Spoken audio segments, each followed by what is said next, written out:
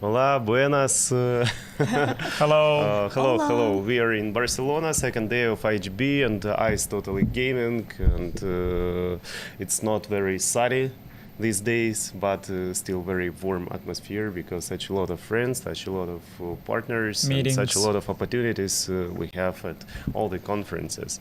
So, guys, let me introduce you, or you can introduce yourself. As you wish.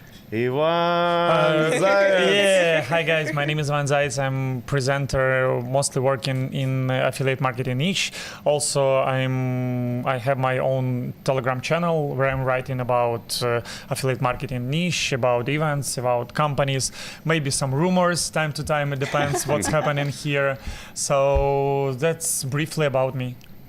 So, Okay, my name is Lisa. I represent GEO affiliates. We are direct advertiser. We've been working for almost 10 years. We are leader in esports, betting, and casino. yeah, we know your company well. It's very good and very nice booth. Actually, at the Thank you, conference. thank you. And thanks for keeping my bag yesterday during all the day because we're not with booth right now at the conference, just walking. You're always looking. welcome. Yeah, thank you. Yep, and my name is Alex. I'm CEO of affiliate network Deep House. So if you run some gambling, you have Facebook, PPC. Okay, I'm kidding. No one has PPC traffic right now. Yeah, but any other sources. So let's work together. We are waiting. So guys, based on yesterday day, what are the most popular topics to discuss right now? Maybe some new geo, some differs in funnels or something like this. I would say that we talk a lot about PPC, as you mentioned, if anyone already found it or not. Also, I would say that we're discussing a lot new geos, new markets, new trends, because we see that market is moving faster nowadays to Asian regions. I mean, Tier 1 Asia, like South Korea and so on.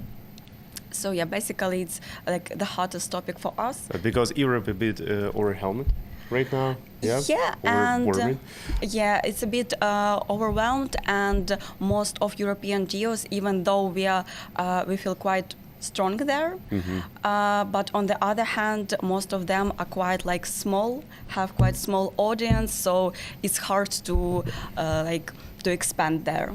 Yeah, and it's very expensive traffic in Europe, and it's a lot of regulation. It depends, you know? but yeah, A lot of risks. Yeah.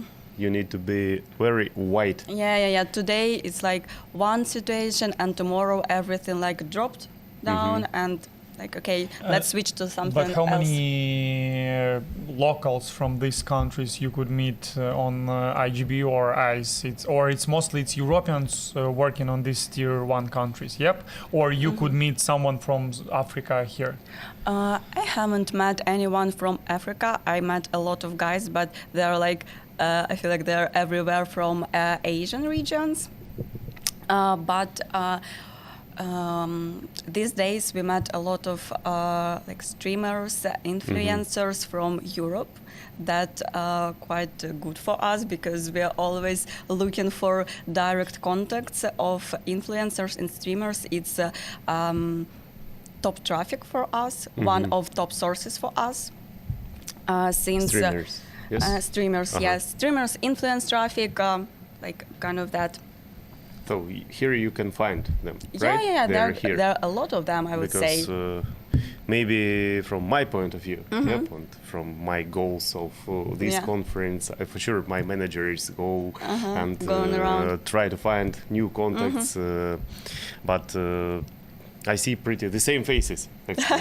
The major players pretty the same, and maybe because too many conferences during the year, and like it was like even 5-7 years ago when you have like 2-3 conferences during the year, and it was different periods of year, and it was really a lot of some new leads, or it was really something where you can discuss some new things happened during some period. But now we have like every month conference in different countries, pretty the same faces, and sometimes you understand, yeah, for sure, you need to go, you need to show your face, you need to remind about yourself. For sure. Of course. Yeah. But when it comes, what's new? Yes, Something during new happens, the months, but nothing happened. during the months, but in terms of quarters, something new happens, and even though we of course see a lot of familiar faces, it's cannot be like different if you're working for a lot of years in this sphere. Of course, you see a lot of familiar faces, but I think in our situation, our booth really helps us because we don't need to go around. Everyone goes to us. Yes, it's always good, but it's quite expensive thing. Of course, it's expensive. Yeah. Okay, and we are in Barcelona right now, and before only the first year, last year was here in Barcelona. Before it was in London. London. Yeah, did you win? No, it's my first IGB and ICE, to be honest. It's my first IGB and ICE, and it's my first time in Barcelona also. So we can't compare, but I think here is You- much better. But we can compare. compare with other conferences. Yes, I've been actually first time at ICE Total Gaming in 2013. Wow. So it was I was 13 in years school. ago. Oh my God. It was really. You're too old. I'm too young. And you're too young. You know, you can post your photo on Instagram now, how it was in 2016, but you can post how it was 13 years ago on ICE or IGB. I even don't have these photos in my Google Photo hate this account trend. because it was before Google Photo, you know? So it's hard to find somewhere in compact disc. But I need to find. But it was really amazing experience because I'm the guy from Ukraine, from Zaporozhye, and Me too. I've gone to London, and wow, it's such a big booth and such a lot of money, and I understood that no, I need to be in this affiliate marketing sphere, and Stick to this. This is my way. Okay, cool. What's new in your company, and maybe some what's changes new? happened? We just announced that this year we just have signed title sponsorship agreement with the Federation of Basketball in Ukraine. So we are still developing and trying to gather as much as we can in terms of classic sport and e-sport. So it's our main focus, and that's what new we have today. Okay, cool.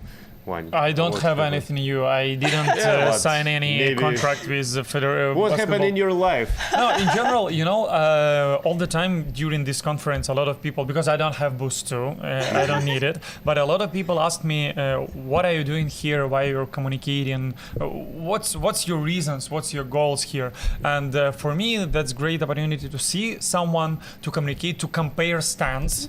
It's Boost, because it's like one of the I understand that it's a lot of money, how you mentioned before, and it's interesting how people and how this company understand how much money they are ready to spend on this booth, because it could be different. It could be like, am I right that it's thousands of dollars? Mm-hmm. Yes. And you understand that you need to spend thousands of grands in 2 days, but how you like understand the profit of this stand? It could be comparable. How to sum up this information?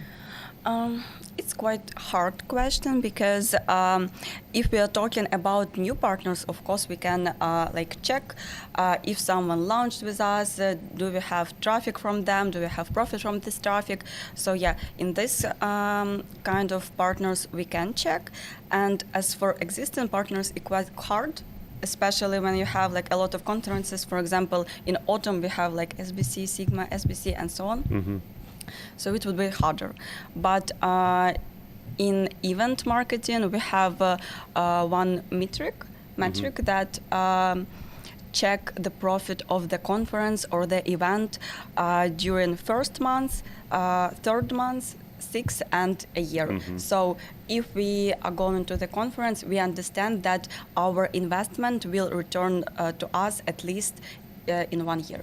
Yeah, we do the same, and we share everything, and for sure it's easy to get information and understand how much we earn And also- from the new contacts, but from the old contacts, also all the new deals after the conference, after the meeting, which we have report from manager, so we track it like the profit of the conference. Also, and if you are exhibitor at the conference, you should keep in mind that it's not only about profit, but also about your brand awareness. Sure. We are a big brand, and we have to be recognized at each conference, and we have to be presented at each conference, because if we are not, our Yes. partners, of course, will have questions. Why not? What's wrong? Something happened. Yes. It's about hunting also and hiring new people. If you have your booth, you could someone could be attracted by your colors, by your branding, by your logo. You could hey guys, let's work with us, not like a media buyer. Maybe you could be a good affiliate marketing manager. Maybe you could be a good, I don't know, designer. I know that a lot of services that could provide you with some stuff, they are walking around the conference. Yeah, and especially it works much better even not at the conference but at the parties. Other parties. Yeah, what's up? Yeah, what do you do? Are you looking for something new? Sell traffic. Hello. Yeah, and what about parties? Looks like this year, at this conference, so the party not so big, not such a lot. Fortunately, I would say, because we have time to rest after the expo and sleep a bit. So for us, it's better. You had more time to sleep? Yeah. You know, it's like two sides of the situation, because when it's a lot of parties in one day, for example, 2, 3, 4, 5 parties, it's always hard to understand where you need to go. And you are Yes. trying to visit all these parties maybe for 1 hour. And is it more profitable? I don't know. Maybe it's easier to have 1 or 2 and fully concentrate on this amount of people. But also this year, it's only my vision point of view that I don't think so that this year it's a lot of parties. Yesterday it was one party, and today, am I right, it's like a dinner of INS or something like Yes, that. Yeah, by winter. By winter, yeah. That's all. I know that a lot of providers made their close Yes. party. Yeah, but I can say it's bad, as you told, because I have more time to have some dinners and lunches with our affiliates, our teams, because it's the regular conference, average conference where a lot of parties, really, you don't have time for all these private events. Not events, I mean private dinners, but in most cases it works even better. Yeah. So And about money and about budgets, making your own party, it's like a lot of money. If you have your booth and then you have your party, you understand that it's. As for me, I think that that's better to have every conference, for example, Sigma, Affiliate World, what it could be, IGB, ICE, any other conferences, and you would have small, close dinners for 12 people, maybe 50 guests, etc. But that's better to do it regularly than have one big party per year. That's great that I know I would be in a conference and, for example, your company would do something. Oh, let's meet. That's great. yeah, and let us mention affiliate morning clubs here at YoSa Space. It's always good to Have you start visited? the day. Always nice people there. Yeah. Yes. I've been. It's very good people here, and to take some coffee, to take some tea, to relax, to discuss some things happened last night or last evening. That's great. If it's not a lot of after parties, that's easy to meet everyone in the morning, because you could sleep more, you could have like good breakfast and meet in such a warm place like Affiliate Morning Club. Yes, and it's very high quality of the people who attended. So, guys, if you look this video right now and never been here, so you also can be the part of this community. Just stay tuned, just visit. It's a pretty open space where you can just go and have some new connections. Yep, and what about meetings at the conferences? I think you also do some negotiations before the conferences. You schedule some meetings, etc. But from my point of view, it's always these meetings mostly skip. Yeah, not on also. If it's morning meetings, of course, most of them are always skipped, and not by us, but by our partners, because someone like lost, someone still sleep, and so on. I even don't do this right now because my team also asked me, send us your calendar link, etc. No send it at all. for me. I would say that, firstly, you have to understand what are you looking for at the conference. If you're looking for new partners, why do you need any meetings scheduled? And if you want to see existing partners, of course, it's better always to schedule it, because sometimes people are too busy and it's really hard to catch them around because the expo is big, and it's quite hard to to find someone on this place. I don't know, maybe you have it's any speed dating zone on IGB or ICE. I didn't see, but it's good actually. It's a great idea. Let's imagine that you are looking for a new contacts, or you wanna have. Let's make a small, circle for maybe 10 tables.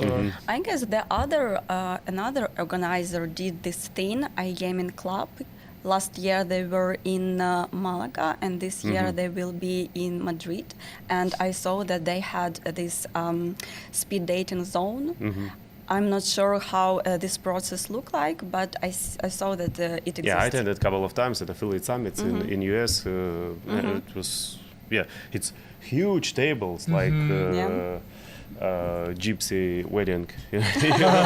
really huge tables, and you have 1 minute just to speak. Why not? That's great. Elevator speech, It's something, and that's great if it would be some cards with like list of something. Hello, present yourself. What you provide someone with what you could propose, what are you waiting for, and leave your contact at LinkedIn, what it could be, Instagram, Telegram. It's up to you. That's great. Yeah, and that's true. It really depends on the conference goal, because I manage 2 projects at the same time in different verticals. First is lead beat, and we operate like 12 years on the market. Everyone knows us, and quite a lot of guys work, and we mostly go to show everything good with us, and we mostly have meetings with our current clients, because not such a lot of new guys in Nutra. But and we have our goals, mostly meetings, deals, etc. But for Deep House, my second project, some new affiliates. We need new advertisers, and I send to every manager before the conference the goals, how many contacts they need to attract, and then they send report, and I carefully check everything, and they have some reports after the meeting, because at the conference everyone. For sure, we will work together. I sent us good deals. Argentina for 23. And then after the conference, no, I didn't say about it. So we need or messages without respond. It's my favorite one, when someone share your contact. Okay, Alex, thank you for your contact, and maybe in this day or next day you're writing, oh, hello, we discussed with you your Nutra offer, what your Nutra offers, and blocked. People could block you, or people don't understand what's going on. No, I didn't give you my contact. Yeah, sometimes I'm the guy who you talk about. No, not block, but don't reply, because after the conference you go in such a lot of operational stuff you need to do, some chats with the team, some things you on the next level. So I try to resend the contact to my managers, and they contact. And I remember I also didn't reply to Ivan a couple of times. So thank you very much, Alex. Probably it was something about me. Do you remember Sasha mentioned that he was on in a conference in 2013? I'm waiting for his response. 13 years. So if you in any case may help me, please do it in any case. How are you? In 10 years, all good, and you? But okay, this is how our market works. Yeah, yeah. That's you fine. need to. It's like I always tell my affiliate managers that you don't need to be shy. You just need to push, push, and push. They always think, no, I can't push such a lot of times. What he will think about me? I just told our competitor, manager of our competitor, he just push and get reply. So push even more, and it's normal. You know, in Kyiv we have a lot of people who are trying to sell you a protection shield on your phone. You know, they are trying to sell you some cases or protection shield, and that's great how they are working with this no answer. If you say like no, they would why? And he could follow you for hours. And I suppose that all these guys who are selling you protection shield, they would be great affiliate managers. Yes, and But- also Iegova. They are same. the best sellers actually. Do Best. you trust in a God? Yeah. Yes. Do you believe in God? So they did in some crazy situation, yeah, when they need on the street to contact someone and say about it. In affiliate marketing, it works pretty the same way, yeah, but you have really good skills, and they did it. They did it from childhood, Yep. you know. So It's part of their why I'm life. telling about it, we have an experience with the girl who had before Iegova. She was Great. amazing. Yeah. That's great. And also about conferences, let me add something. That's great to visit different conferences, not about affiliate marketing. That's great about maybe in agriculture, maybe in any church conference, because that's great to compare how it works in their niche, how they could communicate with people, maybe some new ideas for your booth. I don't know, is it any booth on church conference or something like that, but that's great to take something, maybe steal their idea, but it's not something bad because you could implement it in your company. Which conference do you Visited before? in other niche No, agriculture, for example? I just think agriculture. Why not? I know only One one. more conference I need to attend. I know only No. one conference about agriculture, and it held in Kropivnitsky in Ukraine. It's about like selling seeds Yes, and selling these big machines, big vehicles. Yeah. But Yeah. How?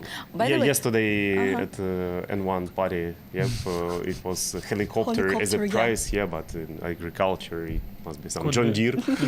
Yeah, Why yeah. not? It would be great. Okay, guys. So this is the second day of YoSa streams at IGB and iGaming in Barcelona, and today will be really good guests. So don't close your YouTube. Look at it right now in online mode and also the records after the conference. So thank you very much, guys. Have a good conference and see you. See you. Thank Thank you. you. Thank you See for your you. time. Bye bye.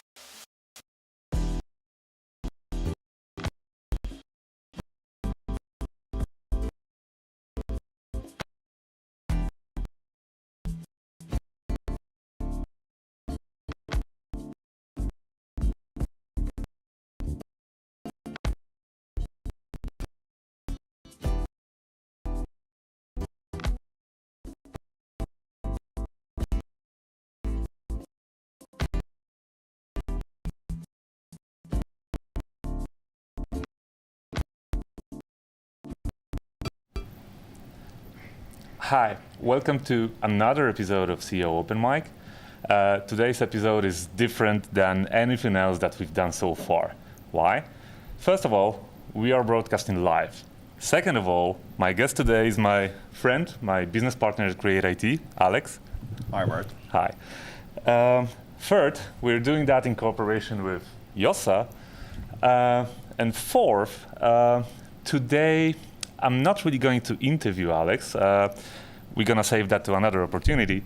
What we're going to do today is that we're going to give you just a glimpse of the AI workshops that we typically do for iGaming companies who are willing to introduce AI to their processes. Since we have some time limits today, we are only going to go through a theoretical part of the workshops. For those of you who do not know us, I don't think there are many of them, but yeah. What we do at Create IT, we do introduce AI to the processes, but only where it pays. Everywhere else, we simply use automation, but we fight with the trend of saying that everything is AI. And also, trends do not deliver ROI. We're going to focus on that a little bit later. But the well-done fitting to the organization needs, it does provide ROI. So following trends feels safe. It creates an impression of progress, but you should be a little bit more smart than that. All right, ready? Shall we jump into it? Sure. All right. So quite often what we see is that whenever there's a company who comes to us and says, hey, there's this AI thing going on right now, and we want to introduce AI to whatever we do. Quite often what we see is that, well, you talk to them, but quite often what we see is that there is some CEO sitting behind some big desk, and he's like, hey, managers, we got to do something with AI because everybody does. And there's this massive FOMO going on, right? What we do, even though, don't get me wrong, we love to be thrown money at, we typically slow down a little bit at this point, and we say, hey, first of all, you do need to have a plan. So our experience tells us that to make the organization ready, actually, that's 40% of the success. We're gonna deep dive into that in a second. Choosing the right areas to actually pay the company like ours to use the development forces to deliver the solution, that's another 25%. Setting up proper measures, roughly around 25%, and AIing the AI. So like actually preparing the solution and introducing the solution and making all the hustle around changing the way the company works, that's just 10%. So what does it mean? Are you even ready? First of all, you should answer a couple of pretty basic questions, but we've seen so many times that people forget to even ask those questions. So first of all, can you even use the public models? Is data residency a thing for you? Yeah, that I would say is a tricky one, because I would assume that public models would easily, they could be easily stored, data be stored in the EU, but that's not entirely the case. So what we are doing is, for example, using the Azure AI Foundry, which will actually, you will actually know that, for example, in Sweden, so in the EU region, you're going to be GDPR compliant. And these are the things which you typically don't think or worry about, and then they later just pop out. So. Yeah. And just to remind those of you who are operating on regulated markets, MGA license requires you to store player data actually in Malta, physically. In Denmark, both player and transaction data should be within Denmark. So if you are just going to throw a bunch of data to OpenAI, to ChatGPT, just like that, well, you're probably breaking a couple of laws, right? Yeah, that's true. Or many of them. The other thing is, how will you protect against people's stupidity? And I don't want to be the rude guy here, right? But we've seen the cases where company was prepared. They've been processing data the way they should be processing. They were storing the data the way they should be storing. But then again, they have this employee, random guy on basically any level of the organization who simply takes everything and puts to his private ChatGPT account during working hours because company didn't deliver that license, and he was so smart to speed up his work. Well, in this case, whatever public model we process, it's out there already. Some Uncle Sam is reading that data, and believe me, they do. They use that data to train their own models, and yeah, it's not private anymore. So you really should be aware of that. That's true. On the organization level, you can think about, for example, Copilot. You can decide the residency of the data, right? So if actually the employees will have the tools to use it, will know that pushing everything to ChatGPT is a big no-no, then that's the way. But of course, you cannot guarantee anything. You can block some things, but in the end, it's people that they need to be aware that they are what they are doing with the information and who's going to use them later. So actually training your people and making them aware is as important as actual tools, right? Exactly. Yeah. Last but not least, when it comes to that, I know it's being repeated all day long. You hear that on every single conference, but is your data really clean? Rule of thumb is garbage in, garbage out.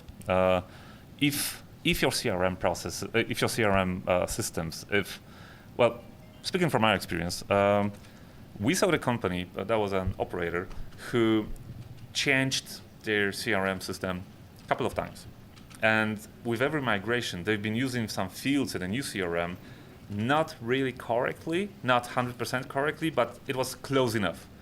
And after a couple of changes of CRM like that, you would see some basically random data in the places that should not be there. And if you are going to put AI on top of that, so if you're going to analyze that data to draw some conclusions, to give a hint on something, it will not work. Yes, because people believe that you ask AI and hopefully it will solve somehow something, right? But then, as you said, garbage in, garbage out. Do your homework first, right? Sure. What's also important, we kind of touched this topic already, mindset of your employees, mindset of the people. So training is one thing, but you should think of it that way. And I'm talking to managers now and founders of companies rather than employees.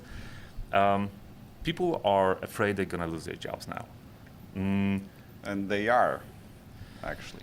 Yeah, well, you said it. So if you as a manager, if you will go to your employee and you will say, hey, let's introduce some AI that will take away your job. And basically, you know what, right now I need you, but in 6 months from now, I'm going to let you go and use that AI model that you helped me to train. So why don't you start helping me with it today? What do you think the outcome will be? Of course. Yeah. We've seen people sabotaging the process.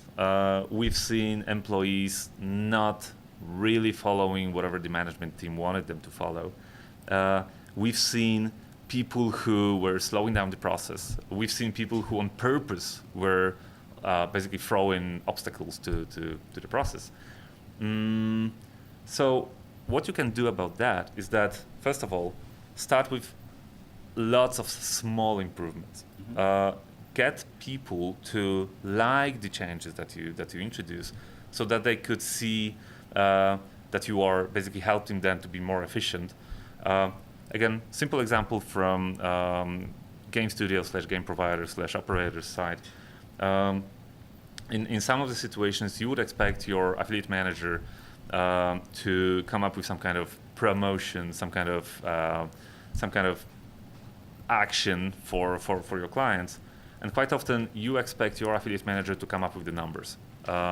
So shall we give that client 10% discount? Or is it 15%? Or shall we give them a bonus of, whatever, 10,000 euros? Or maybe that should be 20,000 euros.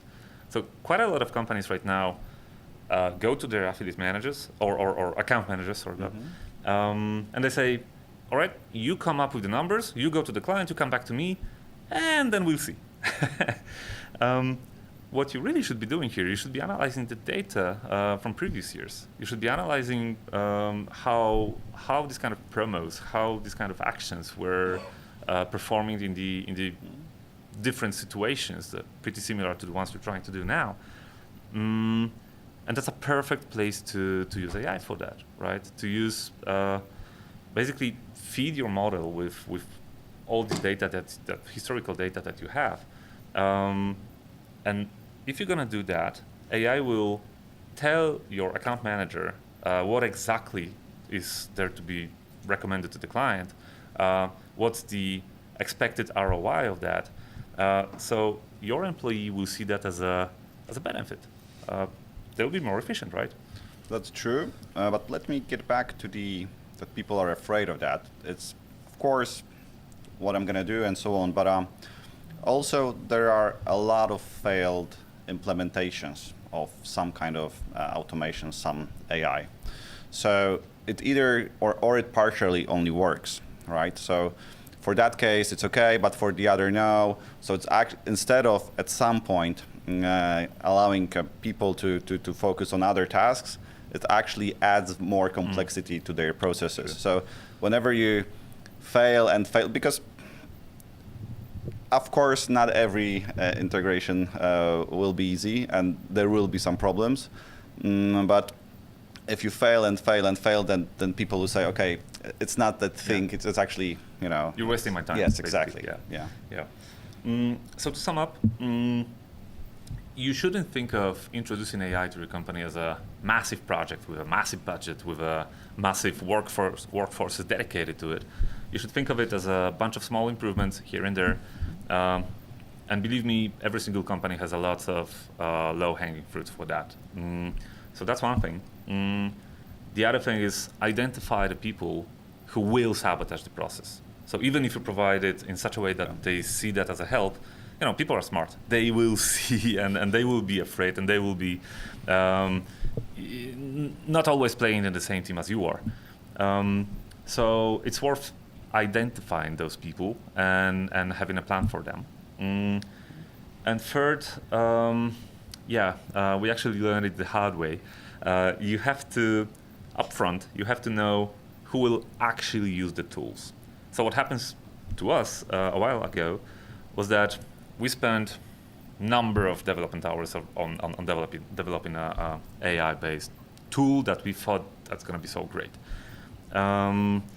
So we not only developed it, we introduced that to our own company, to Create IT, and we were so happy at the end of the process that, okay, so now the process that was taking like 15 hours a month, right now that's going to be like more like 15 minutes.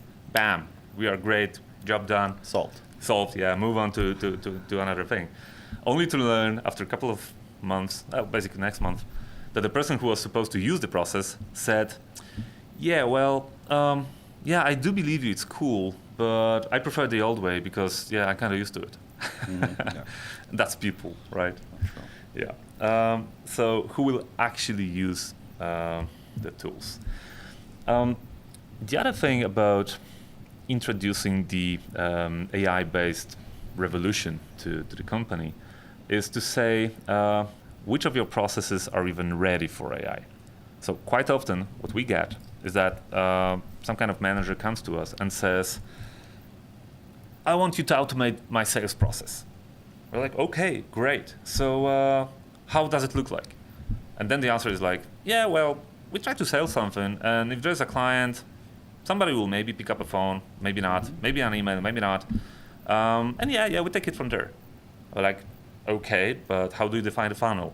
How do you define, how do you define lead, prospect, client, etc.?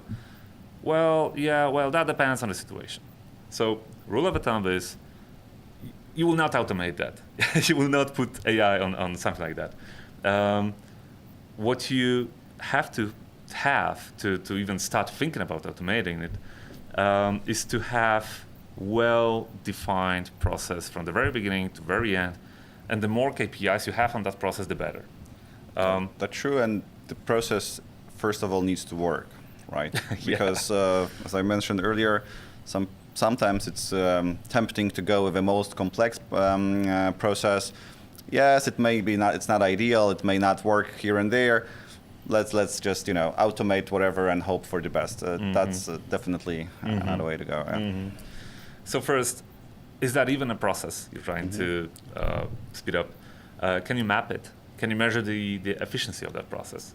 The other thing, we typically help with that, but the other thing is, do you really need AI? Maybe that's just a simple automation. Just to give you an example, recently we talked to a guy who said, I'm very deep into AI. My company is AI first, and we are like gurus of AI now, because we use sales automation tool on LinkedIn, which basically pokes the people and tries to sell whatever we have. We're like, yeah, okay, but where is AI in that? That's a simple bot, right? You have a number of SaaS platforms to do it for you. But you have to say you're using AI. Oh yeah, that's the point. Yeah, that's the FOMO thing, right? The other thing, you have to be sure that the process will actually stay in the company.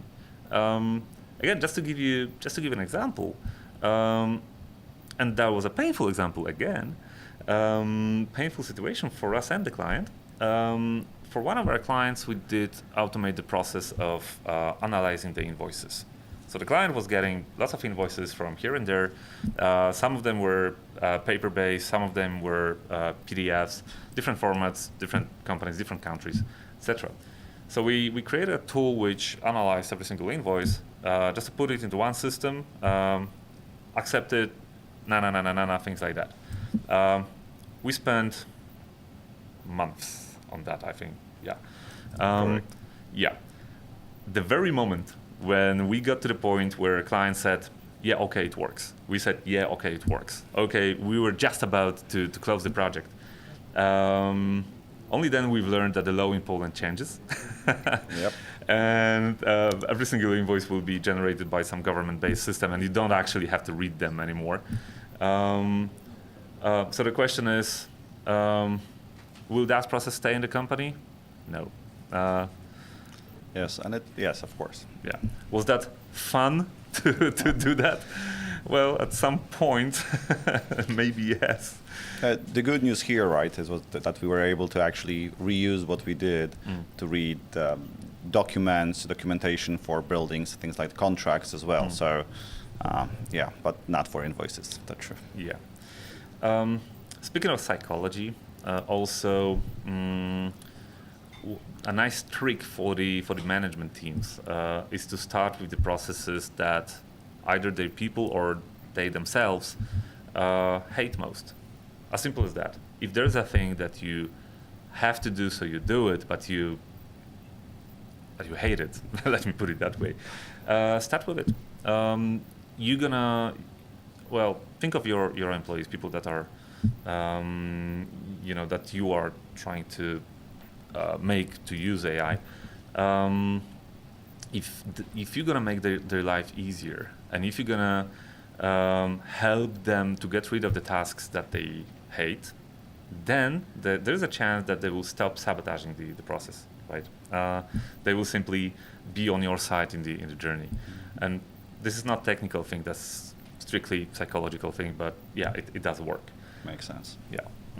Last but not least, take ROI-based decisions. So think of it that way. It's tempting that once you learn some tools that are available, it's tempting to automate and put AI into every single thing, every single aspect of the living company. You wanna put it there. The thing is, again, don't get me wrong, we love when people throw money at us. But even us, we tend to say that, okay, but does it really make sense?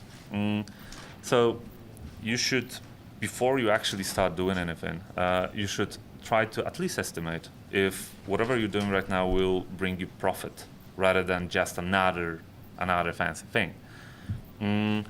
So on the benefit side, well, you obviously have like two sides, benefits and costs, right? So on the benefit side, there are a number of ways to calculate what really the profit is. One of the ways is to calculate how much time you saved automating or putting AI into a certain process, multiplied by the cost per hour. As simple as that. So think of automating customer support.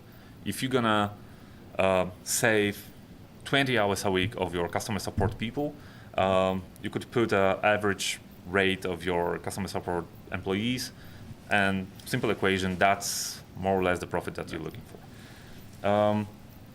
Other way of calculating that is, for instance, in game testing, get the error rate that you get in your, let's say, in your game studio.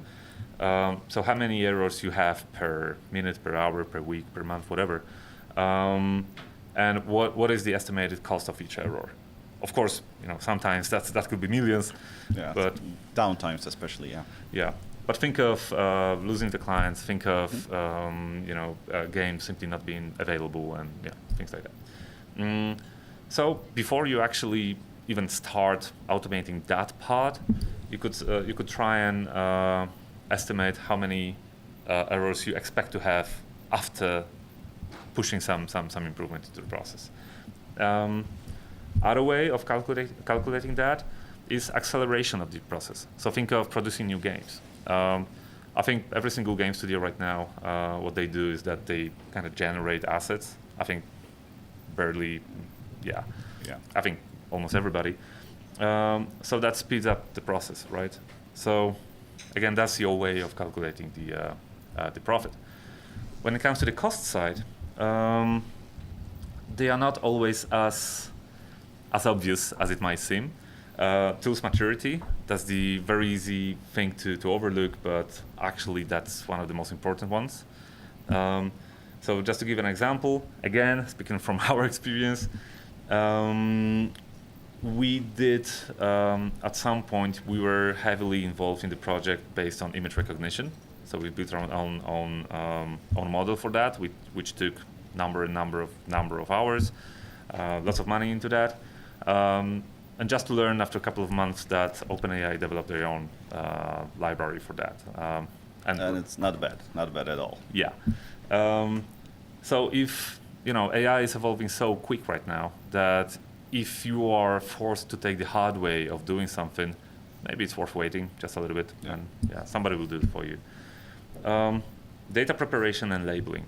So speaking of garbage in, garbage out, that's a homework you gotta do. Don't save money on that, go for it. You will benefit from that easily. That's a cost that you could calculate per hour, basically. You put your employees to do that and they do it. Development costs, those are my favorites because this is typically us. So to develop a tool, you have to put some brains into it, you have to put some developers into that. That's the cost. Errors of the process. And that's not always the obvious thing.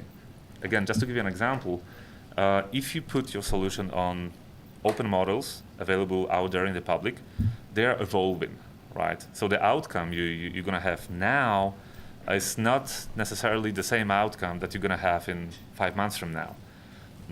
That's actually a tough one and a surprise one at some point. But let me quickly tell you how you can actually monitor it, right? So as you said, we're using some platforms, AI heavily, and then some unexpected results appeared. Tools like Prompt Layer or,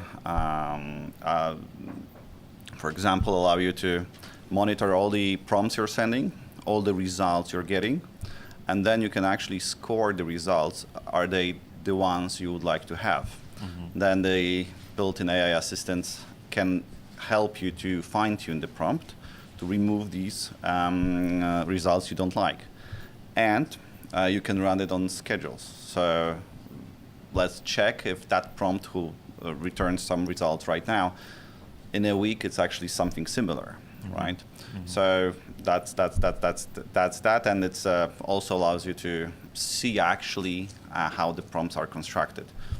So at some point when you use a lot of AI models, that's crucial to see what's actually happening. Also, you cannot forget about maintenance. It's not enough just to create a tool which you're going to introduce to the company and then start using it. From time to time, you have to review if there is any better model for that, cheaper model for that. Didn't the public model change for some reason? And yeah, all you just said. Yeah. So to address in general the costs you've mentioned, there are a lot of automation workflow platforms. One of the very popular right now is N8N, or Nathan, as some call it, where you can create basically anything you want. It has integration with most of the public models, and it's more or less like zero code. You can click it and configure it, although it's dedicated for technical people. So if you were to give it a try, I would highly recommend probably using some free templates from their library and then accordingly adjust. But also, as we're around the costs, we learned that at some point you will change the models, and you will change them a lot, even to test.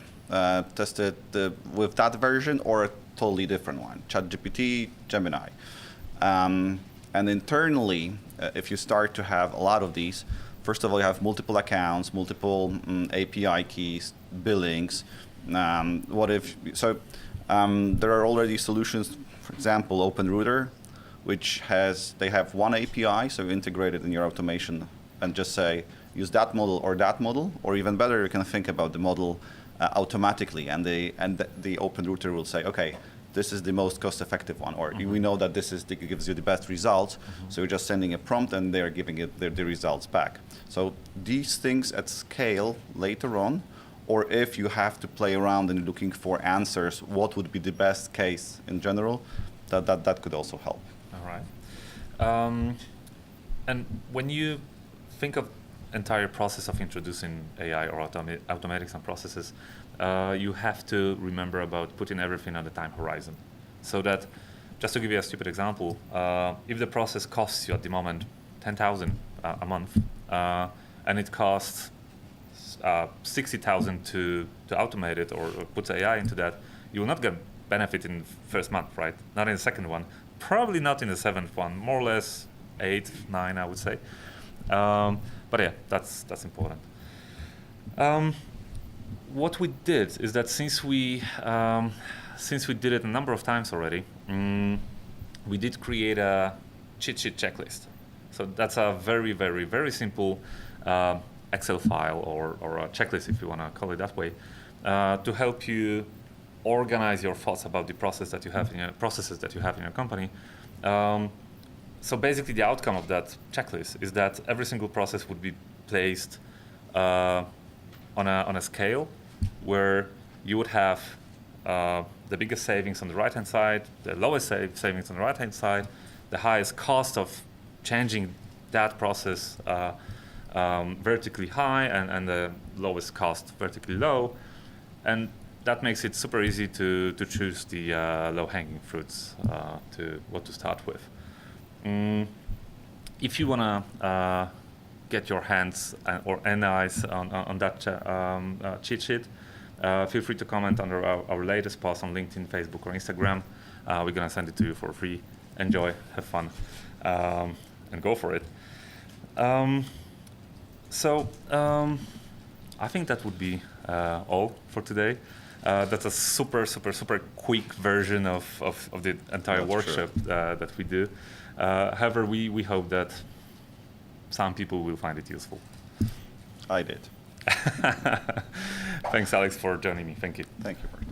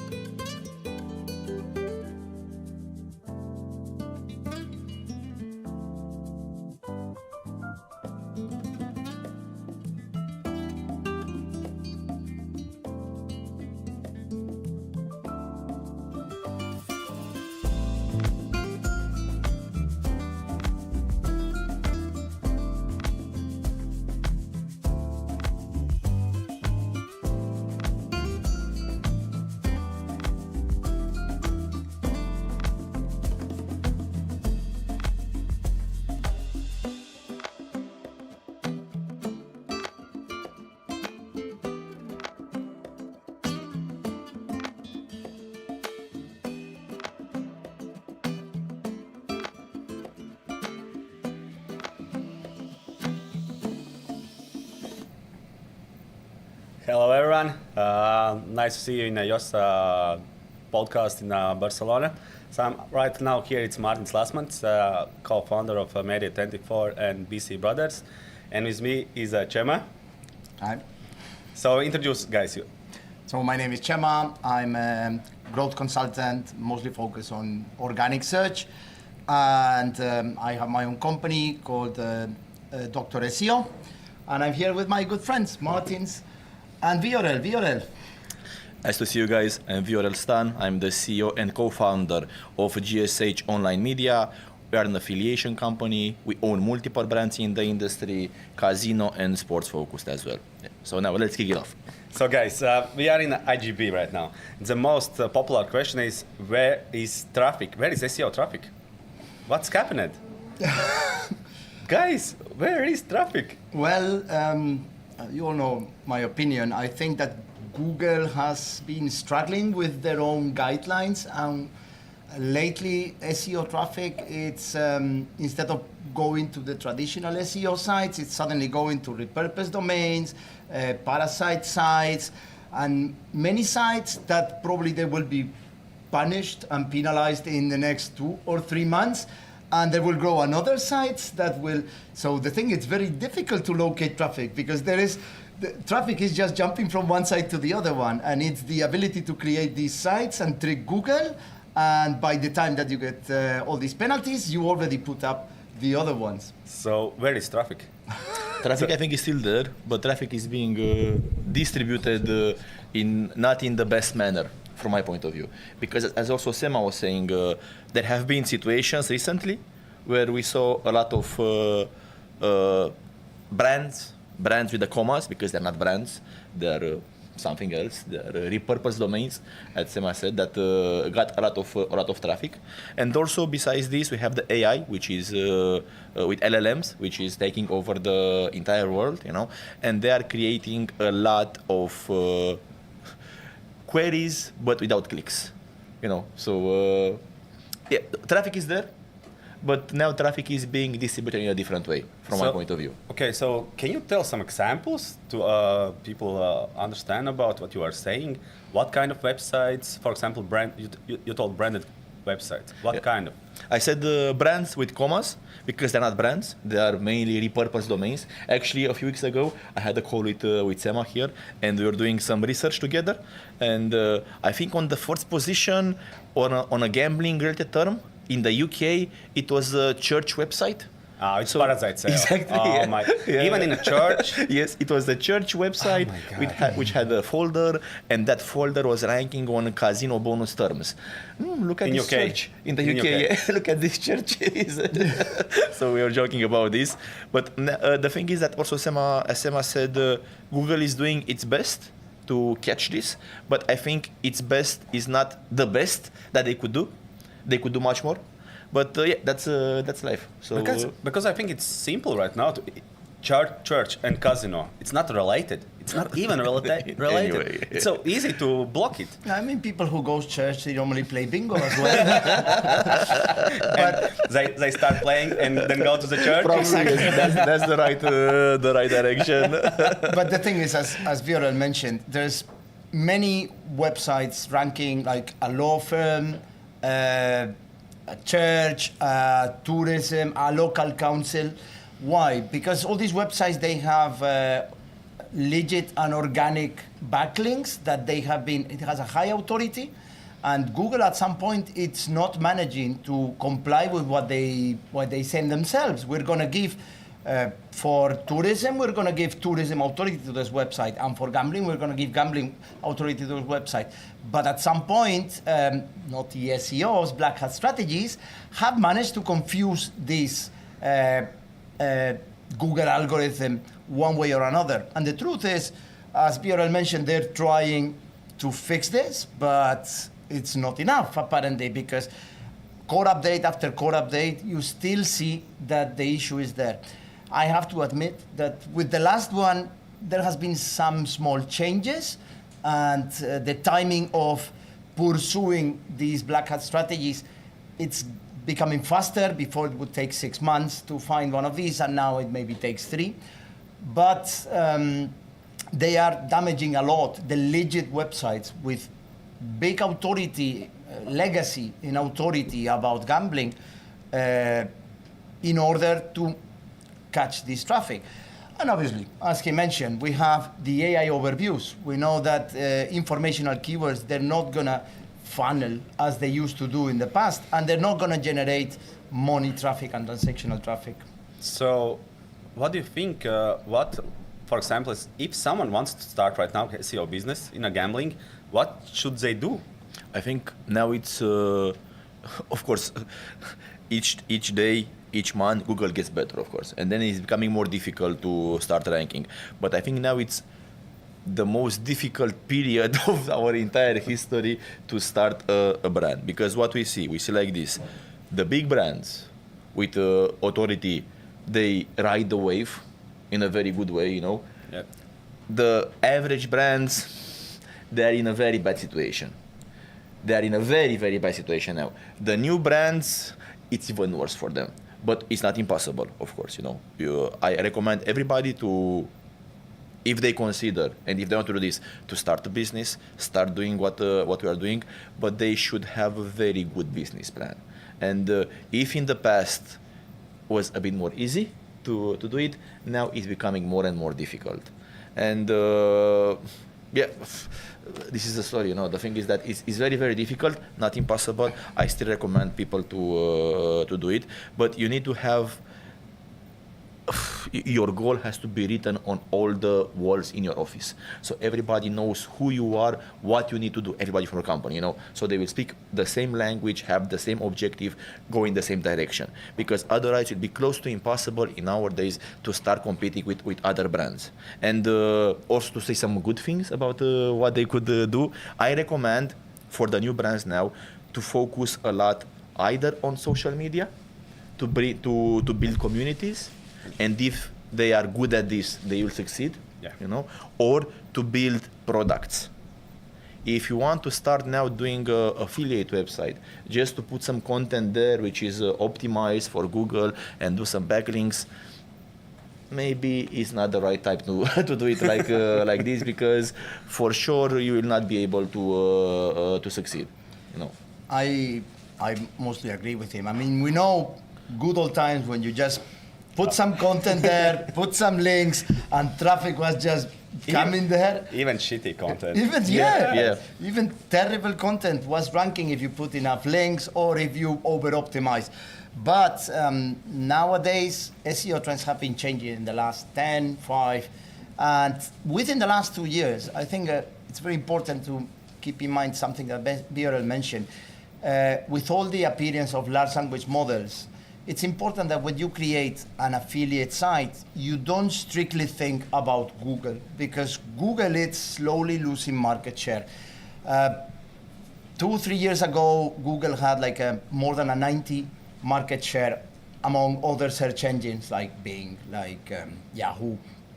And nowadays we know that they're losing towards ChatGPT, Copilot, Gemini, which is also. But which kind of traffic? It's informatic or it's branded keywords, or what kind of traffic? I think they're losing on both sides, from what I noticed.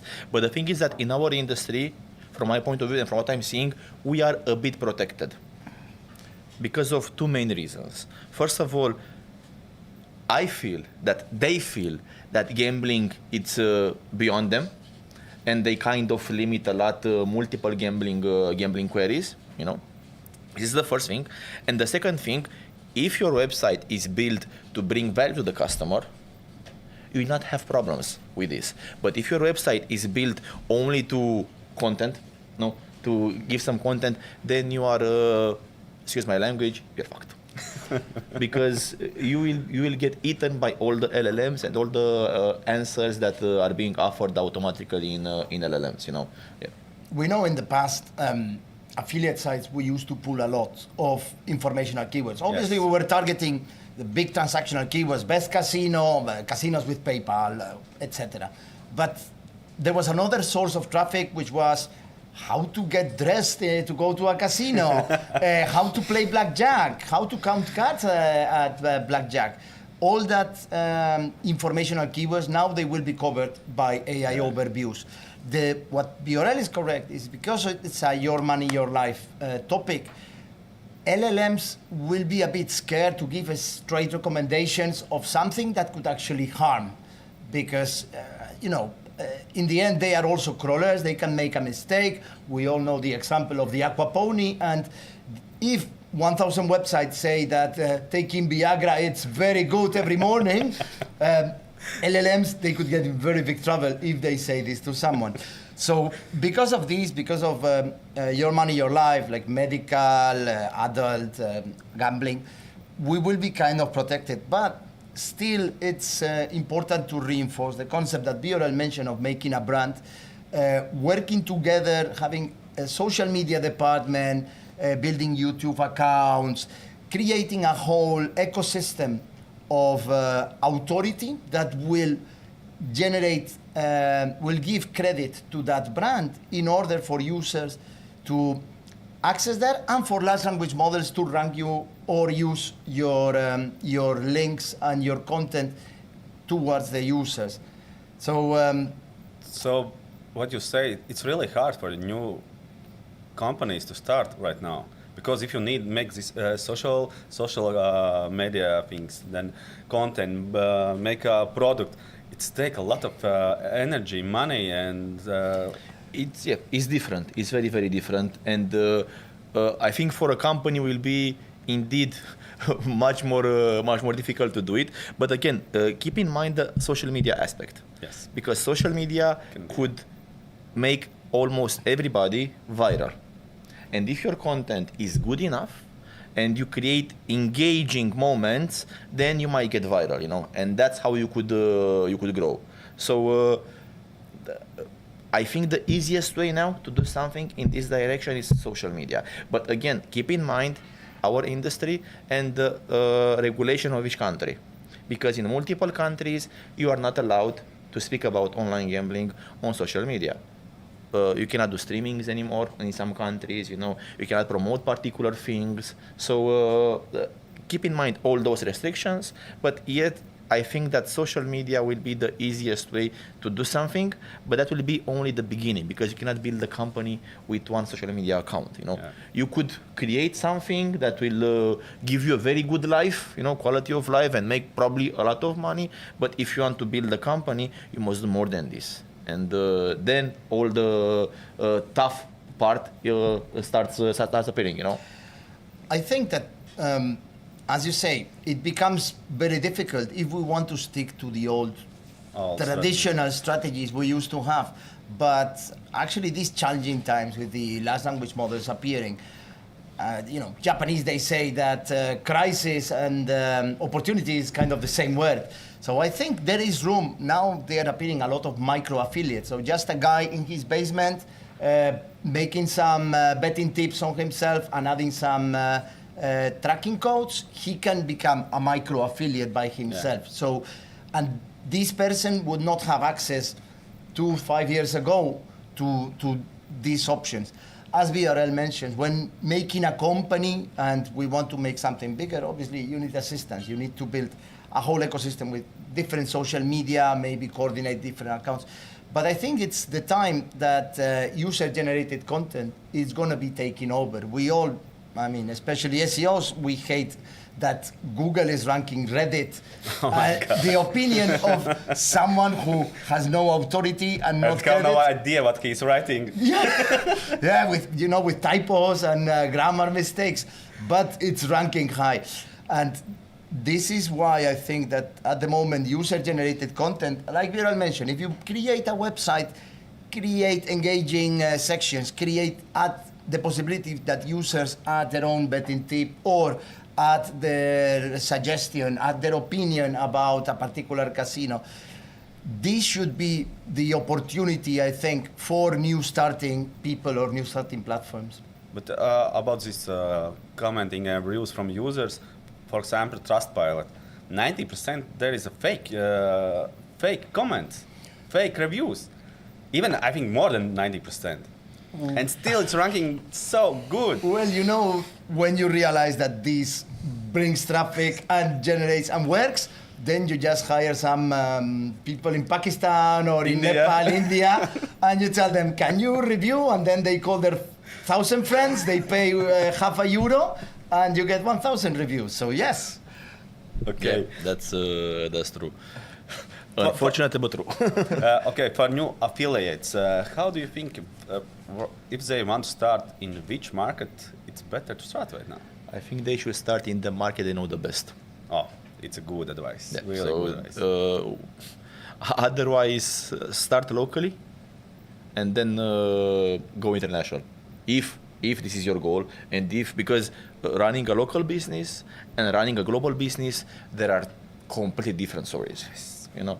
So from my point of view, start locally, start where you know the market, start what you know the best, with what you know the best, so you could bring value to the customers, and then consider expanding.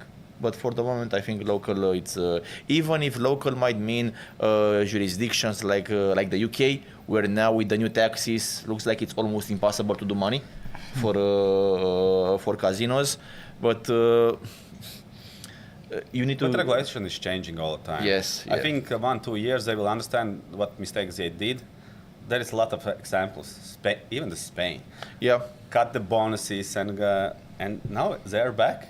Yes, doing the because same. they realize that if you cut the bonuses, then users will still like the bonuses. So then they go to unregulated brands. Yes. And then the Spanish iGaming authorities, they don't get any money. They don't get the revenue from that. So then they realize by cutting the bonus, people still get the bonus, but they get it from companies in Curaçao. So they restated the bonuses, so at least they take some of the percentage of user And also on expense. top of this, the players like this are encouraged to play locally with the brands that are regulated and are much more safer for them to be there. Because let's be honest, we are in an industry which is sensitive, and Yes. it's important to take care of our customers. Running unregulated casinos, this is not their focus. And that's why the authorities, they have to be sure that the customers in that particular country are encouraged to play locally, to play with the regulated brands.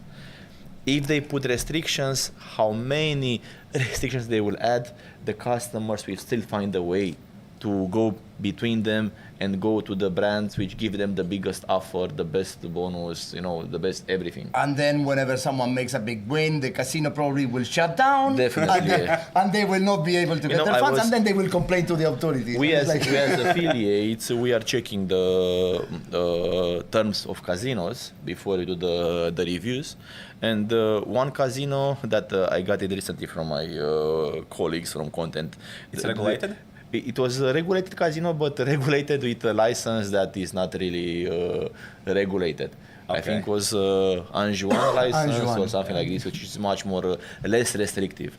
And in their terms, were saying that we could pay you maximum 2K per month, something like this. So 2,000 euros per month. So Come on. This was their terms and condition, And if a customer goes there and You if he signed it. wins, let's say you win 100K, you got really lucky.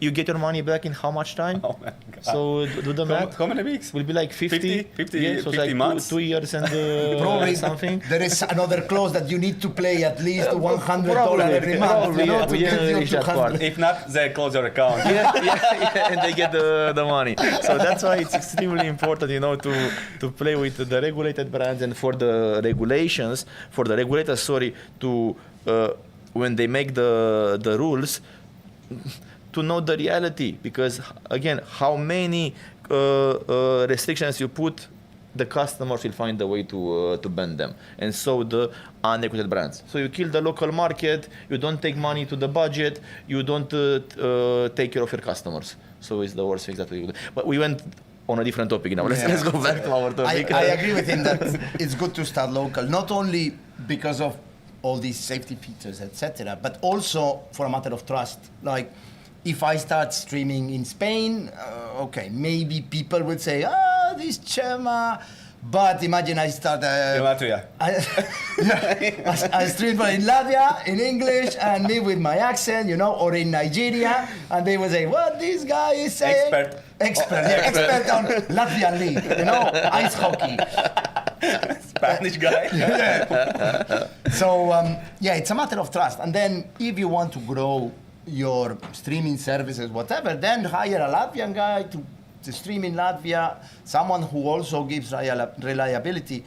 And Björn was mentioning the topic of security and reliability on casinos. It's also good to use, when talking about affiliation, to mention and make the customer know that affiliates actually help the customer by testing these casinos and even the website of BRL. If someone has a claim, they go through the casino and they try to get the money back, etc. So affiliates, they still have a position that could benefit customers. I know so many affiliates also accept complaints from players because affiliates have direct contact with operators, and many I know they are doing complaints. Yeah, I think it's a good way to a good thing to do, but the thing is that you must be big enough to be able to fight with the casinos, because otherwise they will just ignore you as they ignore the customers, you know.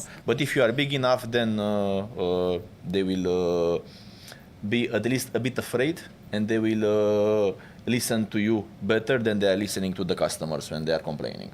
Yeah, and what do you think if the guys are starting right now using AI, building the website, building a content?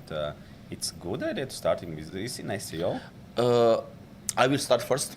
Sema has more experience here, so he'll finish it. From my point of view, it's a very good idea to use AI, because AI is a tool. AI is like is the car. Then what matters the most is how you drive the car. You know, because at this moment we are all driving the same car. So you cannot say that your AI is better than my AI, because almost everybody is using the same LLMs in the market: GPT, Gemini, Grok, Claude. You know, so they're all very, very close. Then what matters the most is how you use it.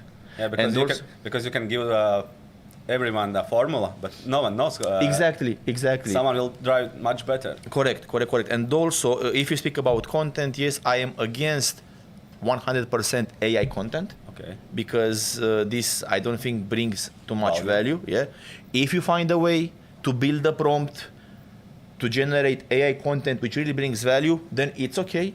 But keep in mind that building that prompt for each type of article, it's equal the time you need to write it by yourself. You know, so keep this in mind. So just to summarize, yes, use AI, but use it wisely and find ways to bring value to the customer. Yeah. Well, when AI appeared on Google, straight away said, no AI, no. Then they started creating their own AI, and then they said, well, don't use it, but use it a bit. And then they said, no, you can use it, but always review by humans. They went back and forth. The truth is, we were talking about localizing. We were talking about building trust with an audience. And if we create English content, there's not the same way you speak in Australia and New Zealand that in India or that the US or the UK. So if you don't use a human author, yes, you can tell the AI, create this content as if you were located here, but it's not going to bring the pure authenticity of someone who knows the culture and knows if people like more betting on this or more betting this way. I don't know if in India they like doing combined bets, or they prefer betting on full time, or they prefer betting by or quarters. betting on ice hockey in India. I mean, the AI will tell you already, yes, the top sport to bet is cricket. But will not know and can give you a number of players, and it can help you create this information. But in the end, you're not going to localize it. You need to know what authorities they manage this, what kind of bets the people likes doing there. So I believe that the era of new content, it's localizing very specifically for a market. What you are creating for the UK is not valid for the US. I work very frequently on Latin market, and what you're doing for Argentina is not valid for Venezuela, not valid. Even the language is different, no? It's a Spain. They all speak Spanish, but there is a small jargon. And for example, Online, I think there was different word. There is Linea? Yeah, so you say en línea. Yeah. Which means online, but translated. But for example, in Mexico, they say online. They don't say en línea. But in South America, they do en línea. And every region will have different things. And old school strategy that was, let me just create something in Spanish and target everywhere. And then I create a page in English and I will target everywhere. It could work, especially if you do some naughty stuff, but I think in the future, especially if you're thinking about large language models, the reply that ChatGPT will bring to a guy in India is going to come from a different source than the reply that ChatGPT will bring to someone in Australia. Even though it's the same language, they will take different sources because they will apply different authorities. I'm building a whole section with authority about a given geographic. It can make you become top of your competitors. And that's why I think it's quite useful to have, if not local writers, at least local reviewers and people who ensures that we are touching the local regulators and linking to these entities. You cannot create a website in Spanish and then link to gamestop.co.uk because you're not really giving a service to the user. So going back to the question, yes, AI, it's going to be useful, but I still believe that there is a big importance in using human power, especially when localizing the sites. When you're localizing site, you like author section under text. So Which this is the best tactic? Well, what most people do is they just put Peter Parker, which we all know that he's a Spider-Man.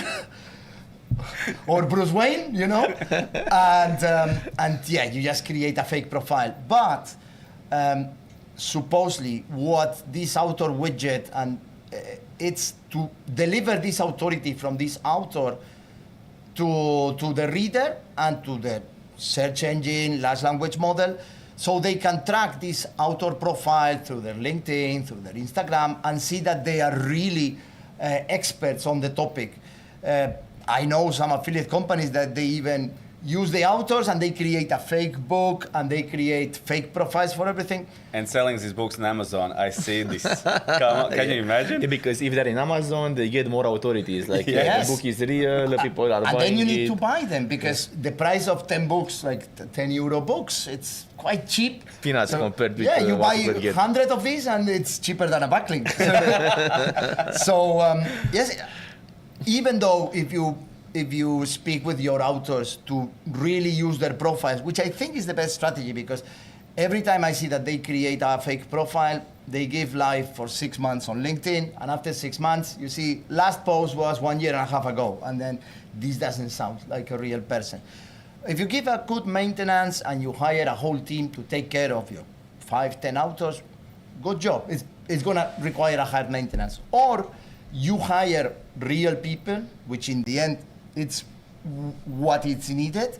You save all this and you really arrange on their contract that they will be using their profiles and give this authority and then push them, like publish, if you wrote about this, publish the page on social media. So the large language model will not establish only the connection on one direction, but on both directions and see that this person is really using it. So the authors also publishing the content on their profiles.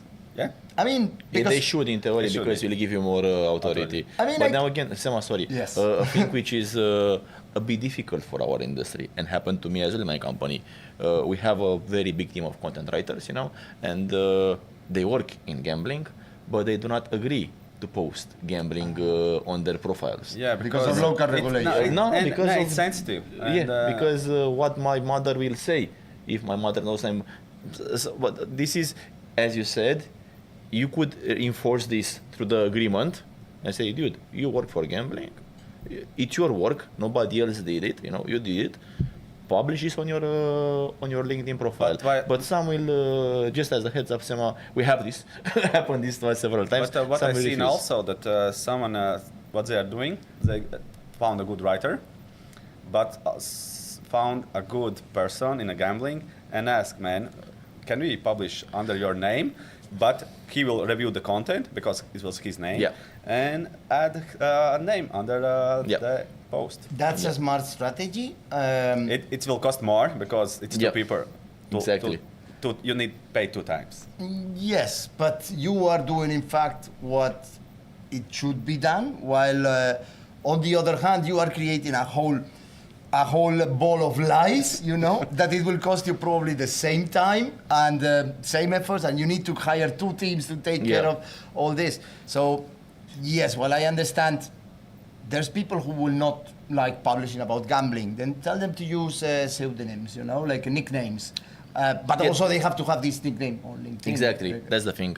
Correct. And about them publishing what they are writing, first of all, it will grow their authority. If they want to become famous gambling writer, then I want to see your LinkedIn full of all what you published. And, I can create a website and say, I don't know, Shakespeare wrote this. And I said it, but if it's not on Shakespeare's LinkedIn, how do you confirm? It's similar to href Langs. If they don't work both ways, then you cannot rely that you put this out there and it's true that it's this guy. You can always add the LinkedIn profile of someone, but if they don't publish that they really wrote this, you never know if it's true. Yeah. Yes. So multiple ways of improving your EAT. What about image making with AI? One more question. Can we do it? Well, I saw that it's getting better and better and better. Last year, it was a big no. Because you are getting like people with 7 fingers, 4 eyes, 3 legs, But now, again, I see it's going better and better. But again, it's a matter of prompting. Because the tool is the same for everybody. But if you are lazy and you just say, build me an image with a casino to put it here, you will get a shitty image. And it will be the same, similar, like They all look the same. They look the Exactly. same. You go jumping from one page, one domain to the other one, and they all look like the same. Yeah, image. Exactly. It's But the if same you prompt. start doing a proper prompt with all the characteristics and everything, you might get what you want. But doing this proper prompt, this is almost equal with the time that a designer will need to build the image. But still, it's helping you a lot. But again, you must use it wisely. Because otherwise you will end up with the same low quality, not low quality, but because the image quality is good now, but what the image gives you as a message, that will be a low quality thing. The message of the image, Yeah. So I think you could use it, but write amazing prompts. And whenever the prompt is too complicated for the AI, because it might get sometimes too complicated, then use your designers also to do adjustments. Yeah. Simon, what's your idea on this? I don't think of a reason why Google or someone should kind of go against creating images through AI. Sorry, graphic designers, but yes, it's going to be tough times ahead.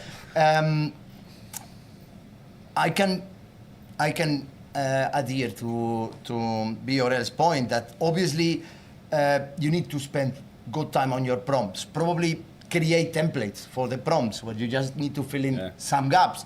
But these prompts, these templates, they need to be very specific, localized. Again, if you're doing, an image for an Australian casino, you shouldn't put like a typical English red-headed with freckles, or something like that. If you're doing a post for Ghana, you cannot put a Nigerian who are like 1 meter taller etc. And these, if you just prompt like, put me a black guy playing in a casino. So you need to prompt, you need to say what nationality, what is the target of this, what is, and as Vera says, this requires a lot of time. I think still it saves a lot of time because normally a designer, I don't think he can do like more than 5 images a day. And with this, with the proper prompts, I mean, they could do much more, yeah. But still, in the first time, you need to spend a lot of time to make this prompt. Exactly. Because sometimes like 600-700 words. Yeah, that's true. And then multiple photo. Iterations, because you do it, you get something, you come with adjustments, more adjustments. But yes, again, it's usable. You definitely have to use it if you want to scale your business, but it's not like you could do it much more faster. It's more about probably different skill set. Instead of having somebody who knows Photoshop inside out, you need somebody who is good at prompting, and builds the best prompt for what you're doing there.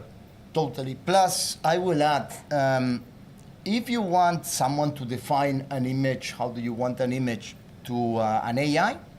Why not hiring a graphic designer who actually knows what, because, I don't know about, I can say, yes, I want to see this and that, but they know exactly what they want to do. They can have bright ideas that they already have in their mind, and it will take them 2-3 hours to execute, but with the right prompt, it will be 10 or 15 minutes.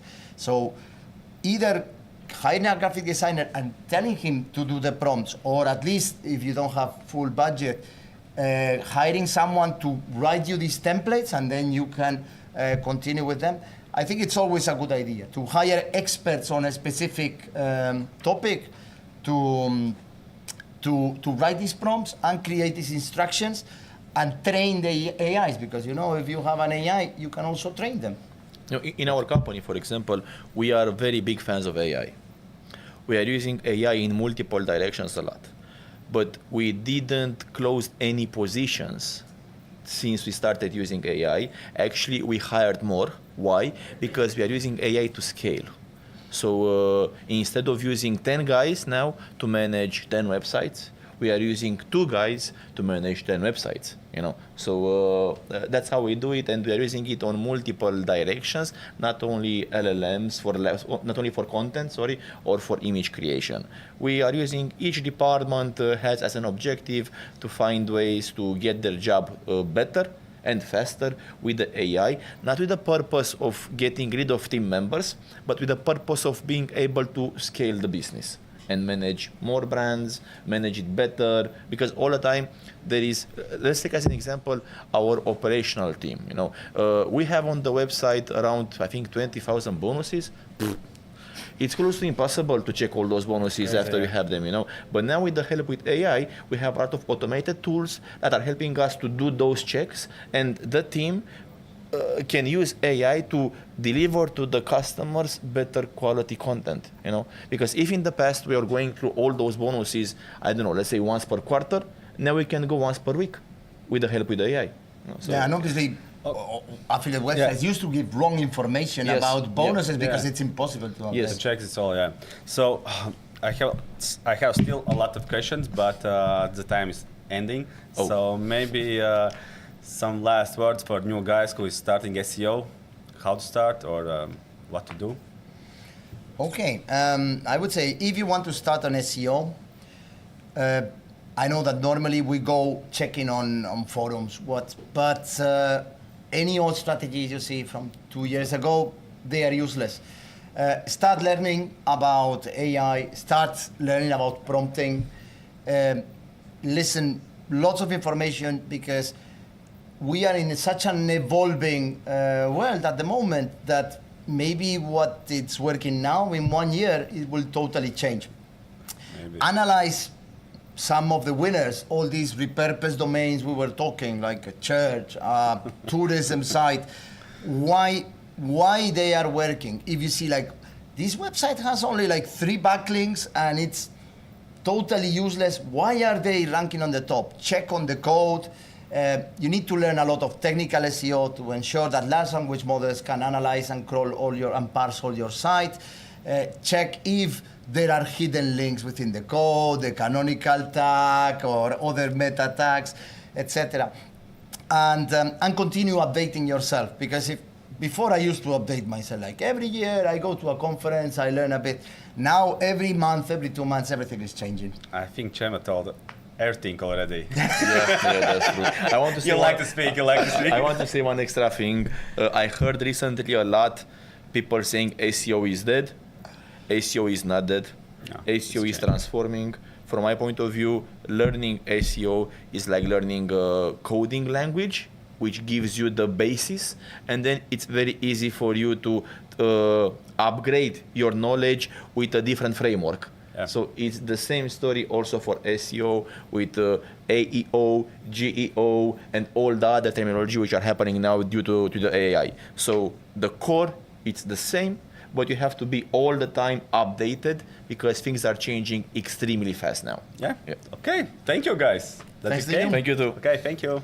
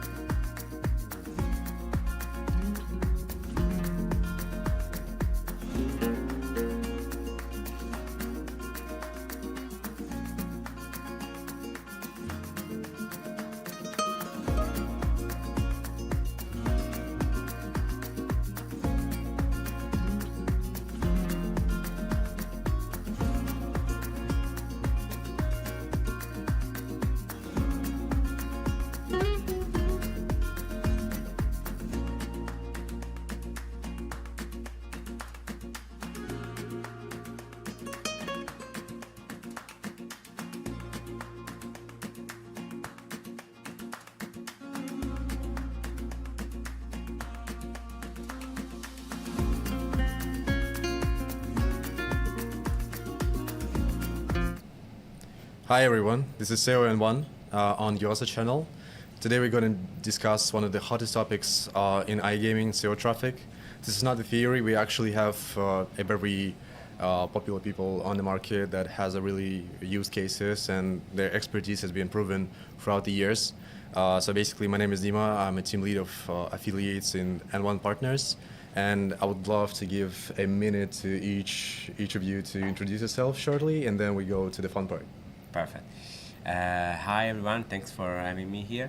I'm Alessandro Gerardi from Fomento. We are an affiliate network. We have primarily LATAM and Tier 1. We have a little bit of all our sources. We have SEO, PPC, media buying, Facebook traffic.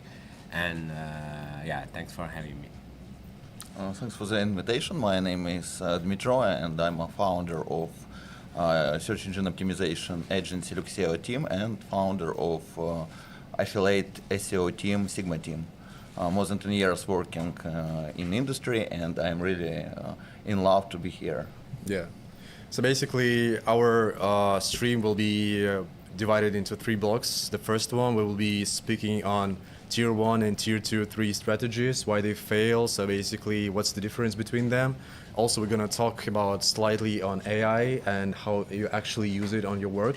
And also we will speak about the monetization. So we have 3 different representatives in CEO. So basically Dmitro, he works in a CEO team.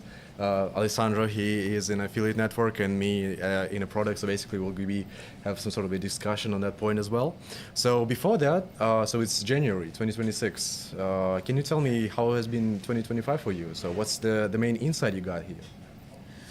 Well, 2025 has been challenging because we opened the Brazilian entity due to the regulation. So we switched from not a gray market to regulated market. This was a challenge for us. In the meantime, we were growing in Tier 1, both not regulated and regulated space.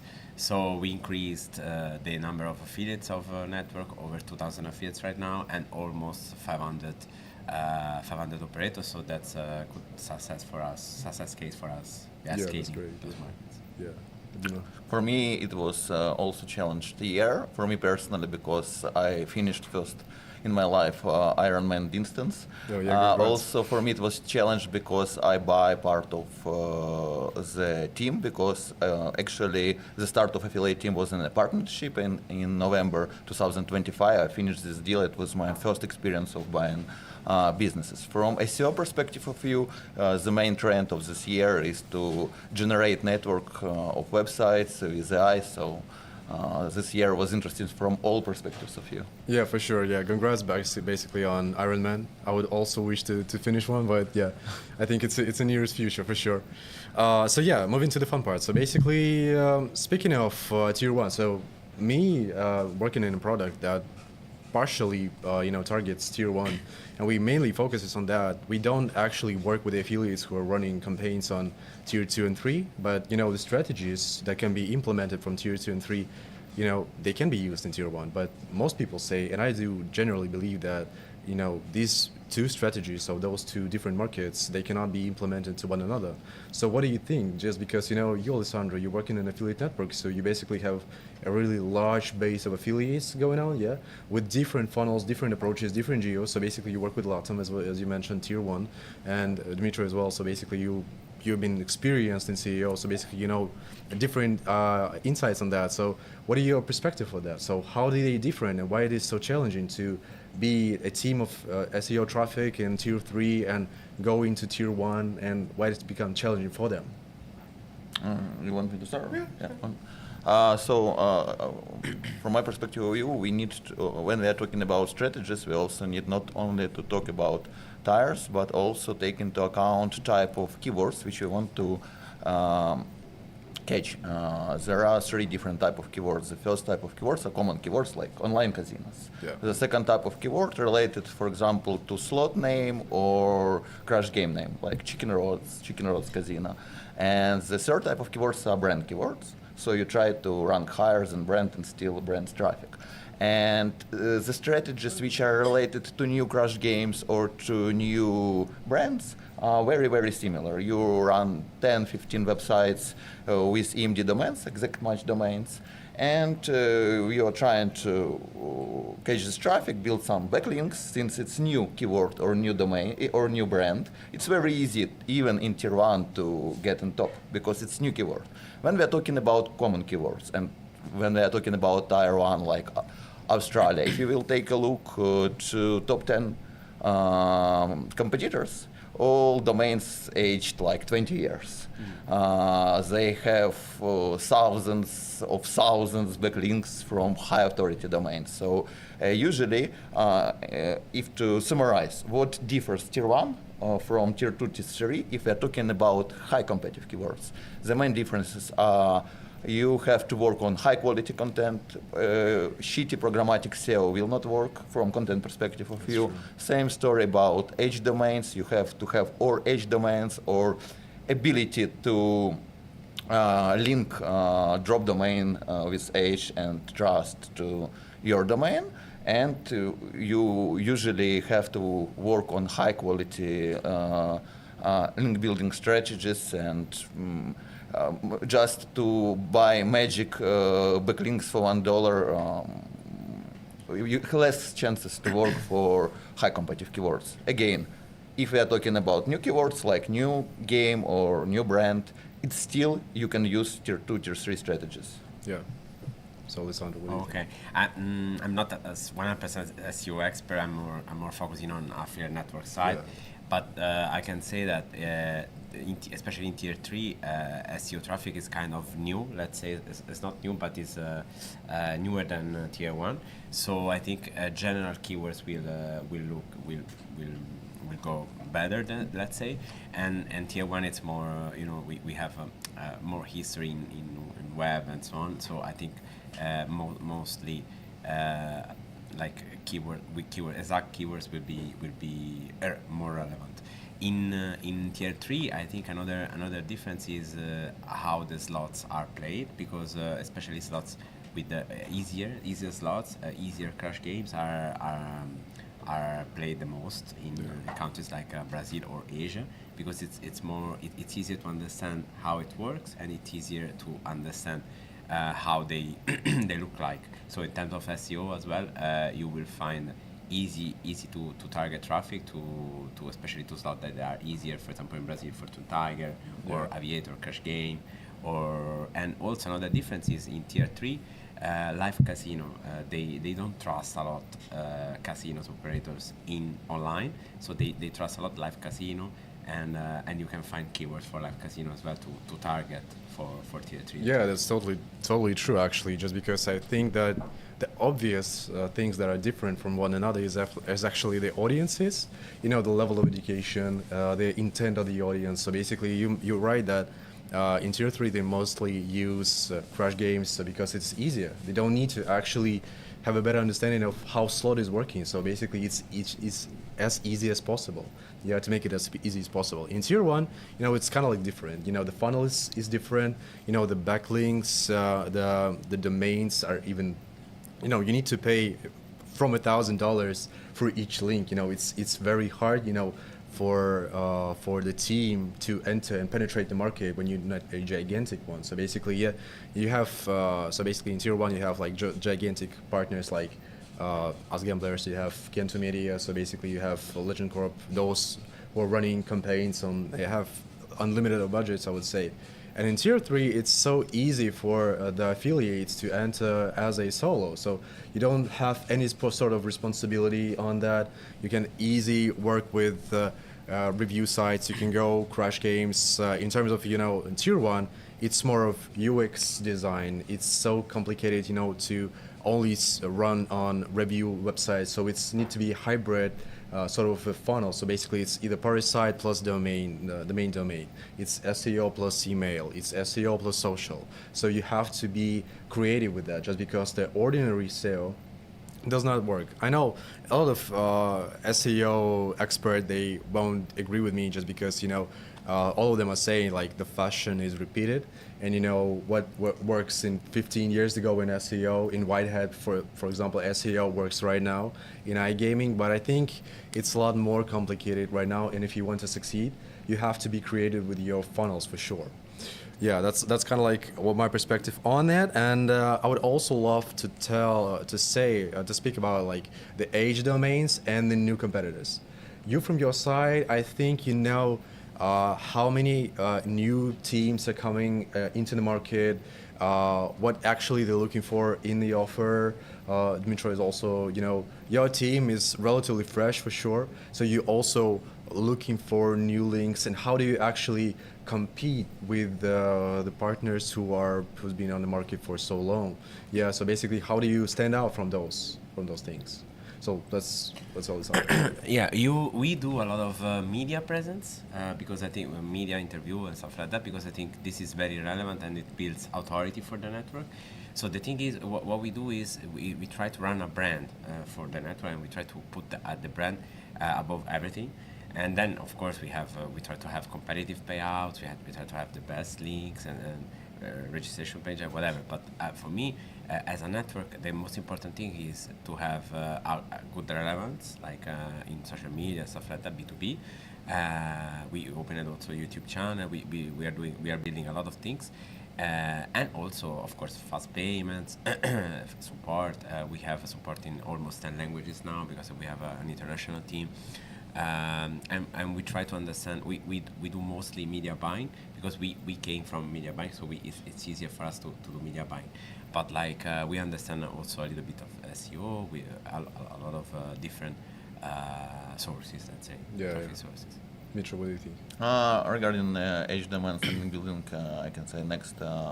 Obviously, if we are again about type of keywords, if we are talking about common keywords, the only one way to get top ranking is or you have age domain, which you somehow get, or you are trying to go to the GEO, which a little bit easier, and you can introduce really high quality product. For example, if you'll go to Romania or Finland, you still can get top for common keywords. We have cases, etc. If we are talking about keywords like related to slots or crash games, come on, 2-3 years ago there was no chicken roulette, so you buy exact match domain, or right now, for example, rabbit road, new trend. So it's very easy to, with a new domain, to get top. If you will take a look to SERP for chicken road, rabbit road, Plinka, all other stuff for tier 1 geos, you will see new domains are ranking. Of course, somewhere you can still find stake, which is ranking, or anyone else, but usually slot sites works fine. So again, H domain must have for common keywords. For new keywords, you still can go very easy to new domains. Regarding backlinks, link building, indeed, it's very, very expensive. If you are talking about common keywords, you need to build trust links. The price starts from 250 and can reach 3, 4, 5,000, and very big problem for some domains to manage them linked to casino, because obviously for shitty donors you very easy can get linked, but if you want Forbes to link to your websites, it's not possible. You can only use creativity. You can cloak, for example. You can show on your website something different and say, please link to my website, etc. Or you try to find broken link. Come on, there are a lot of tactics, but if without creativity, very, very, very hard to build backlinks in tier 1 for casinos. Yeah, that's kind of like a funnel of a parasite CEO. So yeah, it's kind of like a way of uploading the review using the authority of the domain of the website. So basically, it's kind of like the funnel of the parasite CEO. And I know personally that Sigma team, which Dmitry is the owner, they actually specializes on that kind of funnel, and I totally agree with you actually. So the backlinks, yes, and I would also highlight there. So I would give a little bit of insight for the SEO experts here. So basically, a lot of people on Ahrefs, they don't use that the feature. But if you go to the PageRank, you will see the internal pages that the main competitors in the market are using. And a lot of actually new affiliates that are using CEO website and CEO campaigns, they are able to analyze that thing, and with that they can be increase their SERP rating and be higher on the ranking. So basically, that's kind of like the thing. You can use it freely. That's a free advice from me, actually. So yeah, speaking of that, on the Parasite CEO, it's a very interesting thing. Have you heard the news on the Reuters site? No. So basically, on 23rd of December, so Reuters.com, so they saw a press release of top 10 casinos of hair transplant in Turkey and crypto as well. So they actually had a Parasite funnel there available. So basically, I don't know whether Google has already banned it or not, but right now it is. I think it is live till now. So basically, you will see on Reuters, Reuters.com/top 10 casinos in Austria or top 10 casinos in Canada. So basically, it's a way of Parasite CEO in order to to use that power of the domain of the website in order to to get your links and stand up on the Google page. Yes. So yeah, that's kind of like the funnels that are working right now, and thank you for sharing the insights on that for sure. I would say, and I would ask the last questions in that blog. So basically, how do you define which keywords do you use in order to be competitive? Just because I know right now, and here's the trend. So best online casinos, yes, top 10 online casinos, they're working. They're still working, but they are so expensive that it actually, people using it as a warning in order to stand out and keep away from the SEO traffic. I believe that you can actually use much cheaper, but at the same time, they're not, I would say, like, they're effective. So basically, it can be more complex in terms of the keywords. So you can not only use best online casino, but you can actually take a look at what is the best casinos in terms of the RTP in 2026. How do you actually play the Sweet Bonanza slot on that geo? So basically, those keywords are also a thing, and you can use it as well. So what do you think? Like, what keywords do you use right now, and what do you think? How do you define what keywords to use in terms of the the SEO strategy in 2026 right now, in your opinion? Well, mostly we target slots, especially the most popular slots in the geo. But for example, another difference from tier 3 and tier 1, that user from tier 3, they want to change their life with casino. So this kind of keywords are very relevant. How to become rich, how to change life and stuff like that. And tier 1, it's more entertainment. They want to find entertainment. They want to be entertained for 1 hour, 2 hours, 3 hours with slots. After you tell me if I'm wrong. and so yeah, I think it's a way of think about keywords and be like more technical and more specific keywords are the best, because you have less traffic and it's less cost as well. But you might find a good place for that. Yeah, for sure. Keywords, to find keywords, it's dramatically crucially important, and here a lot to tell. First of all, when SEO expert tried to find keywords, he tried to find obviously a lot of competitive keywords which could potentially have great conversion and great search volume. But which problems we have on the market? First of all, let's talk about search volume. All search volumes are fakes. Why? Because there is one of ranking factor is behavior ranking factor, and in high competitive niches, SEO experts try to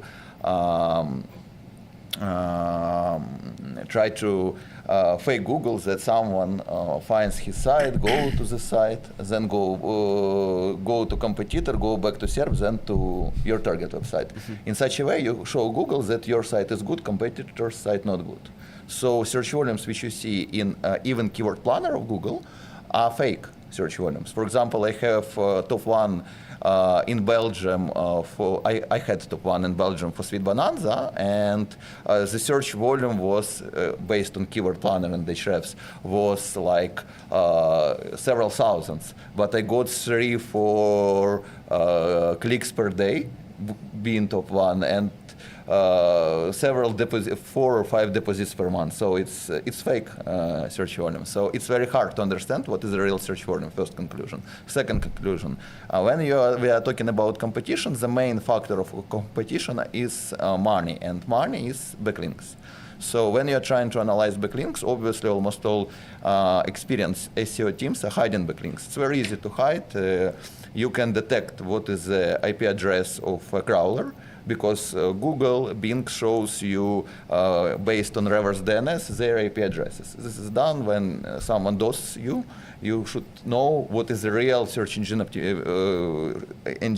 bot IP address. So what you can do, you can put backlink to domain IA and show 301 redirect to your promoted website only for crawlers. Yeah. So Ahrefs and SEMrush and any other tool will not show real situation with backlinks. So we are living in the world that we don't know search volume, we don't know competition. The third problem is about conversion rate. You have to know your partner, your affiliate partner.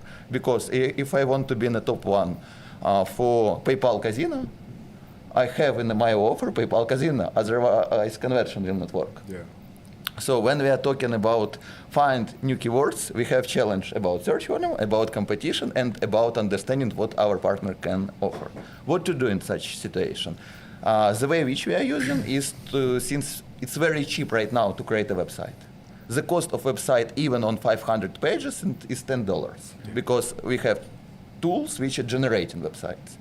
And what we are doing when we are trying to find new geo, we're generating websites in all of geos. Then we see where we have some clicks, what are the impressions of keywords, what we see in Search Console, which keyword appears. We see that, for example, even site without backlinks or with shitty, our website with even shitty backlinks, already ranking in top 80. It means that the competition not so strong as for another keyword. So experiment of creating website shows us more real data, and then when we see that website has chance to get top, then we start to invest efforts, money in high quality content, in high quality backlinks, etc. Yeah, what indicates you that the website is ready to, when you when you create 100 websites, you will see that 50 websites not indexed even. Mm-hmm. 50 websites indexed, but 25 of them doesn't rank for any keyword. They just in index. Some websites start to rank on low competitive keywords. And ranking on low competitive keywords in top store is a signal for you that this site in this geo, in this particular keyword, has chance. Then you start to improve content. If you see boost, then you start invest money in link building, and in such a way you boost your website. Yeah. So there is no way to sit and analyze. You can still do it, but you will not see real numbers. Another one way is parasite SEO, as you mentioned before. For example, in Spain, for Chicken Road, we invest $500 for parasite article. We saw that article start ranking in top 10 without backlinks to the article. We just put backlinks and we got top 1. This was our case. Then, of course, in 4 months we were killed, but 4 months we earned quite good money. This is also strategy to see competition. You can use authority of other domain, and if you see that article without backlinks to particular backlinks to this article start ranking, it means that niche, you can still get some top and ranking in the niche. Yeah, that's actually a reaction to one of the latest updates of Google Core. So basically, you no longer need. So basically, in terms of the keywords, you don't need actually to have some sort of a like aggressive link building strategy or so, just because most of the recent ones they're using towards content. That's just because of the EETA signal. So basically, authority and the expertise of the content actually defines the search engine, and I would say like, well, it is actually one of the key criteria in terms of the search engine. So you have keywords as number one. It's like 23%, which defines the rankings, and then you have the affordability, the expertise of the content. You have freshness right now, which is popping as well. In Parasite SEO is actually a trend right now. So basically, in terms of the freshness, just because they learning how to work with that. Just because it's as mentioned, fashion repeated. Back in time when you were working, for example, with e-commerce, with the white e-commerce, even if you don't upload frequently, so and you have your own like a card that you don't upgrade it for the past 6 months, it won't be ranked. So it will be the index, and it won't be in Google search at all. Right now it's the same, but at the same time you either go with the aggressive link building strategy or you go to the content strategy. And based on the recent performance, I would say the content strategy works better right now. So not only you can do a review website, but you also need to add UX design to that. You maybe can do for sure you need to add some frequently asked questions section. It also defines the things that can be useful in terms of the SERP engine. So basically these are the things that can be used in terms of stand out of the competitors, and defining your next strategy in terms of the CEO. True, and I just want to add a little bit regarding EAT in Parasite SEO, why Google went to this. Why it started to pessimize, because obviously when you use Parasite SEO, sometimes it's very hard to update the content, because you need to negotiate with the website owner to change something. And actually it was for us in start big challenge to quickly change our partners, because if some partners stop performing, you need to quickly change affiliate link, but it's Parasite, so you write letter, please change link. They react on this 2 or 3 days. Then they do something wrong. They broke the page. Yeah. So it's very hard and challenging. Right now we have some technical solutions how without negotiating with those guys to change content. But Google went to pessimizing AAT based on AAT factors Parasite, also because SEO parasites cannot very easily influence on AAT factors. Yeah, for sure. And those things can be discussed I know for hours in terms of like the difference between tier 1, tier 3, the backlinks, the keywords, just because you can test different strategies, and one can work, the other one cannot work. So basically it's actually not up to the situation or your obstacles or consequences, but I think it's a matter of all the factors that are added and set up, and how actually a SEO specialist is working with the trends and the Google updates. And in terms of that, I wanted to ask, so we're moving to the next block already, to the AI. And you know what? You as a co-founder and a founder, so basically you define the strategy of the team. Right now it's 2026. Everyone is talking about AI strategies. Everyone is talking about implementing AI, and people are getting frustrated in terms of their own, personal safe in terms of the company and the position. And speaking of that, what are the trends, and what do you see the upcoming future in terms of the AI and people with AI and SEO with AI?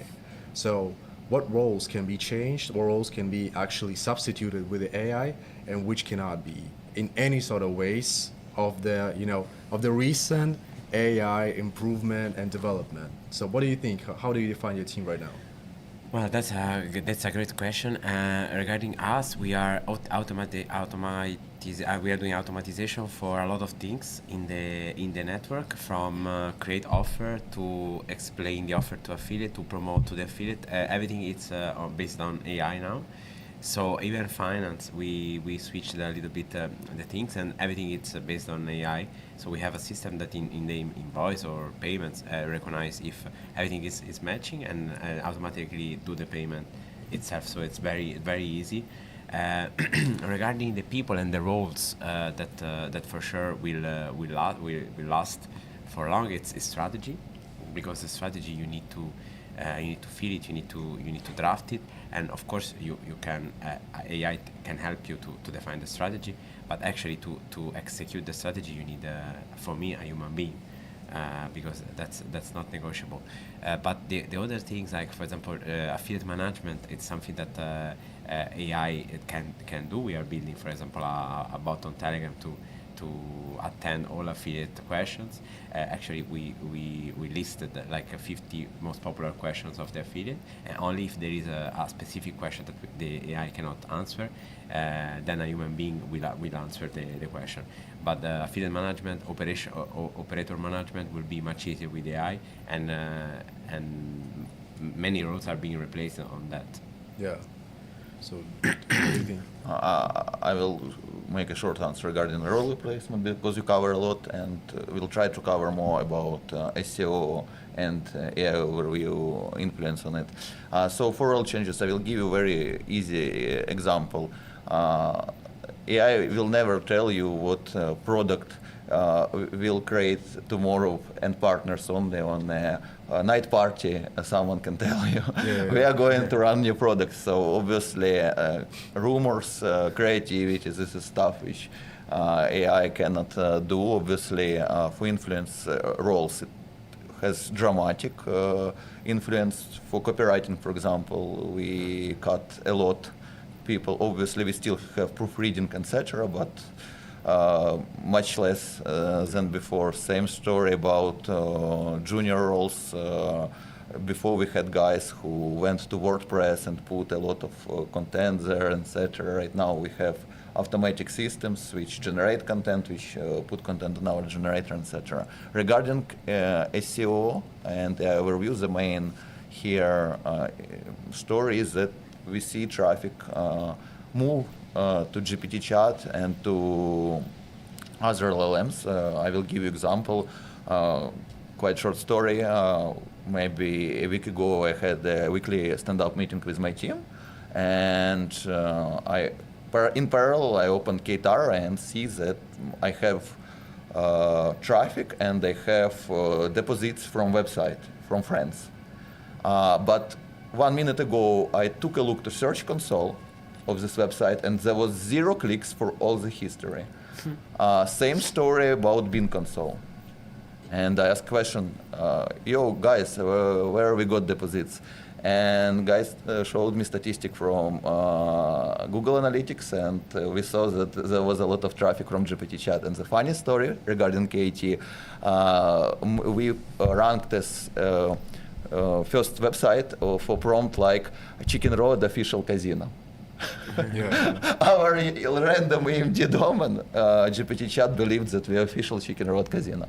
Right, so AI, big move of traffic from Google to LLMs, and we believe that it will continue grow. Obviously, LLMs try to avoid your money real life, and casino is there, but they unfortunately or fortunately not perfect, and they sometimes answers, and we can earn money on that.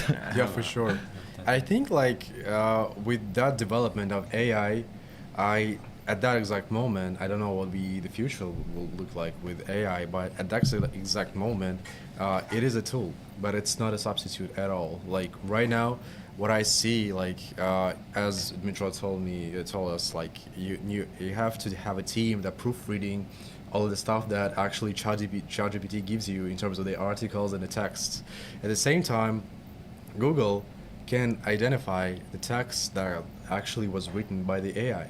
So it's basically, and even the people can actually do that. So just because you will see the similar pattern, you will see the questions that are not, they're not useful by the people or the person, or like it's an obvious AI. And I would say like yes, it is a tool. It is a tool that helps you with the work, but it's not a substitute at all. So yeah, and in terms of defining the Google AI overviews or Google AI search, just because I think they've been developing it for 2 years. It's it's already developing to the recent stage, to the good point, but at the same time there is a lot of room to improvement for sure. And as far as I know, so Google AI search results are based on the classic search results. So basically, there is no actual things that right now we can sit and tell, yes, Google AI overviews or Google AI totally killed the classic SEO or SERP. I don't think so, and I don't think so it will be done so easily in the future, just because SEO experts, they need to feed their families, they need to make money, and I think everyone is adaptable to the changes. And I do believe that the SEO teams, they will be able to to adapt to these changes. And I think over time we will see a very huge pump in terms of the AI overviews, just because it's not only ChatGPT, it's Perplexity. You have lots of things that are common in the US, but most people know on ChatGPT. And I think the more it is developing, the bigger will be the competition. But at the same time, people who are running campaigns right now, they will be the same people who will be running campaigns in the future. And I think there will be a lot more opportunities for the people who are talking about SEO but never tried it. So they will be using another funnels. And I think the competition will be, yes, it will be strong. In tier 1, it is the competition is so strong there. But at the same time, it will be the useful tool for all of us, just because not only from the product team, not only from the affiliate network, but also from the SEO team, just because I think it's a thing that will be common for us. Moving to the third block. Speaking about the SEO monetization, we are working on different model types. The most common ones are CPA, revenue share, hybrids. I would also love to know, how do you actually define the rates that are will be the go-to for you on when defining the strategy, defining the rates that you'll be working with in tier 1. So we're talking about tier 1 right now. So let's say you can give us an example, or you can just tell what is the strategy here on your side. So how do you actually define the rate? Okay, so in my perspective as a affiliate network, we usually ask to the affiliate that has SEO sites what kind of rate they want. If it's reasonable, let's say the rate is reasonable, because sometimes it's not reasonable. If it's reasonable, we top up 20%, 20-25%, and then we present the source to the operator, and then we ask the CPA and rev share for the operator as our price. Then we put the link in our network. We do the ramification of links. We put all the creatives and stuff, all the possibility that the affiliate can choose in our network, and we start selling. We start promoting the offer to our network, to the affiliate that requested it, and to other affiliates as well. But the important role of the network here is also to act as an agency, as we act as an agency for affiliates, especially in tier 1. If they need a specific campaign for a specific landing page, we go there and get it for them. Yeah. We do that. Do you have any internal team that actually, calculate the rate, what will be the best one? Just because you got the rate from the affiliate, what do you do afterwards? How do you actually analyze it? Yeah, we have a team that is doing that based on our experience, based on the payouts we have with other operators, because right now we have an history with other operators. We can analyze and predetermine if this rate is reasonable or not. In tier 1, the rates are extremely high right now. But we compare to the rates we have in house and the rates we have the other networks has, because we have an affiliate account in basically all affiliate networks. Yeah. So we see what they do, we see what they offer, and then we try to analyze in this side. So basically like an average on the market, right? Yeah, we have an average on the market. We use also tools like, for example, StatsDrone, that they are our friends and stuff, and we see what is the offer because there are certain tools that you can see in a specific offers, for example, and partners offers, what is the average payout for networks in the market. So like this, you can spot more or less the difference you have that's true. with others. Yeah, that's true. Dmitry, what do you think?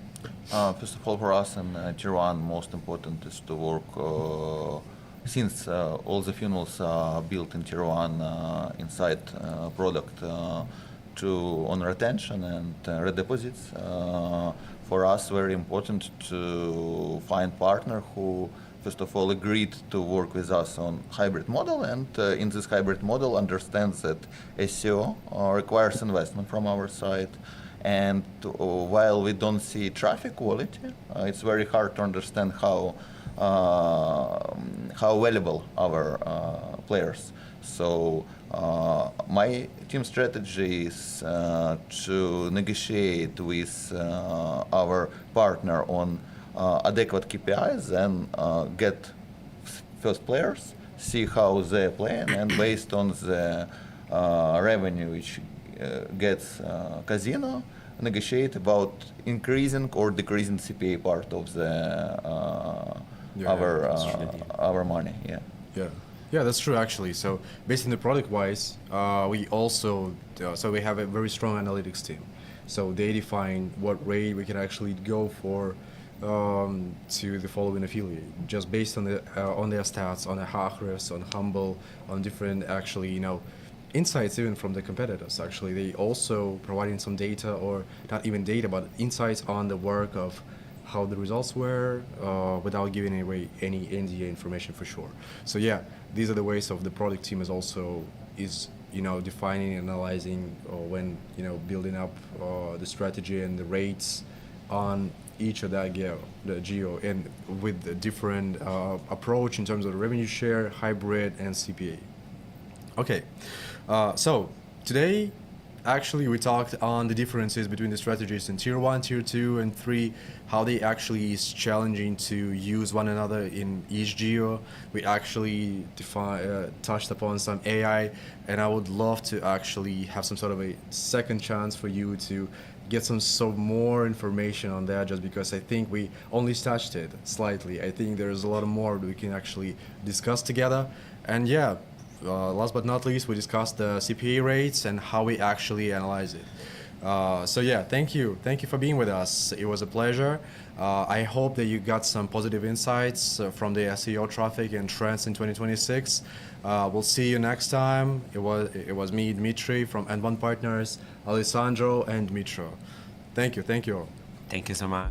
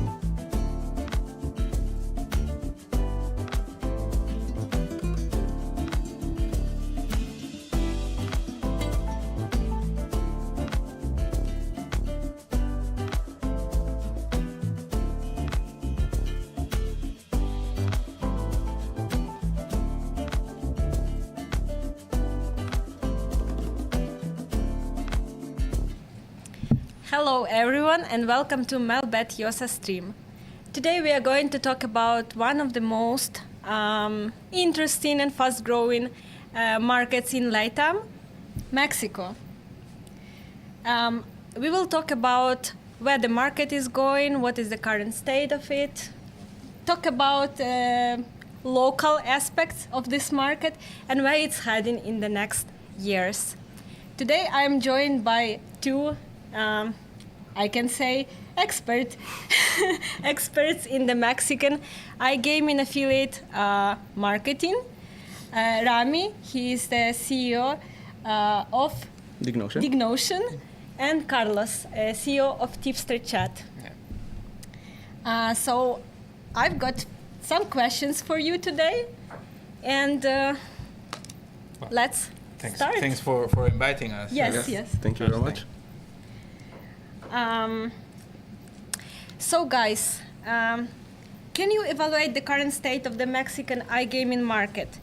What is its key strengths and weaknesses? Maybe Rami can start. Sure. So I believe the Mexican market right now is in the intersection of high, fast growth, velocity, into maturity. So we're right in the center, in the middle, and we are seeing where the market is heading in the coming year or two. In general, this is a big market. It's a big country with a high internet usage, mobile first. That's very important for the operators to understand that. And also, it has a bit of unique characteristics in terms of payment solutions and other things that require operators to be adapted locally. Also marketing-wise, by the way. Absolutely. Carlos, do you agree with that? Do you have anything absolutely. to add? I think Mexico, when we think about Mexico, and it's something that many times many people tend to forget, is that it's the biggest Spanish-speaking market, so that means that when it comes to not just Latam but Spanish-speaking interests, all eyes should look into towards Mexico. And that's something that we are seeing in the last years and in the very very recently. And I think that I would say that even after the regulation that is happening in Brazil, I think that more and more people are looking at Mexico as an option, because obviously Despite operating it being regulated too. Yeah, but it's I think, if I'm allowed to say, it's a bit more relaxed, even the regulation. Although, we'll talk about for now. Recent news and the impact that has had in the market. But I think that what I was trying to say is that all eyes are set in Mexico now when it comes to Latam.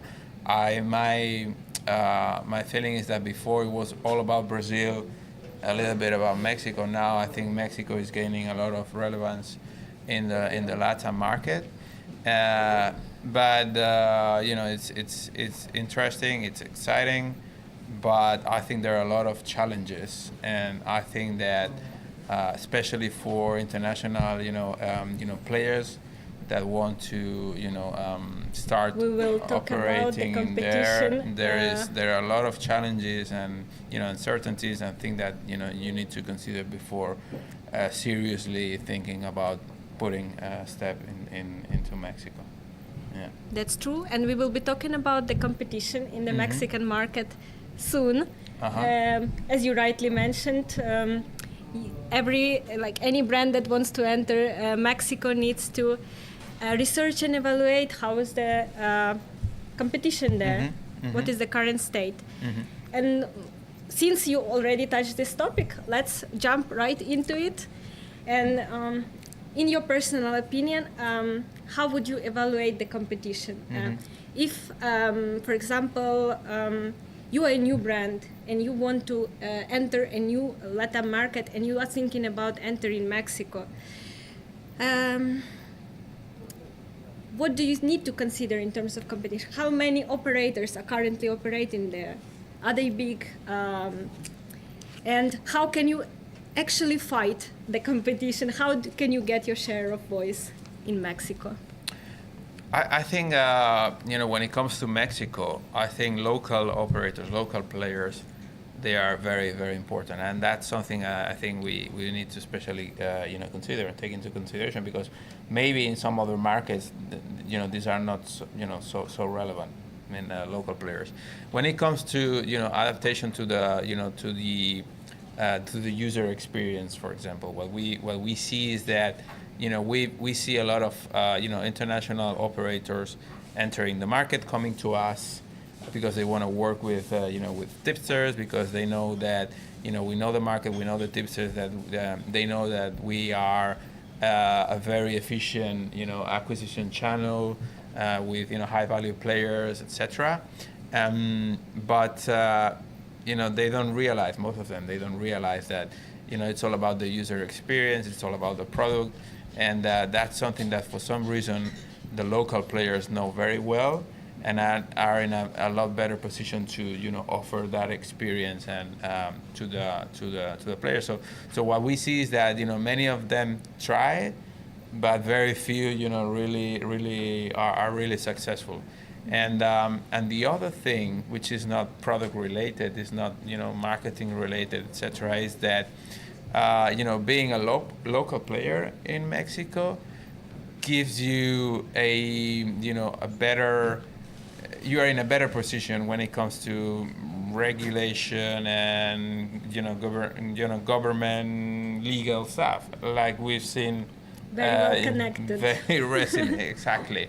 And that's another thing that many times, especially if your experience is with like different markets where these things don't happen or not that often, I think that's something that it's very important. And our experience as an affiliate is that in the end, working with local players, although we also work with international players, but it pays, right? And in all senses. So yeah, I think that's a good point. Okay. And Carlos gave a good overview, but I will just add that what we see with operators that come from international markets into the Mexican market, those that just copy and paste their model from Europe into the Mexican market, they tend to not succeed. They need to really take Mexico as its own entity and give it the right respect. And the market receives it. They see when a brand really tries to localize and do an effort. I think that Absolutely. even copy pasting from Euro, for example, that would be very naive, to think that would work. But even, in some other cases, they just think that, okay, let's do copy paste from other Latin markets, right. Or not just Brazil, but even Spanish-speaking markets, and it doesn't work, and it doesn't work at all. And so I think that it's a very, every time we get together and talk about LATAM, many times it's the same topic, you need to adapt. It's not. We keep saying Spanish speaking is not. LATAM is not the one same. market. Exactly. Every country is unique. But you need repetition sometimes. Yeah. But I keep seeing the same mistakes, and Same mistakes, and maybe companies don't maybe hire enough local talent. Maybe. International companies that want to enter several LATAM markets. So let's sum it up. If a new brand wants to enter Mexico and wants to make it a really user-friendly platform for Mexican users and make them stick with it, they need to hire enough local talent, enough local expertise to have a product well translated as well. Yeah, rely on local experience, Local on payment local methods. knowledge, local payment methods, local culture overall. Sports, markets, exactly. Markets. Features. I think you need people, users need to feel that there is it's a Mexican thing they are buying somehow, and maybe that will change, with time. I don't know, but right now I feel that it is what it is. So you think that the issue here with the competition is not the competition itself, but how the operators execute their strategy. Yeah, how they approach in Mexico. Yeah, because we've seen also some positives or successful experiences, and I've seen some international players doing quite well because they have a very good product, and a very good product that works in other markets but also works in Mexico because there are some components that are equally used or liked by Mexican bettors as well, so that you can do well in other markets and it will work as well in Mexico. So I'm not saying that it's impossible for an international operator to succeed in Mexico, but I think that they just need to think very well about it, because on paper everything works, but then reality is a lot different. And then relying on local talent, local experience, local knowledge. I think that's we need to remember we're talking about the challenges, but there are also a lot of opportunities in this market. One example is that Mexico is an all-year-round sports market, as opposed to maybe other markets traditionally for the internationals, where there's like a low season and high season. When the low season in Europe is, then there's the American sports that kick in. Yeah. So that's an opportunity. And also the other opportunity is the fact that the marketing sphere of the Mexican iGaming market is not as mature as it is in countries like UK. So there's still room for good operators with good operating procedures to succeed.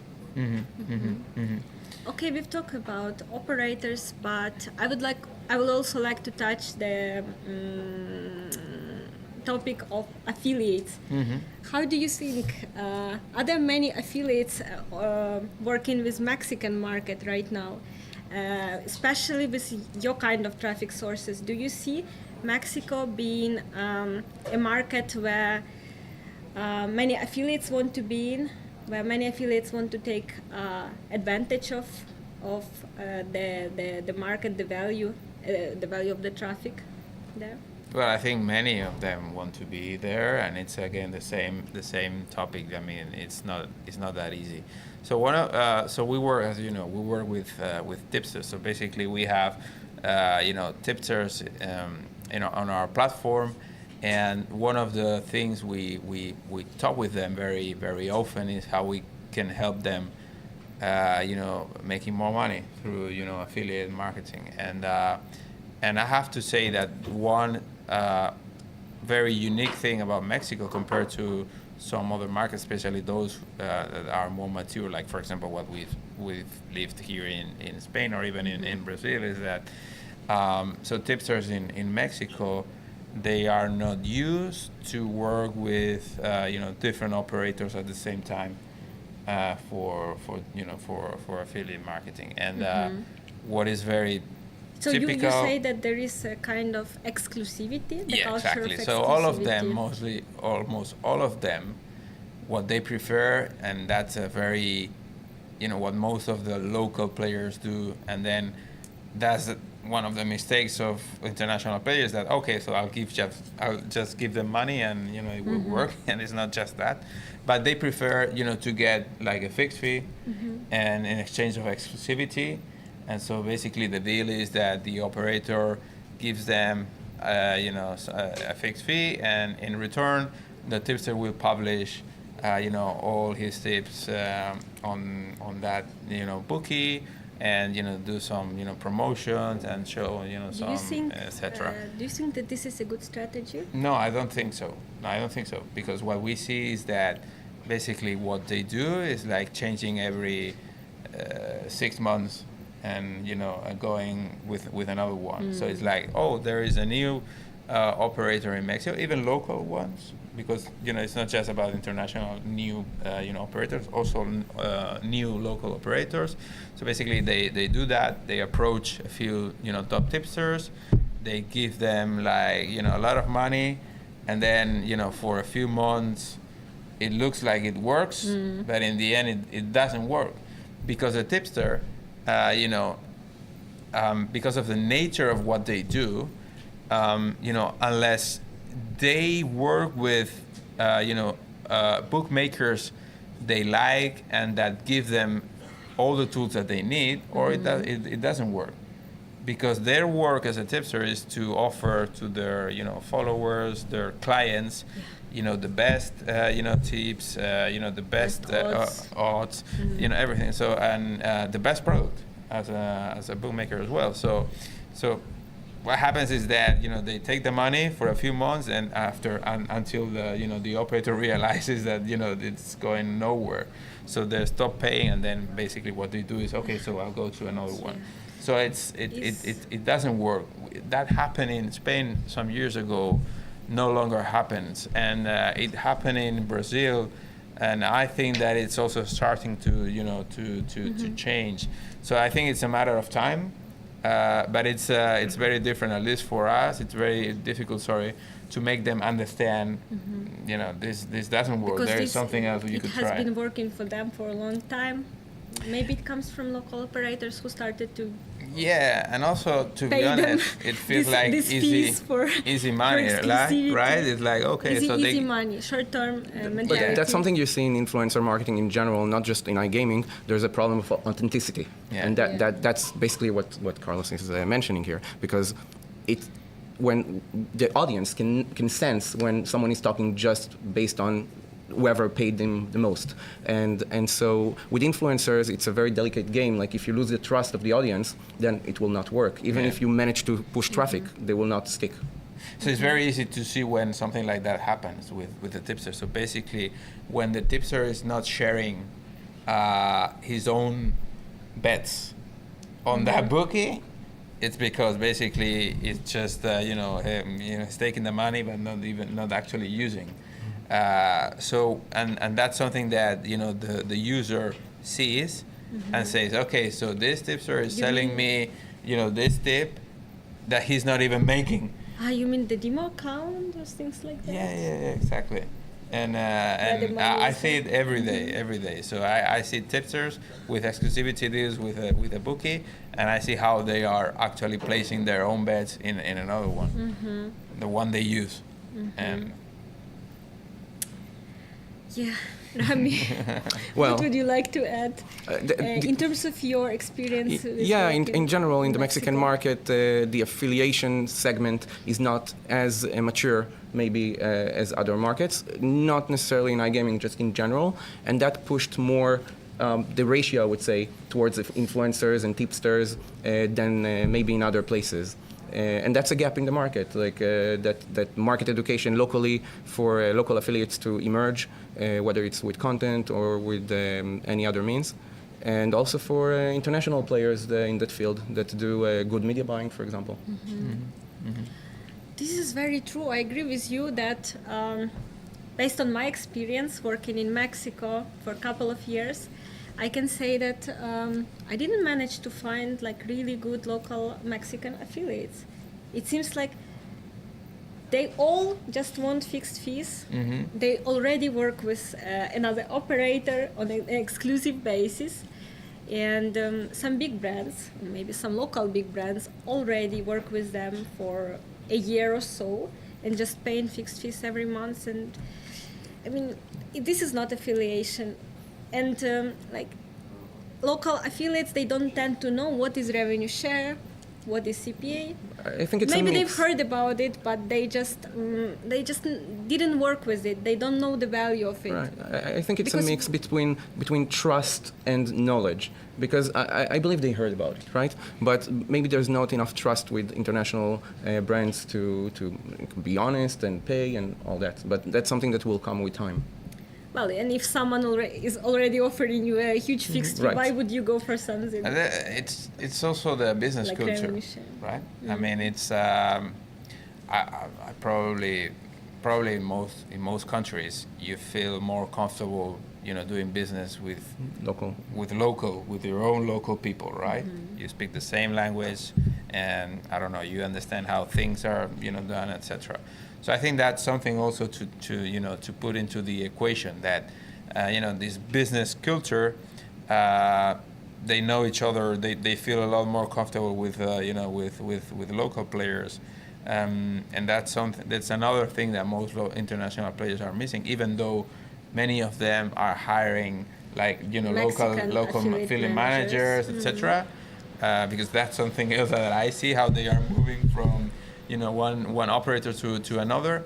But still, even for the international player, managing the market from the outside, having a local affiliate manager, it's against cultural also complexity, right?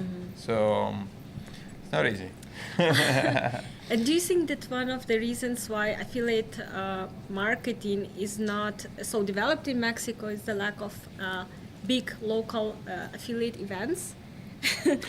I'm asking this because this year Mexico will start hosting a Sigma conference, and it's going to be a conference of a large scale, and I'm sure that many local affiliates or influencers will attend and learn more about. Well, I'm pretty sure that will help. What operators are doing and what they look for. Yeah, I think that will help creating this, or educating and helping making them understand that there is this wall that they can benefit from. So they're not in a bubble. But it's more than that. And I think it's kind of a statement, right? That North American iGaming conference is happening in Mexico. Yeah. And I think it gives also the market some pride to know that they're in the center. And that can push things. I'm not sure what Donald Trump thinks about that. But, this is a statement, actually, yes, and maybe it's a message to to everyone in iGaming that now, since Brazil got regulated, as you mentioned as well, eyes are on Mexico as the second biggest market in Latin America. But that's there are pros and cons about that. Maybe this conference is going to be in Mexico City for a reason. Yeah, but I think that there are pros and cons about that, because there are more eyes on Mexico, which means that probably the government feels that or thinks that needs to do more, or try to make the market a little bit less relaxed, like that it was. Yeah, a little bit more control, or maybe thinks, hey, I can get more money out of this as well. So it's and I think that's that increased taxes. Yeah, exactly. Yeah. So that's I think there are pros and cons about that. So if if one market keeps out of the of the focus, then sometimes it's better for the market, right? For at least for players in the market. And I think that what just happened. When was that? Like a couple of months ago. With Bet365, Betano being blocked. I think it's a good example of that. Yeah, the only thing about raising taxes is that I hope, and if people from regulators are listening to us at some point, see the UK and see what happens there when you overtax and how you push the market towards a gray. Yeah, and that's in the end of the day, it's not good for anyone. Mm-hmm. But I heard rumors. Let's talk about regulation. Let's talk about rumors. Since we touched this topic. I read on some media that Mexican regulator is planning to increase the taxes up to 50%. Well, like it happened in Colombia, right? These are just talks. Yeah. Well, we can look at UK and we can see what's happening right now, and the conversations we're having here on the floor the past few days.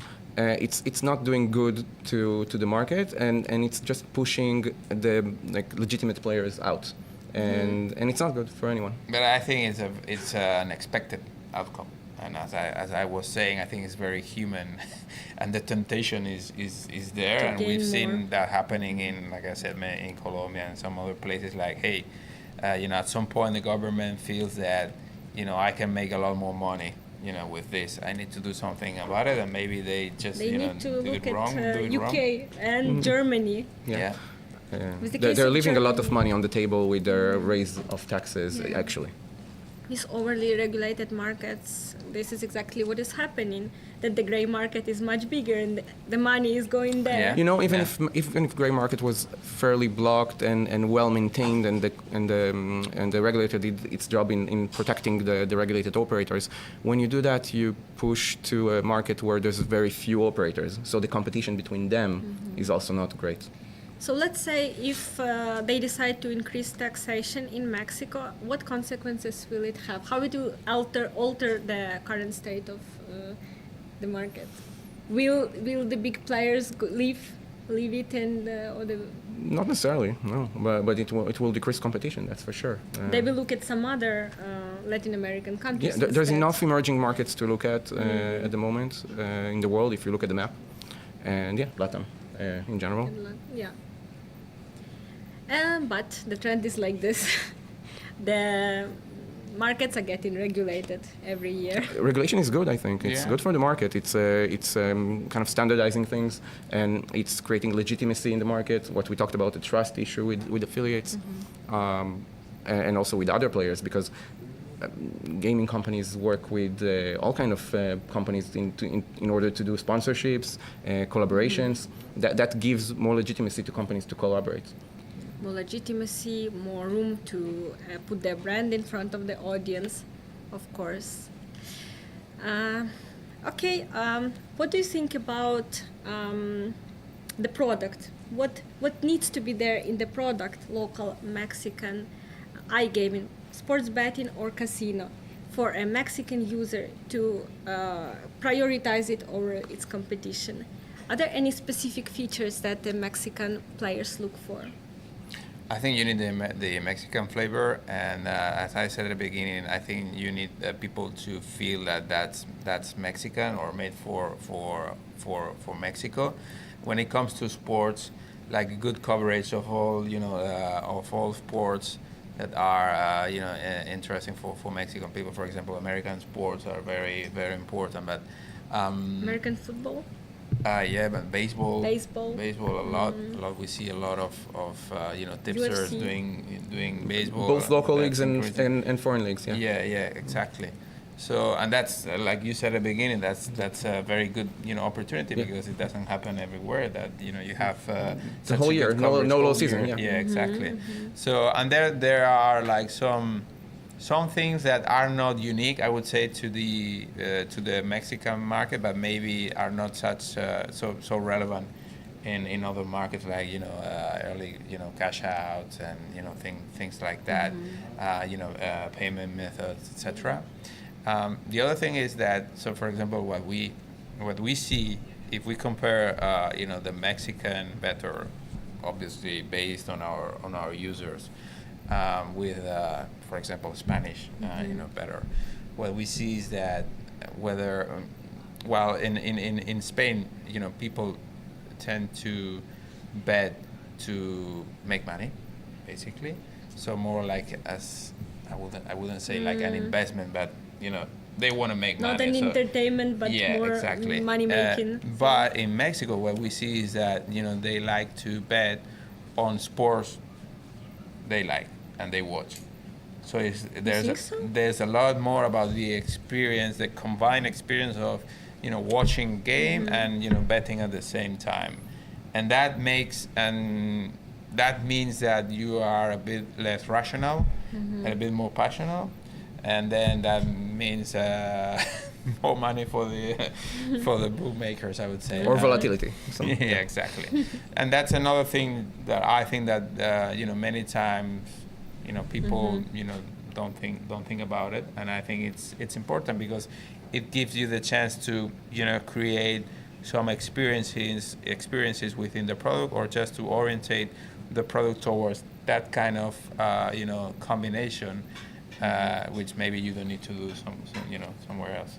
So you mentioned coverage is important. Yeah, absolutely, because especially in our space with tipsters, so you could see tipsters sharing very long parlays and with very specific markets, and many times what happens is that the tip that the tipster is sharing, you it's not possible to place that bet in most of the bookmakers that you can find there, and maybe also a strong technical backend, like increased odds for specific matches. Yeah. That is also an extra feature that is good for a platform to have to attract tipsters.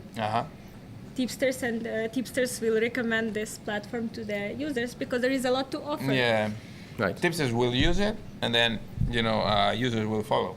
Right, Rami, what do you think? No, I mean Carlos touched on payments briefly. I think it's actually very important in this market.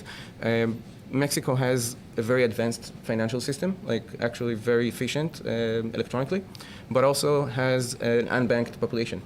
So you need to cater to both. You need to make sure that you have the local payment solutions that are cash-based and also the electronic ones. And in terms of the events, it's also a country with a lot of national pride. So whenever you'll see Canelo having a fight, there will be increased activity. And I would assume that players expect the operators to do something for it, whether it's a promotion or something like that. Yeah. Okay, I'll follow up with another questions. Let's look into the future. What do you think Mexico? I'll take my crystal ball. Yes. Let's create different scenarios based on where the market is going in the next, let's say, 3 years. Where do you see Mexico in 3 years? Do you think that with what is happening right now in the market, Mexico will become even more interesting to possible new players, or whether it's gonna be on contrary, like players will start leaving the market because of something? Let's just create a good and a bad scenario. I'm not gonna be very creative. I think it will happen. Same things we've seen happening in some other markets. So basically, it's like. Some other markets are becoming more regulated, so all eyes on on the less or non-regulated markets, especially if they are like big ones and fast growing. So that's the case of Mexico. So for a while, everything works very well, and it's a very profitable market for most of the operators and affiliates, etc. Then the government realizes, maybe there's something here and we can make more money, so they will regulate more and increase taxation and all of that. And then for a while some players will have to will leave. So for a while it will be worse for some people, but in the longer run it will be better, because I agree with you, and I think we all agree that regulated markets they're better for us. They are better because, for example, what we see is that many of the investment that operators were doing in other channels, they will point towards us, because we are a place that is fully dedicated to sports betting, and it's like a safe place for people to share tips and see tips and all of that. So for us, it's good. Responsible gaming, where you can control who is entering the app, etc. So in the end, for us, is a lot better. So what I see is that this will happen in Mexico, because I think it is what it is. It's very, like I was saying before, it's part of the human nature to, when you see that there are people making money, think, then I want to make money as well. So, and the government, they will behave like that as well. Well, it's going to be either one of the two. It's either the taxes that the regulator is going to ask for will be manageable, and it will create a healthy, growing market that will rival Brazil, or we will see either M&A or exiting of operators, and it will become like a small market in terms of amount of operators, a market dominated by a very small amount of operators. And I think that's the worst outcome for both the Mexican players and also for the market in general. You want to have more competition, creating more jobs actually locally, as we discussed. these operators will need to build local talent. And so that's a huge talent pool that will be created from scratch. And I hope that's the route that it's going to go. Also depends on how the regulation is going on in other countries in Latin America. For example, if things get difficult in Brazil, if the regulation tightens up, then more eyes will be on Mexico, even more than now. Or it's opposite. Well, what I want to say is the regulation in other countries will also shape the state of the Mexican market in the following years. There's always symbiosis between the regulators. I'm sure they're It's all related. sharing information and and also for governments as well to learn from other experiences, like where it didn't happen. In the end, it's like this curve where you increase taxes and you make more money, but at some point it goes down. Like if you keep increasing the taxes, then you basically the activity decreases and you make less money. So it's about finding the sweet spot, the peak, right? So what I basically heard from you is that you believe in that the market will move in a positive direction. We believe in the Mexican market. It's an important market, and we hope as an industry that it will go in the right direction. I also believe in the Mexican market. We do. Thank you, guys. Thank you. It was a pleasure sharing my pleasure. this session with you. Thank you for your insights. I believe it was really interesting for our audience. Thank you. Thank you for inviting us. Thank you.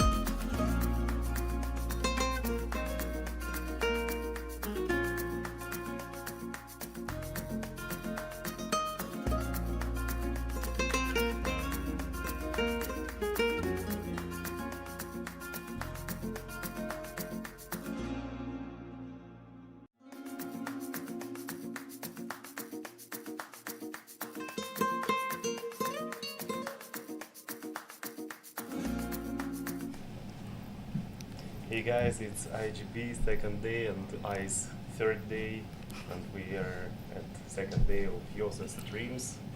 So today we have this stream called Affiliate Time, and we will discuss some questions about some partnerships, how to grow partnerships, etc., etc.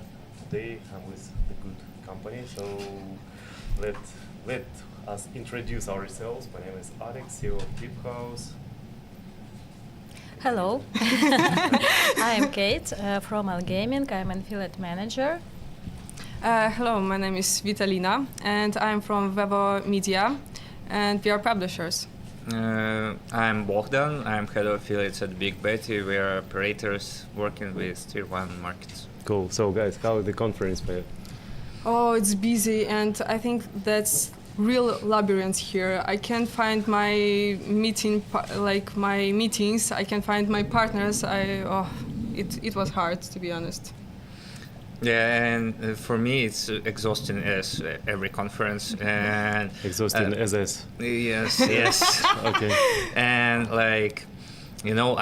I find out that first zero floor exists only today because I never been there. Mm-hmm. I know there's some booths, but I never been there.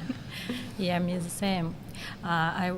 Yesterday I was always on the first floor, and today I have an opportunity to go downstairs and to see the zero floor. So a very big conference, a lot of meetings, very busy. Very busy. But when it comes to partners, any new faces? Because looks like pretty the same faces, major partners, and not a lot of new guys, especially for me. And it's not bad because you have an opportunity to meet each other, to communicate, to make hugs. Yeah, and speak about results, for example, or how to increase some traffics, or probably for me, like a publisher, maybe propose that we can have add the new traffic channel, for example, or something else. We can propose some things to our clients, partners. So it's also good. For me, sometimes really good partners, they have all the days scheduled tight.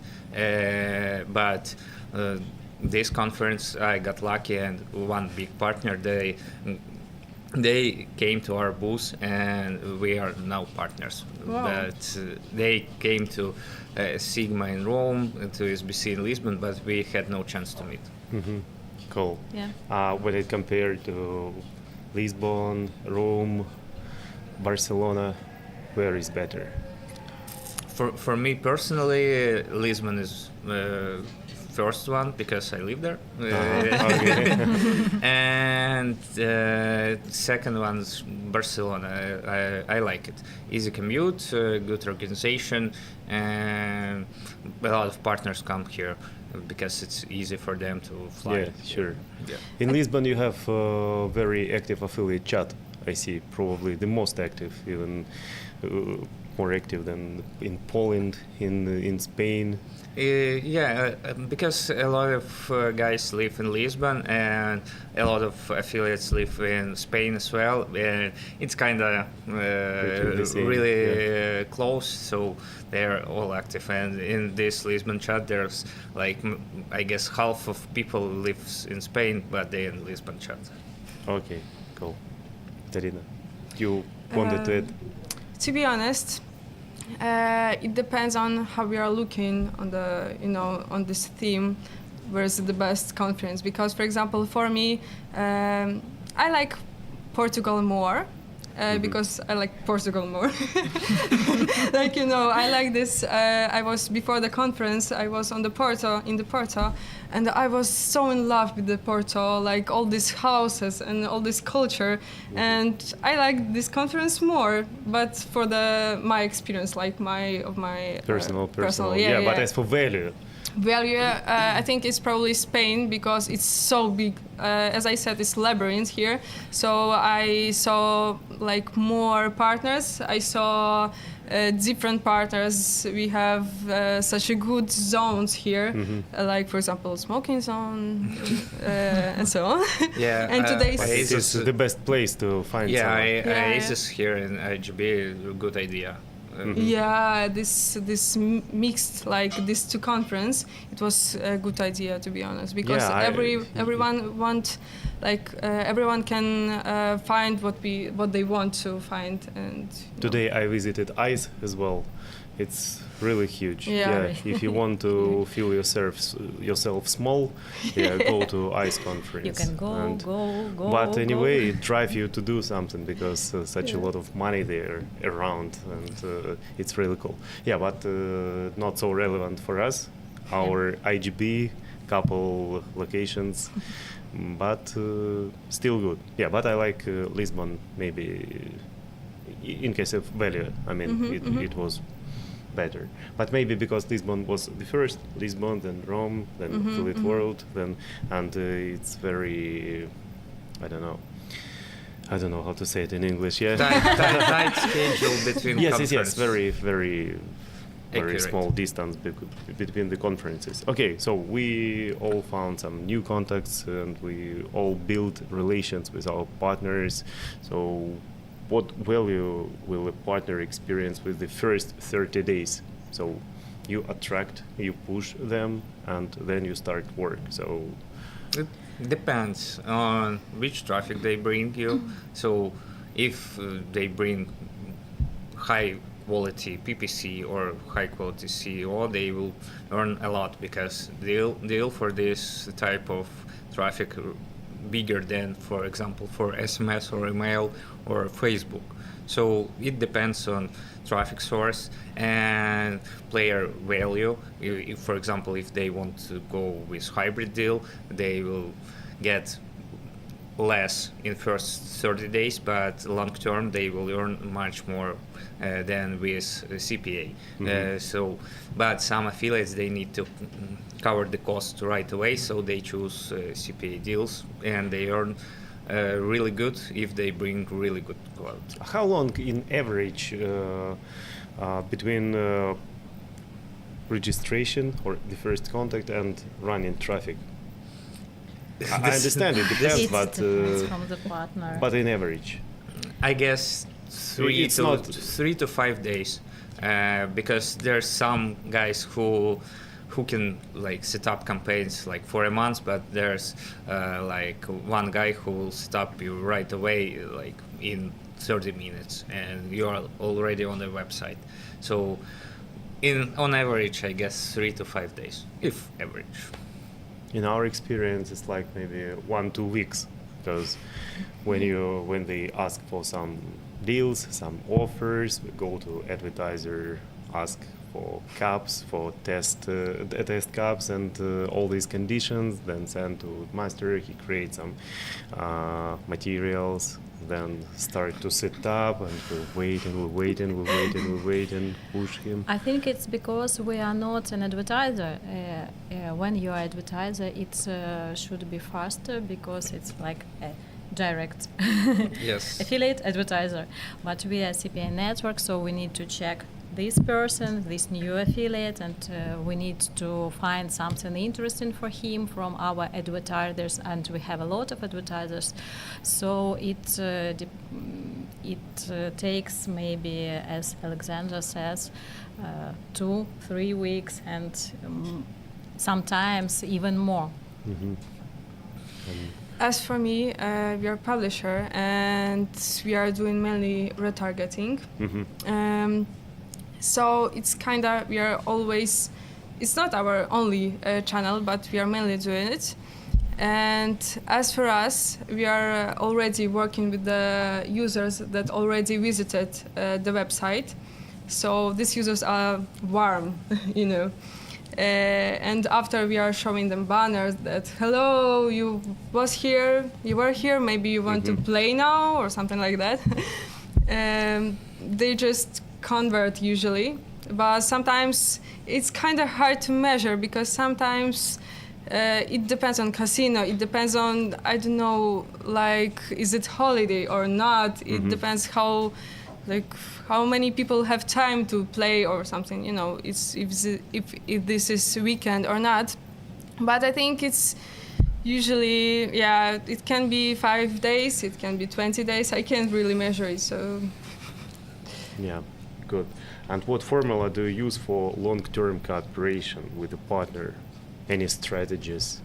As for me, we are really appreciate the communication and relations with the partner.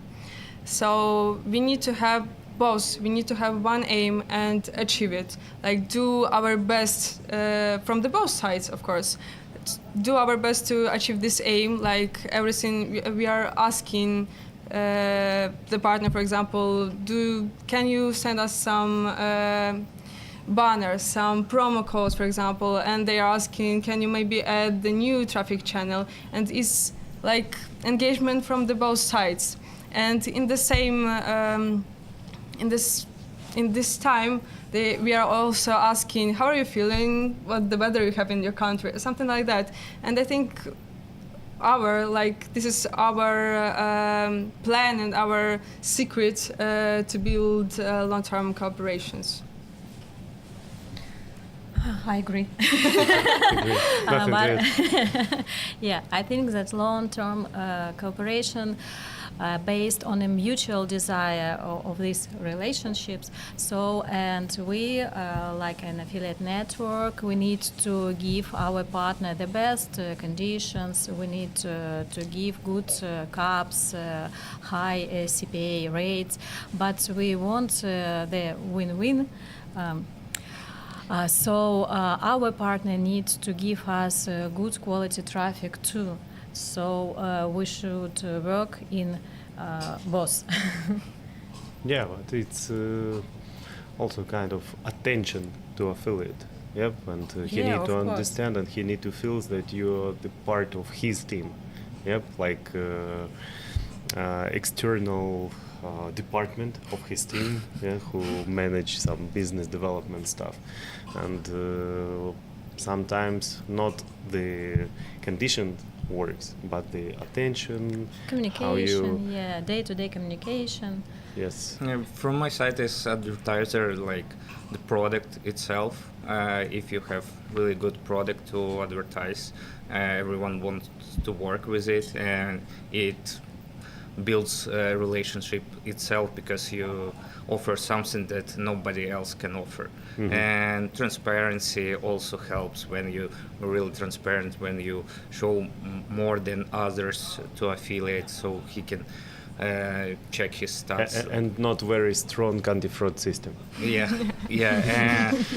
For if you maybe matters. Yeah, if you pay for all the FTDs, no exceptions. Like it helps to build really strong partnership, and just you need to be just fun guy maybe, because sometimes jokes can build a good partnership as well. Yeah, but from advertiser side, is it a big queue of affiliates who want to run traffic? Because for affiliate network on a different vertical, you need to find these affiliates, you need to give him some advantages why he need to send traffic through your network, not to direct advertiser, etc., etc. But from my point of view, for advertisers, it's much easier because like every time it's a big queue, and you like Caesar just can. No. Yes. Okay.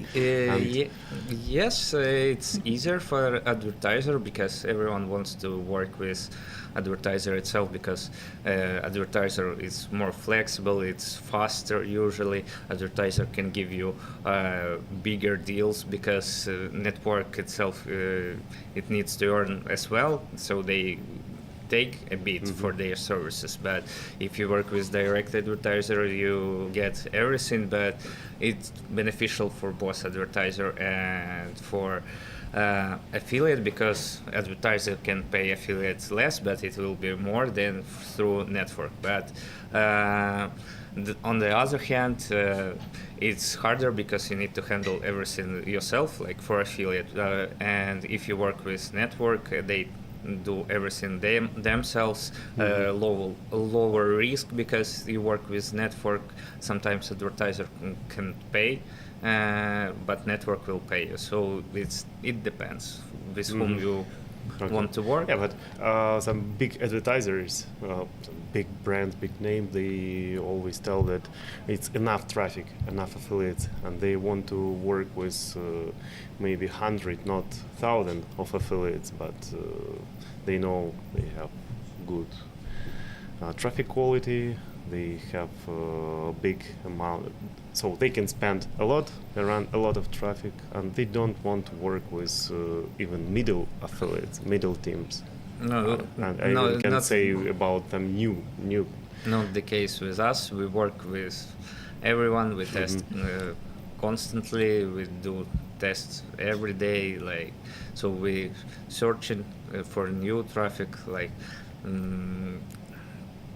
there's no limit in traffic for us. Like, we want all the traffic. Okay, got it. And how do you help a partner increase revenue? So maybe not just rather to send more traffic, but to increase some revenues, KPIs. As I told before, there's a CPA and hybrid. Yeah. For example, if you bring really high quality players, then and you have CPA deal, it's maybe better to consider hybrid deal, because you on the long term you will earn more with revenue share model. But maybe just ask advertiser for a big bump, and they will give it to you if you drive really good traffic. But it's a good question, because the most of affiliates in networks and on advertiser side, they don't know how to run campaigns. They're on another part of the story, and how they can help affiliate with his campaign. What they can suggest or something like this, because they don't have any experience. Usually I treat affiliates like kids, so I do everything for them. Like I even set up their tracking system for them. Like I'll set up everything, just send traffic. That's it. That's all I need from you. I'll set up everything, like from A to Z. Yes, but I would say it's unusual, because in the most cases affiliates don't know how to do. Agree? How you deal with it? In our case, how we can help affiliates to get more benefits. So I think that we can see their statistics. We can work with different offers from different advertisers, and if we will see that this offer is not converting good for this affiliate, so we can propose him another offer. We can check their traffic. If we will see that traffic is high quality, so I have different offers, and I know that here is CPA more higher, or here are better conditions, I can propose him to run traffic to this offer. So we can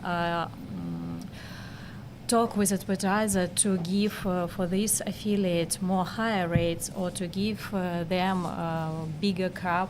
So in such a way we can help to increase revenue.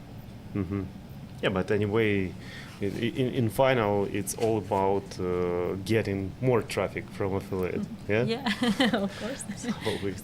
It's win-win story. Okay. Yeah. What can you say? As a publisher and as a web media, it's our specialty to increase revenue rather than drive more traffic, because we are mainly doing retargeting that have the aim of increasing the revenue.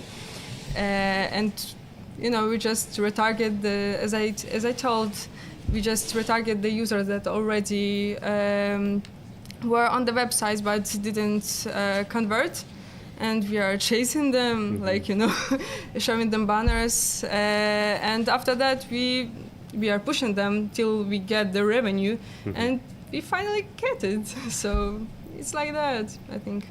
Good. And in which cases are you willing to adjust terms for a specific partner? As for me? As for you, as for publisher. it's one of our advantage, I think, because we are flexible, really flexible. We want to adjust our terms for every partner without exceptions, because we believe that every campaign, every company is like different, and we want to be good friends with them. We want to, just adjust and do our best. So it's like that. Kate? We could adjust terms for our partners with whom we are working for some long period. So we know their quality, we know their volumes, we know that they can do their best and send their best traffic to our network. So in such case, we could talk with advertisers, we could go to advertiser and shows him the quality of this affiliate, discuss why they need to give higher rates or give more cap or maybe some brands new to test. So we are able to help our partner in such way.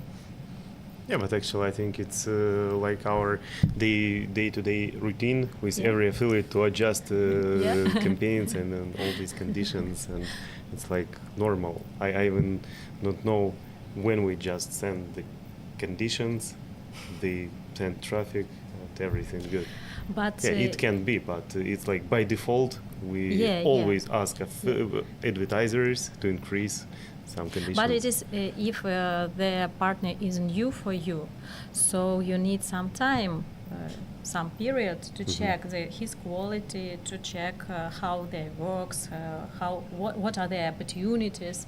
So for new partners it will be rather harder to adjust terms. But for partners with whom we are working for a long period, yes, it's our responsibility, I think. But as for advertiser, you just look for KPI and does the traffic really... Not usually. Sometimes, like you start, for example, with SEO websites, you start from the middle position and you adjust deal to get higher position, or with PPC the same, or maybe your conversion dropped a bit and you adjust in deal, increasing it, so affiliate keep his earnings, or. But as for Facebook traffic, you expect bad quality by default, I think. So you don't want to increase some conditions before you look real results. Yes. Sometimes we need to test, and then like we start with something average, like average deal, and then after test we give our proposal that like we increase, we decrease deal, like what will be beneficial for us. And then we trying to find this win-win situation. Got it. And what does the worst scenario in partnership look like, and how do you handle it? When we don't get the money.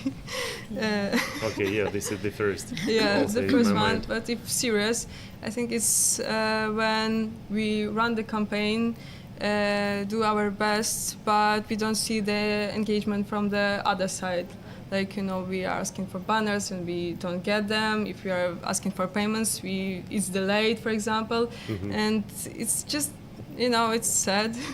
we were investing and trying our best, and just because of the client, of the partner, it's just nothing happens. And how we are handling with it? Just and the cooperation, I think, but we can firstly try to change, for example, account manager. Maybe something will change.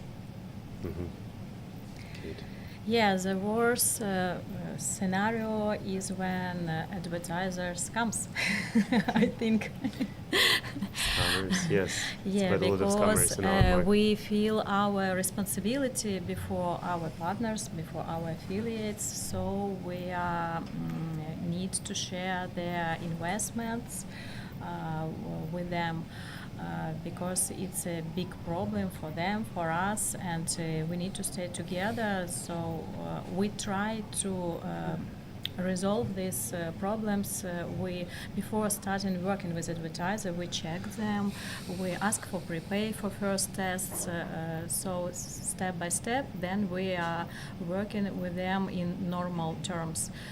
So we need to do such things to minimize scams. That's all.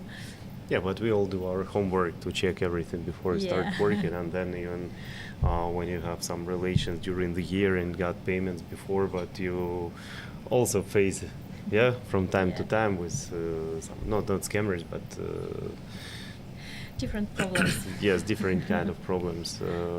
With advertisers, I think it's pretty easy to answer this question, but for when it comes to affiliates, for us, it's very important to have some trust from both sides, because affiliates always say we have high quality traffic, we don't do some illegal things or something which obligatory, etc. And then we see, based on statistics or feedback from advertisers, and we see that affiliate lying. And it happens very often in gambling vertical, and this is probably the worst scenario when they send you traffic, you need to pay them, and they have a lot of truth in their eyes, and they are so polite. Guys, we sent you good traffic, but we see no, and we understand we don't need to pay, we don't need to do anything with this affiliate anymore, but they still try to work with you to keep this working. I'm good, please work with me. yes. And my worst case scenario is when good affiliates, they stop answering you.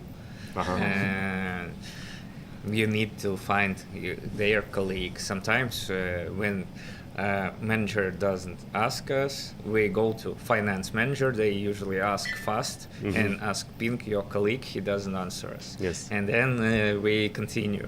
And this this really bad for us, because sometimes we don't get traffic because of this, but we trying to find any solution, like maybe send present, like to take his attention to us, and maybe find colleagues, find him on conference, and etc. So finding contact with affiliates is really important. And what are the reasons why they are not answering you? Maybe you dropped in conversion, now you're not interested in them. That can be the reason. Usually it's the main reason, because new brand coming out and they have better conversion. It's like iPhone. A new iPhone comes out and why you don't want to use your old iPhone? It's still good, but the new one is better. Yeah, and also think about maybe the worst scenario when you just see statistics and no traffic from some affiliates today, and you ask it why. We don't have reply like a couple of days, and then we just sent to your competitor. Why? Because we drank at the conference before, and I promised to run traffic there. So I always push my affiliate managers. Why we can't lose our partners just because we don't pay a lot of attention to them, or less than competitors do. So probably this is the worst for me as for CEO of the project. Yeah, I understand, and that's why I usually give as much of attention to affiliates as I can on conferences. I drink with them, I talk with them about everything. Usually we don't talk about work on conferences. So usually we trying to reach contacts. I like fishing, and a lot of affiliates, they're male and they like fishing as well, so we can discuss fishing. Or we can discuss games. For example, some affiliates love video games, so do I, and to find this connection. Yeah, that's true. You need to know about affiliate much more than just the work, because we also have some cases. Our affiliate likes bicycles a lot, and we told our affiliate manager, girl, please read about bicycles and tell about it. To build human relationships.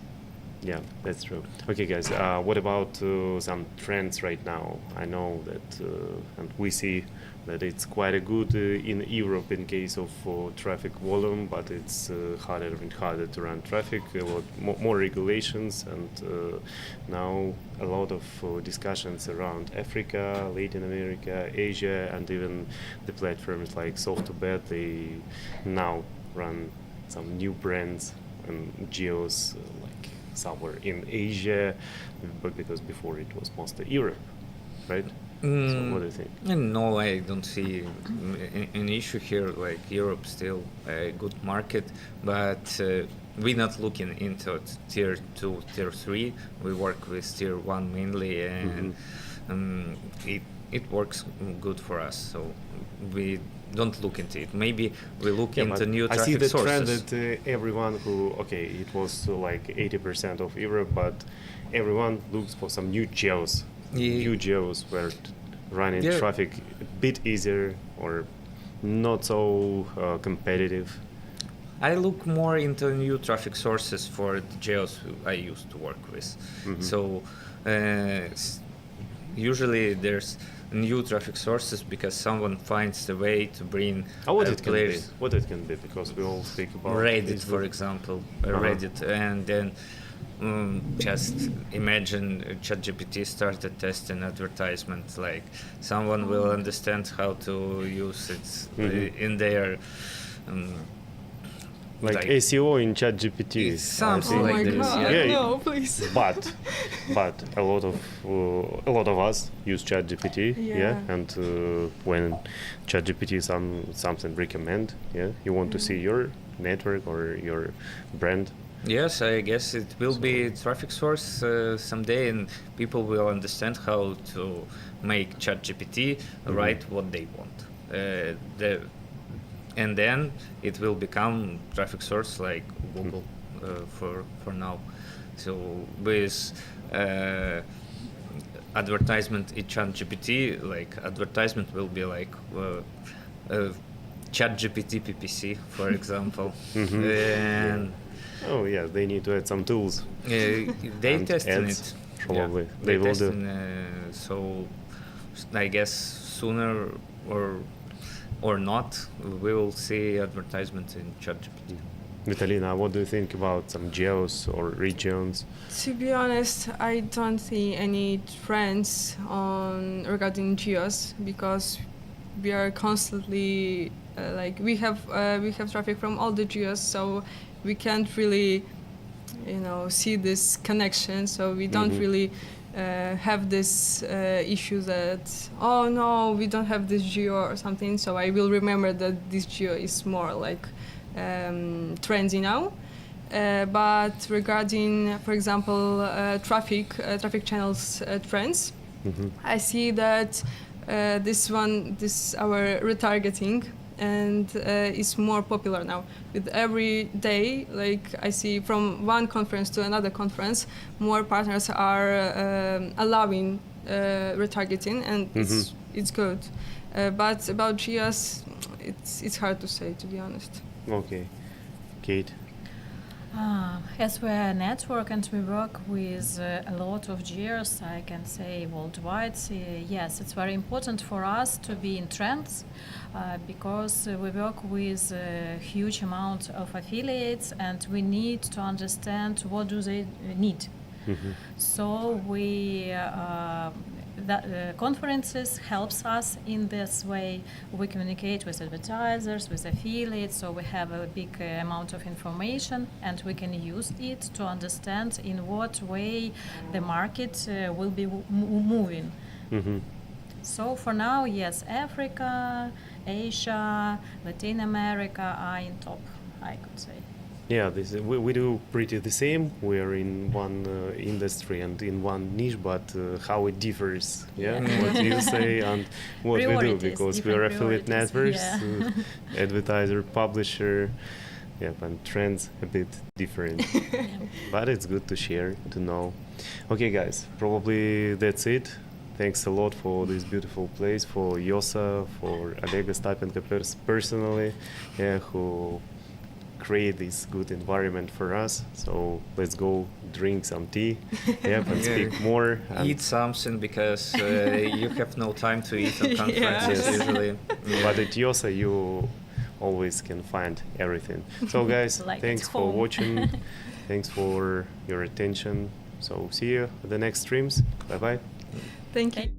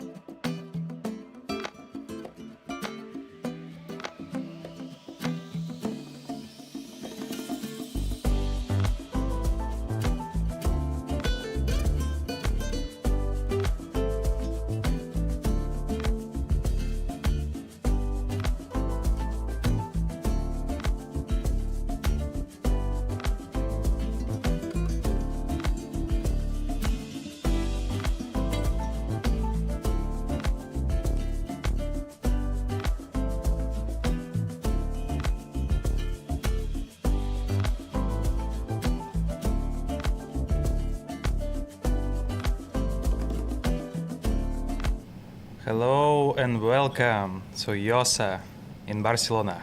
It's our almost like last shot. And the last day of the conference, IGB and ICE, well, that was something, huh?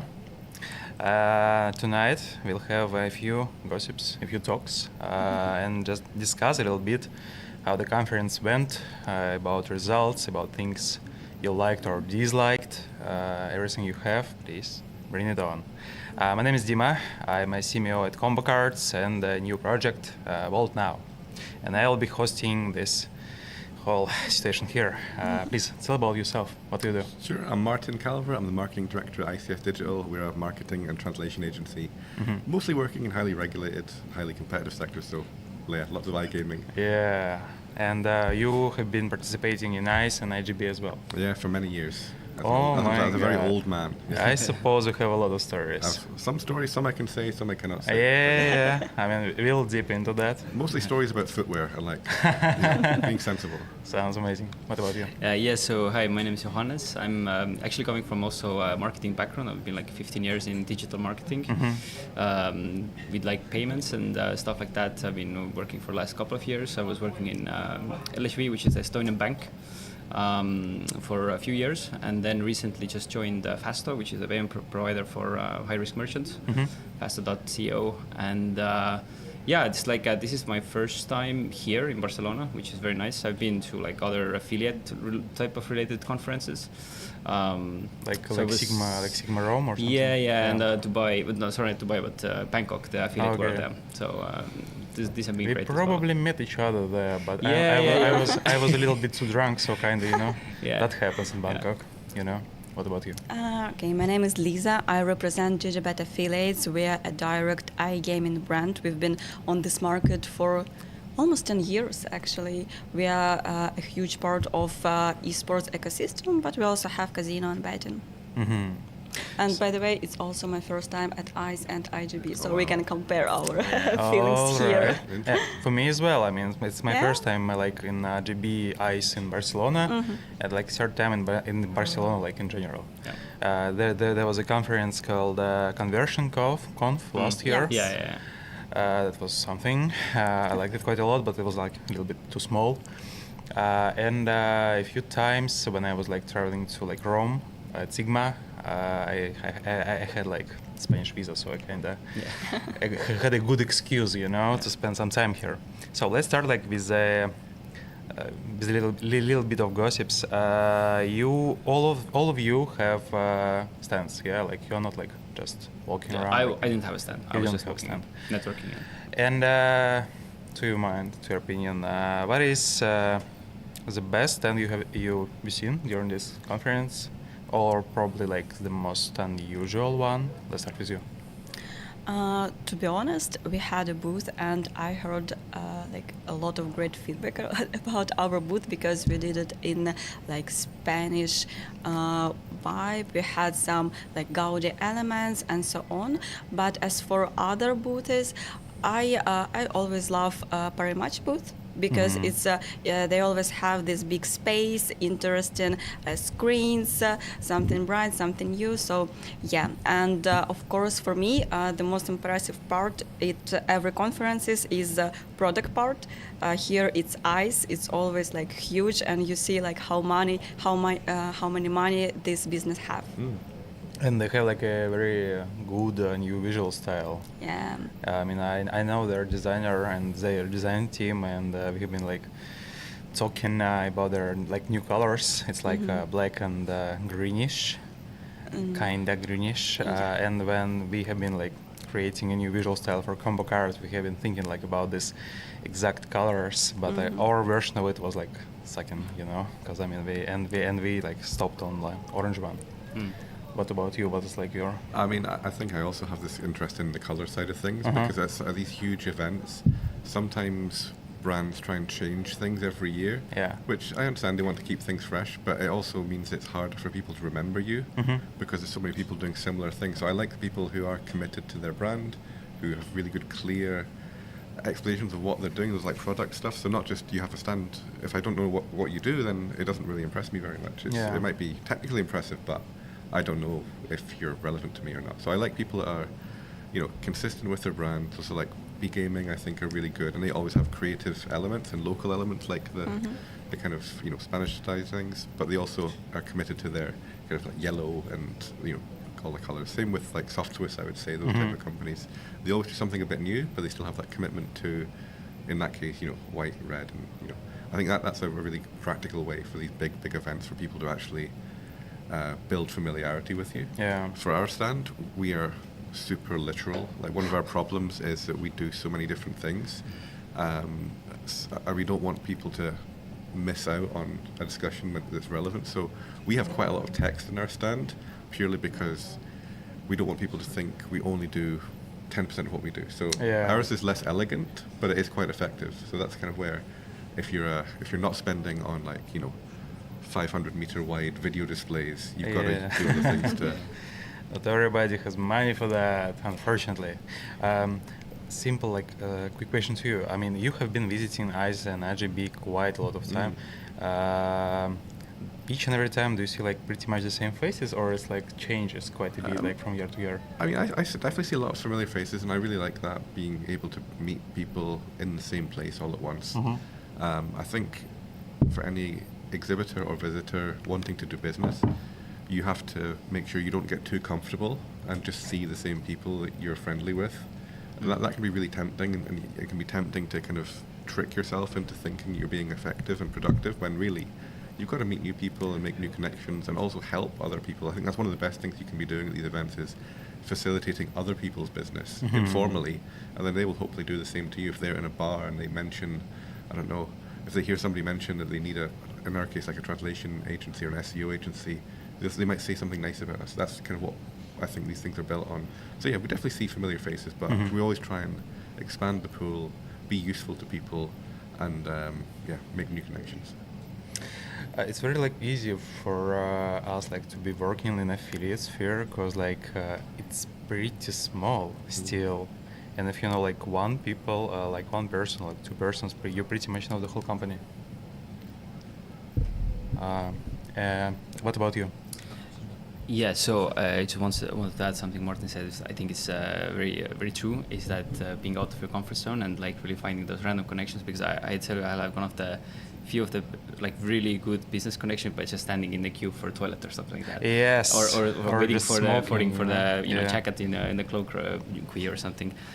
So I also try, if you're just standing by doing nothing at the time, and you have free time, just look around who's just doing also nothing, and just approach this person. It's, I think, a lot better than just going from booth to booth trying to sell your stuff, because this is what the internet's for. You just go website to website and see what everybody's offering. But these human connections in other situations are usually more meaningful. Also want to say a few things about the booth, which maybe I do a little bit disagree in that sense, is that I was also walking around, because you sent the question okay, let's see the booths around. It's okay, let's go around, let's see what's there. And obviously the ones that pay the most money, we had ones that just take all the space, kind of, who has the biggest, that's kind of the the target to hit, right? Hello. Yeah. But what I really liked was, I think the brand was called Paper. Yeah, because what I liked is that they had literally nothing on their booth, and it was a closed box with curtains in it, and it almost felt like an exclusive club that you have to go in and look what they're doing. Kind of, it felt isolated, so it's very kind of exclusive thing that you want to check it out. And I remember that. I was from the marketing point of view, I think this is pretty good. Yeah, that's a very good one. For me, it was my favorite stand is R2D. R2D partners. We have been I'm biased as fuck, because we have been friends for many years. But starting last year, R2D had a very new approach in terms of how they do things, in terms of their events. And right now they have a stand that's basically looks like a house, pictures, some cozy chairs, pictures all their stuff or my friends and something. And it's quite open. It's just different parts of your house, and you kind of walk in there. You can lay down. You can I don't know, have some tea. Yeah. I mean, it's this idea of home away from home, far away from home, and the total cost is not so high, so it's kind of creative and it sells. Yeah, and also they had this the shower of money or something Yeah, like that. yeah. Really nice and creative idea. Mhm.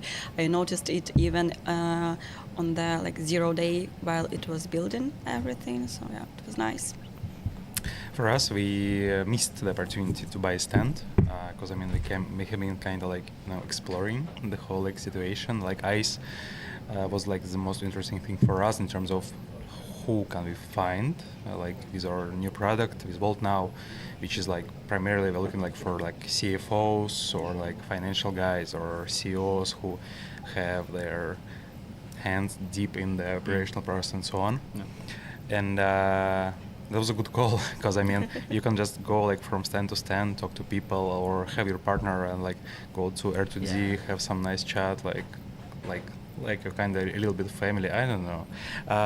Talking about Barcelona, during these days in Barcelona, you have been probably attending like some events, like private, not private one, and have been walking around the streets. What have surprised you the most during your time here? Let's start with you. Well, I mean, I think the next biggest conference that I went to was maybe a few years ago in Lisbon, Web Summit, which is like the size is like I would similar or maybe even a little bit bigger. But yeah, it's like every time you go to this conference, you kind of forget like how much this amount of people looks like. And I remember yesterday I walked out from the conference towards my hotel, and I think I walked like an hour before I was like, okay, now is a good time to start taking taxi or something. So yeah, it's like you think it's big, but you don't like. If you have to be here to understand like how big this actually is. So this is always something that keeps surprising me with these big conferences. Personally, I was impressed by rain because I arrived from Kyiv and we have there -15, -10, so I was really waiting for the sun and some warm weather, and there was a rain and we didn't expect that. Yeah, so basically that, and on the other day, I believe you also had this, attention message. Oh yeah, the first day. Yeah. I was thinking like about like terrorist attack, and I was like, all me right, too. today I have a day off. Looks like, but no, it was not it. And I was like, a little bit disappointed. I think with that alert message, they should have put an affiliate link or something. Yeah, they could have made some real money that day. Yeah, good Roy, you know. Yeah, on the weather side of things, I'm Scottish, so I don't mind the rain. But when we're coming to Barcelona, I really hope it's not raining. So that's fine. But we got over it, I think. But in terms of everything else. I don't know anything too surprising.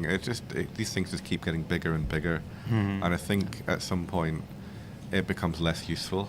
I sometimes like some of the smaller, well, what used to be more chaotic events where everyone was kind of pushed together, which is not always comfortable, but you're able to get around and see people, and everybody is at this event, but you could go the whole event without crossing paths with somebody is there.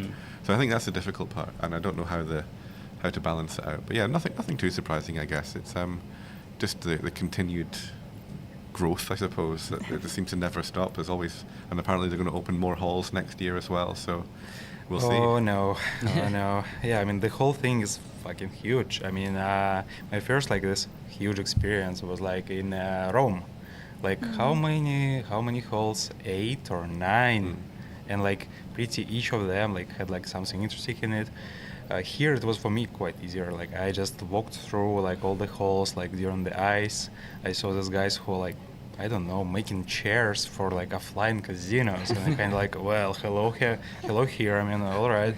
And for me like IGB was like the main like place to be. But in terms of like surprises, yesterday there have been an event from N1. Usually Pinup is doing something huge, and they basically can do it. I mean, they have like a lot of expertise in that. This time they kind of missed the opportunity, and one took a turn. And for the first event, that was pretty good. Like it's very hard like to organize something like this huge. I mean, we're making like events as well, like for our partners, but like the biggest one was like for, I don't know, like 100 or like 200 people. Still, it was like a huge pain in the ass in terms of like to make it work and make it kind of cost effective, because I mean everything you do, you have to like have some numbers to kind of prove that it was worth something. It's not just a fucking big party. And N1, well, did a good job, and I suppose like in the nearest future they will be like making something big as well, because it looks like big holdings like Redcore, Pinup kind of started like calculating some money, and started like to kind of spending less money on things that they can't count. So yeah, I mean it's very like cool to see like this kind of fresh faces in terms of like new offline. I was also there. I really enjoyed that event. I thought they did a good balance. It wasn't just a party. They did manage to get some work stuff in there, but they also didn't make it boring. Yes. Sometimes companies, because they're so keen to get return on investment, they'll put on some kind of entertainment, but it's not entertaining because you're interrupted every 2 minutes with some corporate stuff. So you've got to have that balance. I thought they did really well. And yeah, it's only going to get more difficult because the more people who are doing it, it becomes like an arms race. Somebody's got this superstar DJ, so you've got to have an even more famous DJ. So I think it just keeps going up like that. But yeah, I think you've got to prioritize the ones that are most interesting, and I think they did a really good balance of work stuff, reputation stuff, branding stuff, and yeah, just giving people an environment to have a good time, I suppose. Yeah, and talking about like these side events, talking about your like personal preference, what do you like more, like big, huge ones? I mean, I suppose we can talk about N1 event like big one, or small ones like, I don't know, like conversions dinner they have like for I don't know how many, like 40 people tops. What's your favorite one? Which format works for you best? Well, obviously smaller ones and more intimate. You can like talk with more people in a better setting. I think that depends what you want, of course. Like if you're just like new in the space and just wanna grasp the whole greatness of everything, then just like the big event is good. But I think if you're like want to network like hardcore and with very specific people, then you know that okay, this is where those people hang out. This is where another set of people hang out, and then you know like where to prioritize your time to. So I've been fortunate enough to also speak on the affiliate world in Bangkok a few years back, and they organized these like speaker dinners for all past speakers as well, and these have been like incredibly valuable. So whoever is like watching or opportunity to speak and like organize these speaker dinners, I think those people who are speakers and they have some story to share are like good to put into one room because they really appreciate this type of get-togethers. What about you? I mean, for me, the kind of events that we do are, I guess, along those lines. We want to be able to have a good conversation. So last year, for example, at this event in Barcelona, we did a dinner with like a flamenco performance. It was not me doing the flamenco; it was professional. But I was pleasantly surprised because it wasn't just like a tourist show. It was like really artistic and quite emotional. People were quite surprised, and I think they really appreciated the chance to kind of do some local culture while also working. It's like, because you're here to do a job, but so you might miss out on some things. So it was a way to combine work with something that people would really appreciate about Barcelona, I suppose. Yeah. So that kind of thing works really well. So it was a dinner with a twist, and no one's going to forget that because you literally cannot forget the type of artistic. Yeah, it's not like. Whereas I think sometimes the DJ stuff, you can go, well, who did that party? I don't remember. Or maybe you remember the DJ, but you don't remember who funded it. Yeah. So I think that's key. It's got to be memorable for the right reason. And if you're not a huge company, focusing in what will be meaningful and memorable to people, I think. I agree, 100%. I mean, like one of our like first events, it was like for 40 people. And the main idea was we just took all the like affiliates, level guys, and it was like back in Armenia and Yerevan, and we basically like booked a bus and went to like shooting range, like a lot of guns, like 20 or like 30. Everybody was hungover, of course, because I mean it was like this after party, but we had like a special luggage like with some like tablets like to make your life a little bit easier. And well, everybody kind of shot a lot. We thought that can be like a disaster potentially, because like each and everybody is kind of tired, because I mean like you have been working like 2 business days, you have been like partying like on the side events, and basically networking with some alcohol, part of the job, I suppose. And yeah, I mean they enjoyed it quite a lot, because I mean like it was like a very new thing for them. I mean, and pretty much everybody noted that, well, I mean, when you make a side event and the main idea is to get drunk together, it doesn't sell right now because everybody kinda got tired of it. Some people are like quite not quite young anymore. I mean, they have families, you know, like you have like some years you need to like save a little bit. So yeah, I mean, I'm totally on the same side as you. What do you think? Definitely agree with everything you said before.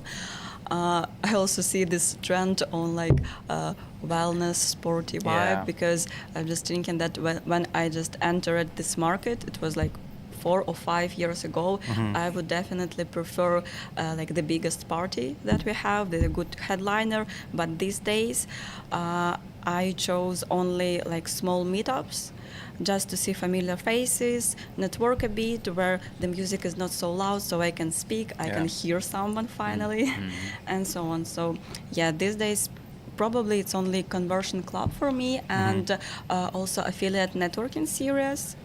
If you know, it's Vint events. Ah, okay. Yeah, they have a meetup today. So yeah, basically that. Well, for me, it's like it's very strange, you know, like depending like on the from conference to conference, like judging by the results of your like networking, judging by the results like of your attending it. For me, it's very hard like to find a sweet spot in terms of like which one was like more effective, because like if you have like a big focus on alcohol, well, we get drunk together, and pretty much somewhere like during the process you kind of get this like aha moment and kind of start working, or like where you're just sitting like at the conversion like table, you're just kind of together. I mean, you don't have a choice not to speak to each other, because I mean, like, well, it will be awkward. Let's like just say a few words. Right now it's like January, yeah, it's like the beginning of the year. I mean, lucky us, because I mean we have a lot of work to do. And talking about plans, what are you going to visit? Which conference? What plans do you have like for the upcoming year? This year we'll definitely visit Conversion Conf in Warsaw, also IGB in London, SBC, and Roma, Sigma Roma. What about G-Gate like in Tbilisi, Georgia? Not our market, to be honest, and not our audience, but we are thinking about attending Hub conference. It's Ukrainian organizers, and they also trying to do this year a conf in Tbilisi. Yeah, in March, I suppose. In March. Right before Conversion Conf. See you there. I will be there. Okay. Yeah, see you. Like, it's nearby from Yerevan, Armenia, so yeah. Yeah, but also that was conferences that we attended with booth as exhibitors. But I think some of our team also visit some more conferences like Dubai, Affiliate World probably, and so on. Yeah, if you will be in Bangkok, let me know. I mean, we have like a new... I've never been to Bangkok, but I really want to. You should go. You should Everyone definitely say go. that. Yeah. I mean, everything. Thing there. Yeah, but I'm not sure. I'm not sure for now. Everything that happens in Bangkok stay there. I mean, it's not a fucking joke, you know. What about you? Yeah, well, I have all the tickets for Bangkok, so for sure I'm going there. I'll be waiting. Closer to now, we were just discussing with my friend is that probably would like to go New York. Never been to actually New York, US for the conference in March, or no, it was in February. It was just like now it's starting soon. Then Dubai, of course, probably as well, because there's also the affiliate, the Dubai version happening. I think they're quite close, like a few weeks apart, so maybe could spend there. But yeah, like I haven't been to Rome yet, so probably this would be also in my bucket list for this year. A lot of traveling. Yeah. What about you? Yeah, where we travel all the time. It's one of the things where, because we work in so many languages, it kind of makes sense for us to go to different places, but it can be crazy, and you need to plan it out so you're not just not leaving enough time to follow up with the meetings you've had because you're planning for the next event. I think that's a really difficult thing to maintain. I would say we'll certainly be in Lisbon, we'll certainly be in Rome. I hope we're going to AFPAPA in Madrid. It's May, I guess. Yeah, so Madrid in May, that's a pretty nice, tempting kind of thing. But I also really like that event company, and I think they do exceptional talks as well. Like compared to like some of the bigger events, I think the talks are really good.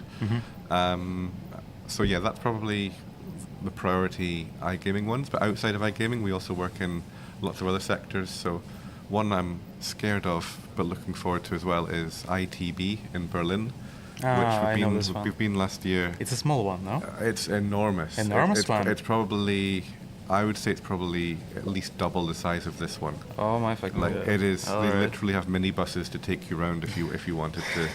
Last year we like broke our bodies trying to walk it. So we'll be much more strategic this year. But yeah, that's a crazy one in terms of size and scale. So yeah, that's the next priority, I suppose. That's in March. But yeah, we're always going to be present at iGaming events. It's kind of what we're known for. So yeah, we'll be participating and doing talks and all that kind of stuff. Yeah, having a few drinks, you know, Absolutely, some for networking, sure, you yeah. know. I'm waiting on you Exactly. today. I'm waiting.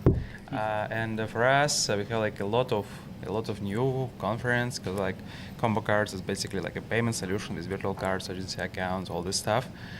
So we work like with all the verticals, like except for crypto. We don't work with crypto because crypto guys are scamming a lot, and we have like some ideology inside, you know. But we'll be going to Sigma in Dubai, Affiliate World in Dubai, but like without stands, just you know, walking. We'll be having a stand and 2 side events in MAC, Yerevan, Armenia, G-Gate in Georgia, Icon in Cyprus. Yeah. Also conversion as well, I suppose, if I have my visa in time. I suppose not, but still, I mean, let's give it a try. And we'll be like closing this year, like the last year in Bangkok in Affiliate World. So yeah, I mean, like let me know, because I mean we have like a lot of plans for this one. It's like probably the biggest stands we have, the biggest like side events we have, and we have like a few clubs nearby, and we just go there when our event stops. Because I mean, it's very early to die. I mean, it's, you need to like continue networking until you can talk in. Yeah. The last one I have for you is. So you're attending conferences, yeah. I mean, you're talking with a lot of guys. Some of them leads, some of them just friends, some lovers, I suppose, because I mean a very small one, yeah. And talking about these fresh opinions, you can find rumors, places. Where do you find it? I mean, it's just like smoking a room and you kind of hear something out, or just like a special like strategy, a secret one or not a secret one. Well, I mean, I can just start, and I think, at least in my experience, by talking with people, maybe have different experiences, that I haven't yet had any experience where, like, it was kind of like secretive. I think people are very openly sharing what they can share, and that's how you piece together like different things that are happening, because everybody has a piece of something. I think the ones that like know everything about everything, you know, there's just like not here, there's somewhere else. So yeah, for me, I didn't really find like a specific place where to be to hear their stories, like a smoking room or something like that. But like I said before, I think the best conversations I had were happening while waiting for something, just unexpectedly. Or in a taxi cab. Exactly. Yesterday when I was trying like to get around and not get wet. What about you? I mean, I think it's just anything face-to-face we find is really useful, because there's so many things that people won't say over email or won't think to say over email, but then they'll tell you the real story in person. And that's when we can, you know, help them with a solution. Basically, we're not going to tell anybody like client data or anything, but because we've been doing so much for so long, we know some solutions to certain issues that come up all of the time. So any problem you might have or any challenge you might have, we've probably seen it before, or we've made that mistake before 15 years ago, so we can help out with a shortcut. And that's kind of what's useful about these events. So like I said before, if we try and help people informally as much as we can, and hopefully and kind of rely on karma to kind of then people say nice things about us. So that's kind of a big part for us. So anything in person, but yeah, I think also like, you know, random discussion in a smoking area, or taxi cab, or in a queue, because you know British people love complaining in queues in particular. So that's where, you know, shy British people start to come alive when they have something to complain about. So maybe that's a good way to kind of make a connection, if you just find a queue or start a queue. That's kind of a good one. And also, like, you know, we all complain about the, you know, no matter how big the event is, there's always going to be limited seating. Yeah. So just joining somebody and saying, like, can I join you, or inviting someone to sit with you, everybody's grateful to sit down. So that's a good environment to then make an introduction, and then they open up. I seen like a very fascinating story. It was like standing, waiting for pizzas, like in the food court area, like huge lines. You know, usually as it happens, people want to eat. You know, we don't know that we need like a lot of these places, but we have one. Okay. Yeah, I mean, just we kind of got used to it. But we got our pizzas, and we're just looking for a seat, just to have like some bite. And there's two guys in front of us just looking as well. And there's a guy sitting on the like nearby like one table, like one place occupied, three ones. And the guys kind of like asked like, can we like sit here? Just we have a bite. I mean, we won't be bothering you. He kind of like, nah, like no. I mean, he was like a little bit of tired, I suppose, and they kind of asked again, because I mean, like probably for them it was like a very new thing, because I mean, usually it happens like completely the opposite. You are sitting alone and they kind of like, let's fucking go. I mean, let's make a little party from here. But yeah, I mean, he was not very talkative, and he kind of like said no. But then we came and we kind of like pushed him through a little bit, and we told like, well, I mean, you're not eating, you know, have a little some like a wine. I don't know. I mean, be a good neighbor, yeah. Yeah, like, you know, help us out. We'll help you out as well. That's it. Yeah. Besides what you guys already said, I would add I had like a little insight today, because I arrived quite early today at the expo to set up booth, to check everything and so on, and I have some time before everyone gathered at the expo just to walk around the floor and go to our colleagues on this market, to our competitors, and just have a little chat about what happening on their side, what happening on our side. And it was a nice thing, because usually you don't really go to competitors to talk about things, because you have a lot of meetings, you need to find as many contacts, as many relevant contacts as you can. So yeah, if you have a booth, just come to the expo earlier and go walk around and have some time, have some chat with people. Talking about coming to the expo early, have you faced the same troubles as I am with the taxi cabs and waiting like for 30 like? We have a booked transfer. Oh my God! Yeah. It's a very old money shit, because we had this issue in Roma. Yeah. It was absolutely terrible, and it was my first time in Barcelona, so I had like chat with people about their experience in Barcelona, and I was like, okay, we need a transfer. We just need a booked cab that will definitely arrive just for us, and we'll have time to like, come to home. Smart. I'll continue talking like about the conferences. 6 months ago in Lisbon, many companies brought like some celebrities, well-known athletes, some like ambassadors, like a lot of them, I suppose. I've never been there. Like we don't have so much money, you know, to go there.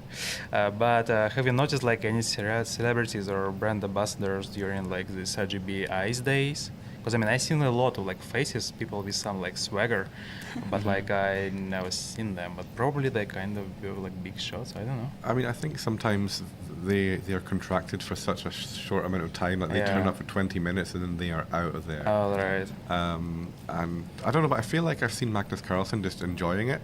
I don't know if I guess it feels like he could be into iGaming. I don't know. But yeah, he's definitely been around. I was very sad at Lisbon in 2024, I think, when some friends at GR8, or Great, however you pronounce it, you know, they have their connection with Usyk, and they said he's going to judge an arm wrestling contest. Do you want to participate? And I'm not. I'm not built for arm wrestling or built for anything. But I thought, look, if I get to meet Usyk, then I'll do it. And he didn't show up, so I had to embarrass myself for nothing. Well, not nothing. I got an autograph. That was cool. But I did not make friends with Usyk, sadly. But yeah. A good plan for the next time. Yeah. I'll be sure to have an argument with him and say like, why didn't you come and say hi? And you know, I'll start a fight. What about you? I haven't seen any like huge brand ambassadors or celebrities these days, but what I can say that I definitely recommend you to stay in touch with GGBet because we are an official partner of several like esport teams and classic sport teams. So we have in plans this year to bring someone huge. Probably it will be London or Lisbon, but I can like show all my cards for now. But we'll definitely plan on it. Sounds nice. In London, yeah? London or Lisbon. We haven't decided Alright. yet, but it will be someone from esport. Okay. Yeah. Think about it, as they say. What about you? A little hint, today we just gave away a Navi jersey that's signed by top players, so Okay. stay in touch. Looks a little bit easier. Yeah, well, to be honest, for me, hunting or looking at celebrities have been like the lowest priority. So Yeah. by look, just walking around, I haven't actually seen anyone that I recognize. There was one dude that I think was somebody, but I didn't like recognize because he was like wearing glove swag, and Yes, there I've was like seen a lot him. of cameras like Yes, at him while he was yes. doing something. So probably he was someone, but I didn't know. So yeah. Last year was like quite hard, like in terms of like a lot of things happening, like with the market, with like Meta, Google, Nutra is dying so fucking hard. I mean, it's pretty much dead, but still it's kind of tweaking a little bit. It's going very vanilla. Yeah. Do you feel like any sense of like tension in the market right now, like talking about your experience or like your competition, and what are people saying like behind the scenes at the exhibition? Like what feelings do you have like for this upcoming year? Is it's like positive, negative, or they kind of like we are dead already, so we don't have feelings, we're just moving around? Yeah, well, I mean, from the marketing point of view, what kind of I heard or what I had the feeling for is that people are super creative, especially in this category and this field. Yeah. It's like whenever there's a problem, I feel that there is always like some sort of workarounds and solutions how to like work with the problem. Like yes, it's like sometimes restricted, you need to like change something, but there's always a way you can find like alternative to do the same thing. Maybe it's more expensive, maybe it's more like time investment, more people need to work on the problem, but if the ROI makes sense, then it's not a big problem. With my colleague, we used to also like resell different like channels, and I think what happened like recently last year was with Brazil with the regulations, is that we saw like a massive like drop in traffic as soon as they got like regulated.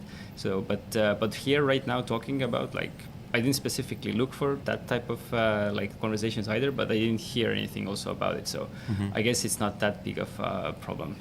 What about you? I guess there's two main things right now. One is like been going on for a while, which is affiliates really struggling with, the presence of AI and losing rankings, and how search engines are trying to not reward the middleman as much anymore. So they'll scrape their content and reuse their content, but they're not going to reward them with rankings as easily. I think that's just a really tough thing for affiliates to be dealing with in general. So we've got a bunch of approaches that we're working on to, hopefully minimize the loss or to maximize opportunities, basically. I guess the more recent one is related to the UK market, because there's a gambling tax regulation announced, or not regulation, but gambling tax increases, and that's definitely something that smaller operators are worried about.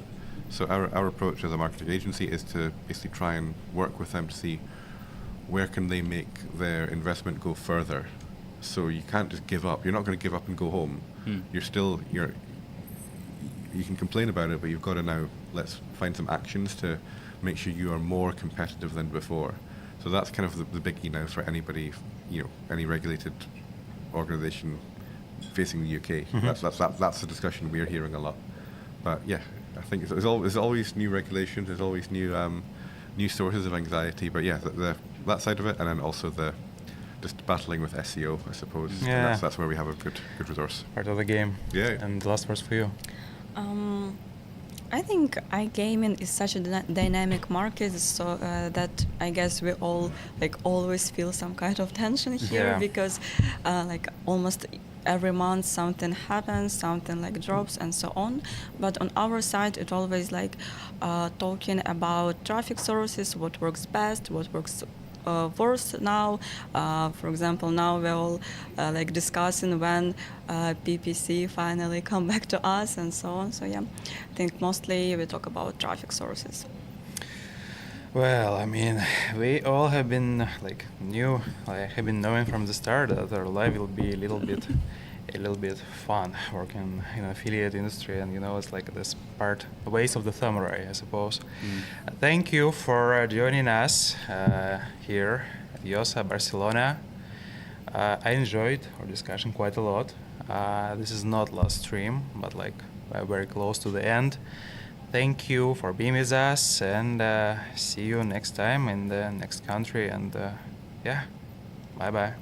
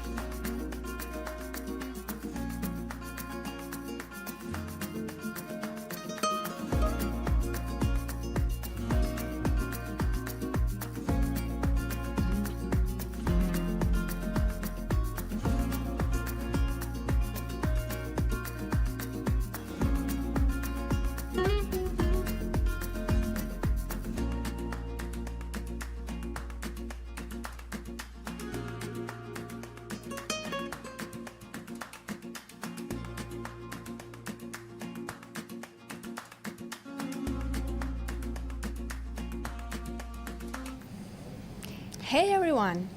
Today we're going to be speaking about SEO and content in the esports, what actually works.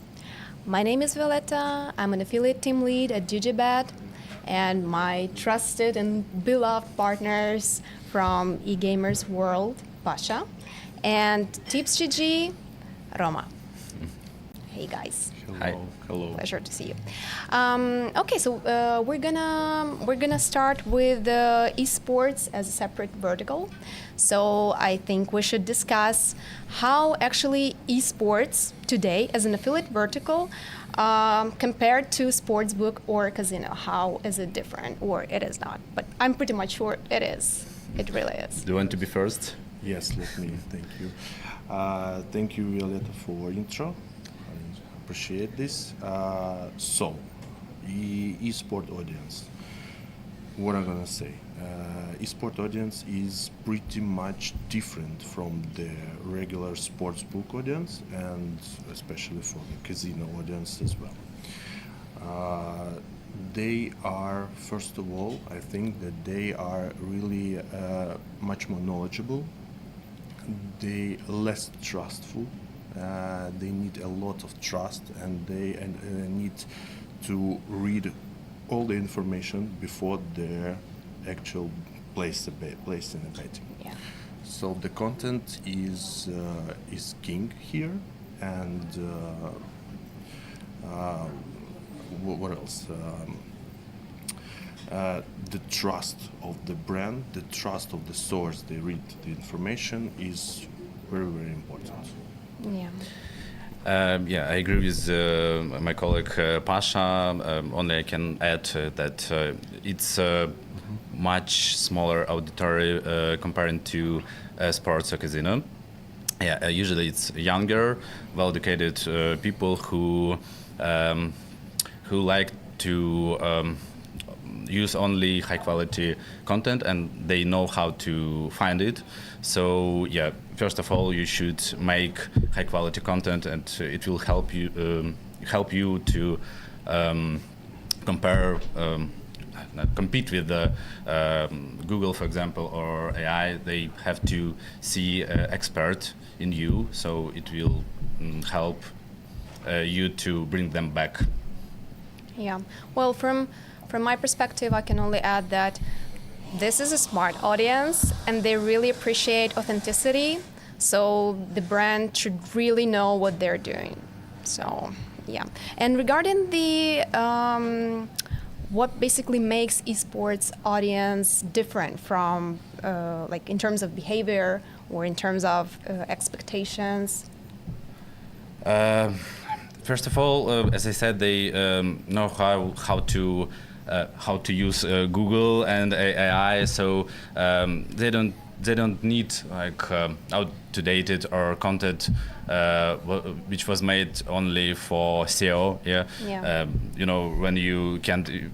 It's not interesting to read, so it should be up to date. You should be trustable, and you have to bring what they expect to see and to use. Yes, I totally agree, and the only thing I can add is that they need live stats. This is like the main thing. It's important for them. They really want to see the data. It should be fast, it should be visible, it should be easy, it should be interesting, and it can convert them for betting for like the main part. This is like these stats, this information, not the text, but the utility of data we can provide. Yeah, exactly. Well, as I already said, this audience is very smart, and they consider the brand overall.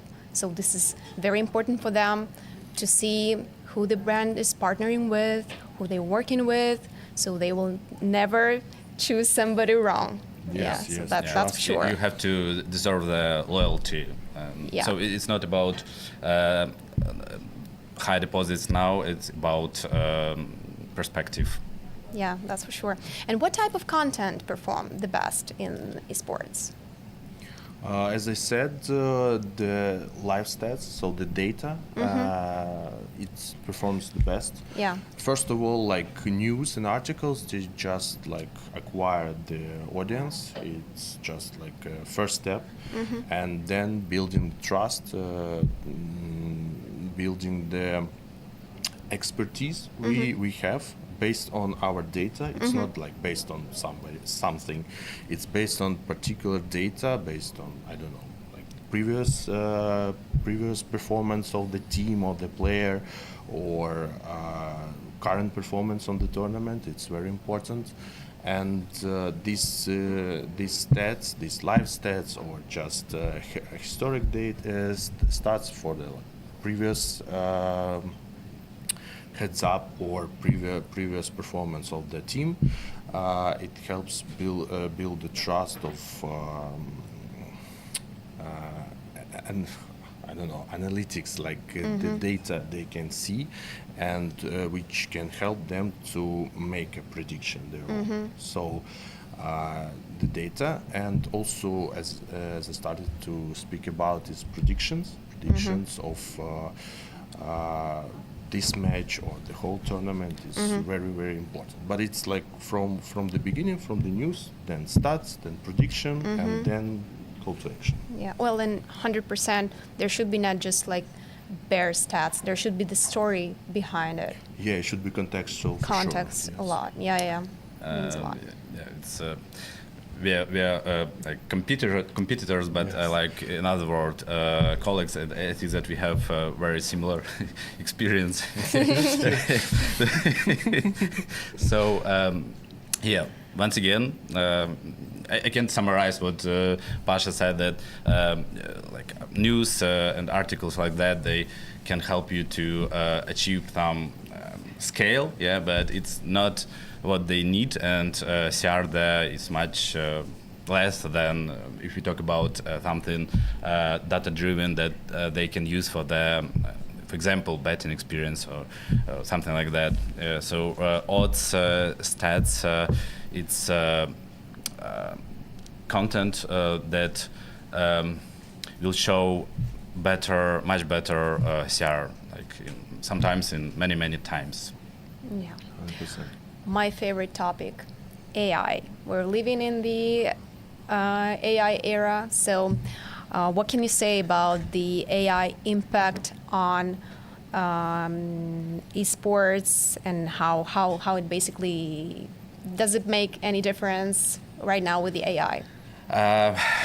So many discussions about AI, even on this conference, but at the moment we use it only for, like, humans still give expertise. Humans still give content for humans, but AI can help to optimize some processes and makes it to create it easier, faster, and maybe make quality better. Yeah, and sometimes it's opportunity to check some information and have feedback in a moment. Yeah, so it's basically good for, I don't know, collecting information, summarizing information, analyzing information, but it's not the key. Yeah, it's like your junior that costs not so much. Yeah. It seems that we prepared from one book, all of us. So what can I add is just AI is like really like a junior helpful assistant, just for localizing or some analyzing some data and other stuff. But what is really important for the users, for our audience, what can't AI do, is to think about, to discuss about the why it's so important, like in common sense. So, for example, why this new patch, new update in Counter-Strike or Dota is so important, make such impact. Why, for example, one team, despite the predictions, plays worse or better, and why does some, I don't know, some social media news for about one player impacts all the team and their performance all over the tournament. Yeah. And you always have to use fact checking, because this guy like to give you not correct information. Yes. So it's very important. Yes. You should double check for sure. Yeah, that's for sure. I can agree. For the question, I don't even know why do I have it here, because the answer is just so obvious. So basically the question is how important the advertiser brand reputation for your audience's trust. I think it's just a rhetorical question. Yes. Because audience rules the show, I think, in this business. Of course, and trust is, I think, the main thing. On our site, we have quite a lot of brands, but we can see from the analytics that the brand which stays with us more acquire more clicks, even it's not in the first place, even it's not like bright and offers a good deposit bonus or something, some else bonus.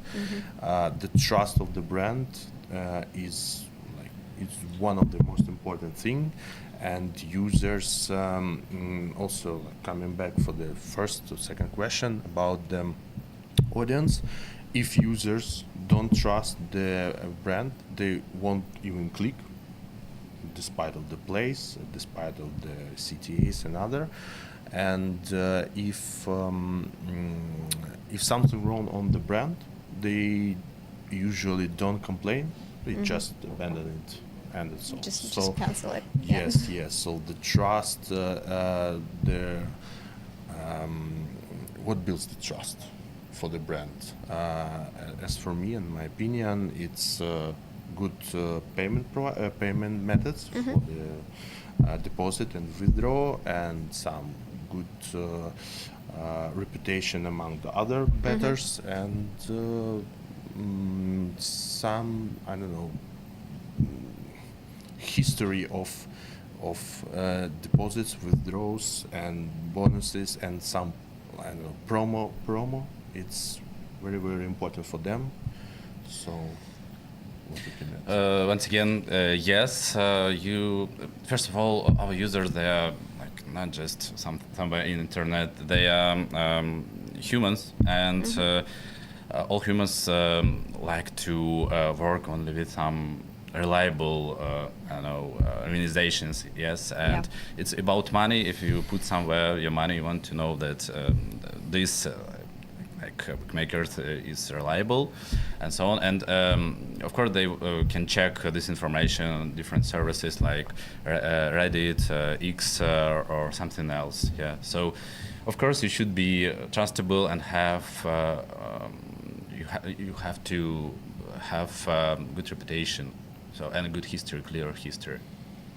Yeah, I can completely agree. Well said. Well said. Well said. You can finish this question. All right then. So as we recently entered 2026, I would really love, as an operator, I would really love to hear what are your expectations from betting operators as SEO media partners. What do you expect? Okay. What do you expect from us? We always still the same good relationship, clear communication. Don't say that you want you wanted to say the same. No. Of course, you have to build a good relationship. Yeah. So sometimes you have just ask and help your partner. We always open if we see. Good attitude to our part, we always give the same reply. Yeah, and so once again, we see like partnership with all things that it should include. What can I add is what I was speaking for like past 3 days to each and you as well, is what we expect, that esport is not a part of sportsbook. It's not an add-on to the sportsbook. This is just separate niche with its own audience, own behavior. It's not one discipline. It's a bunch of disciplines. Counter-Strike, Dota 2, League of Legends, Valorant, everything is different sports like football, basketball, hockey, and other stuff. You should treat esport players like esport players, not like just sportsbook players. And if you treat them well, they will return. And one of the, I don't know, main characteristic of esport players, they play long. They bet. They have long LTV. They have high LTV. Even it's not too much first-time deposits. Each brings hundreds of deposits through the year. We have a lot of We have a lot of not expertise, like expertise as well, but we have a lot of experience when just few, like 10 FTDs, brings 400, 500 return deposits and like 50 or $60,000 of deposit sum. It's the matter of brand, the matter of trust, the matter of easiness and convenience of use, and this is what we believe will bring 2026 to us. The knowledge of that esport is quite separate from regular sportsbook. Yeah, so basically like everywhere, deep understanding of the industry you're dealing with is a key. One more important thing, first of all, you obviously have to, but it's not obviously for everyone. The most popular question from our partners is, how many FTDs we will get? Well, of course. How much money we will earn? So the only one answer, we don't know. You should test first, and then if you see good results, you should scale, because it very depends on brand. So just try, and then we will see both. Yes. But firstly, it's hard. Sometimes it's really hard to find the esports section in the bookmakers. They put it somewhere like far away, and even me, who is like pretty familiar with this stuff, I need to find, like, I need to spend like a couple of minutes to find the match I want to bet. So it's important to put esport closer, or even the link they give us, the referral link should lead directly to the sport, to the esports feed. It will help a lot. It will break the conversion. They asking about how many FTDs, and they give us like the usual sportsbook page. There is no esport at all. And maybe because for some traditional, like conservative brands, esports is still, even though it's like huge, it's still something very like far away, something unusual. That's why they do not pay that much attention to that. One more thing about our pains. We expect from our partner that they will share our risks, because we have these clicks, it's our investments, and from the moment when we send it to some new partner, it's a risk for us as well. So just be ready to share these risks with your potential partners. That's why you take listing fee, yes? Yeah, that's why. Yes. It's such a great thing that Digibet actually started as a esports betting operator like 10 years ago. So we know the thing. We know what we're dealing with. Yes. Because still the partner number one. Yes, guilty. Yeah. It's like you can't like sell project. You can't say give me backlinks right now. I will pay you if it will bring some result. Yeah. So all costs money, and business it's about risks. Okay, and this leads us to our next question. Now I will check you actually here. So what does a healthy long-term partnerships look like, guys? You tell me. How does your partnership with Digibet look like? Tell the world. Well, I will definitely tell. This is a really long story, and we appreciate our partnership.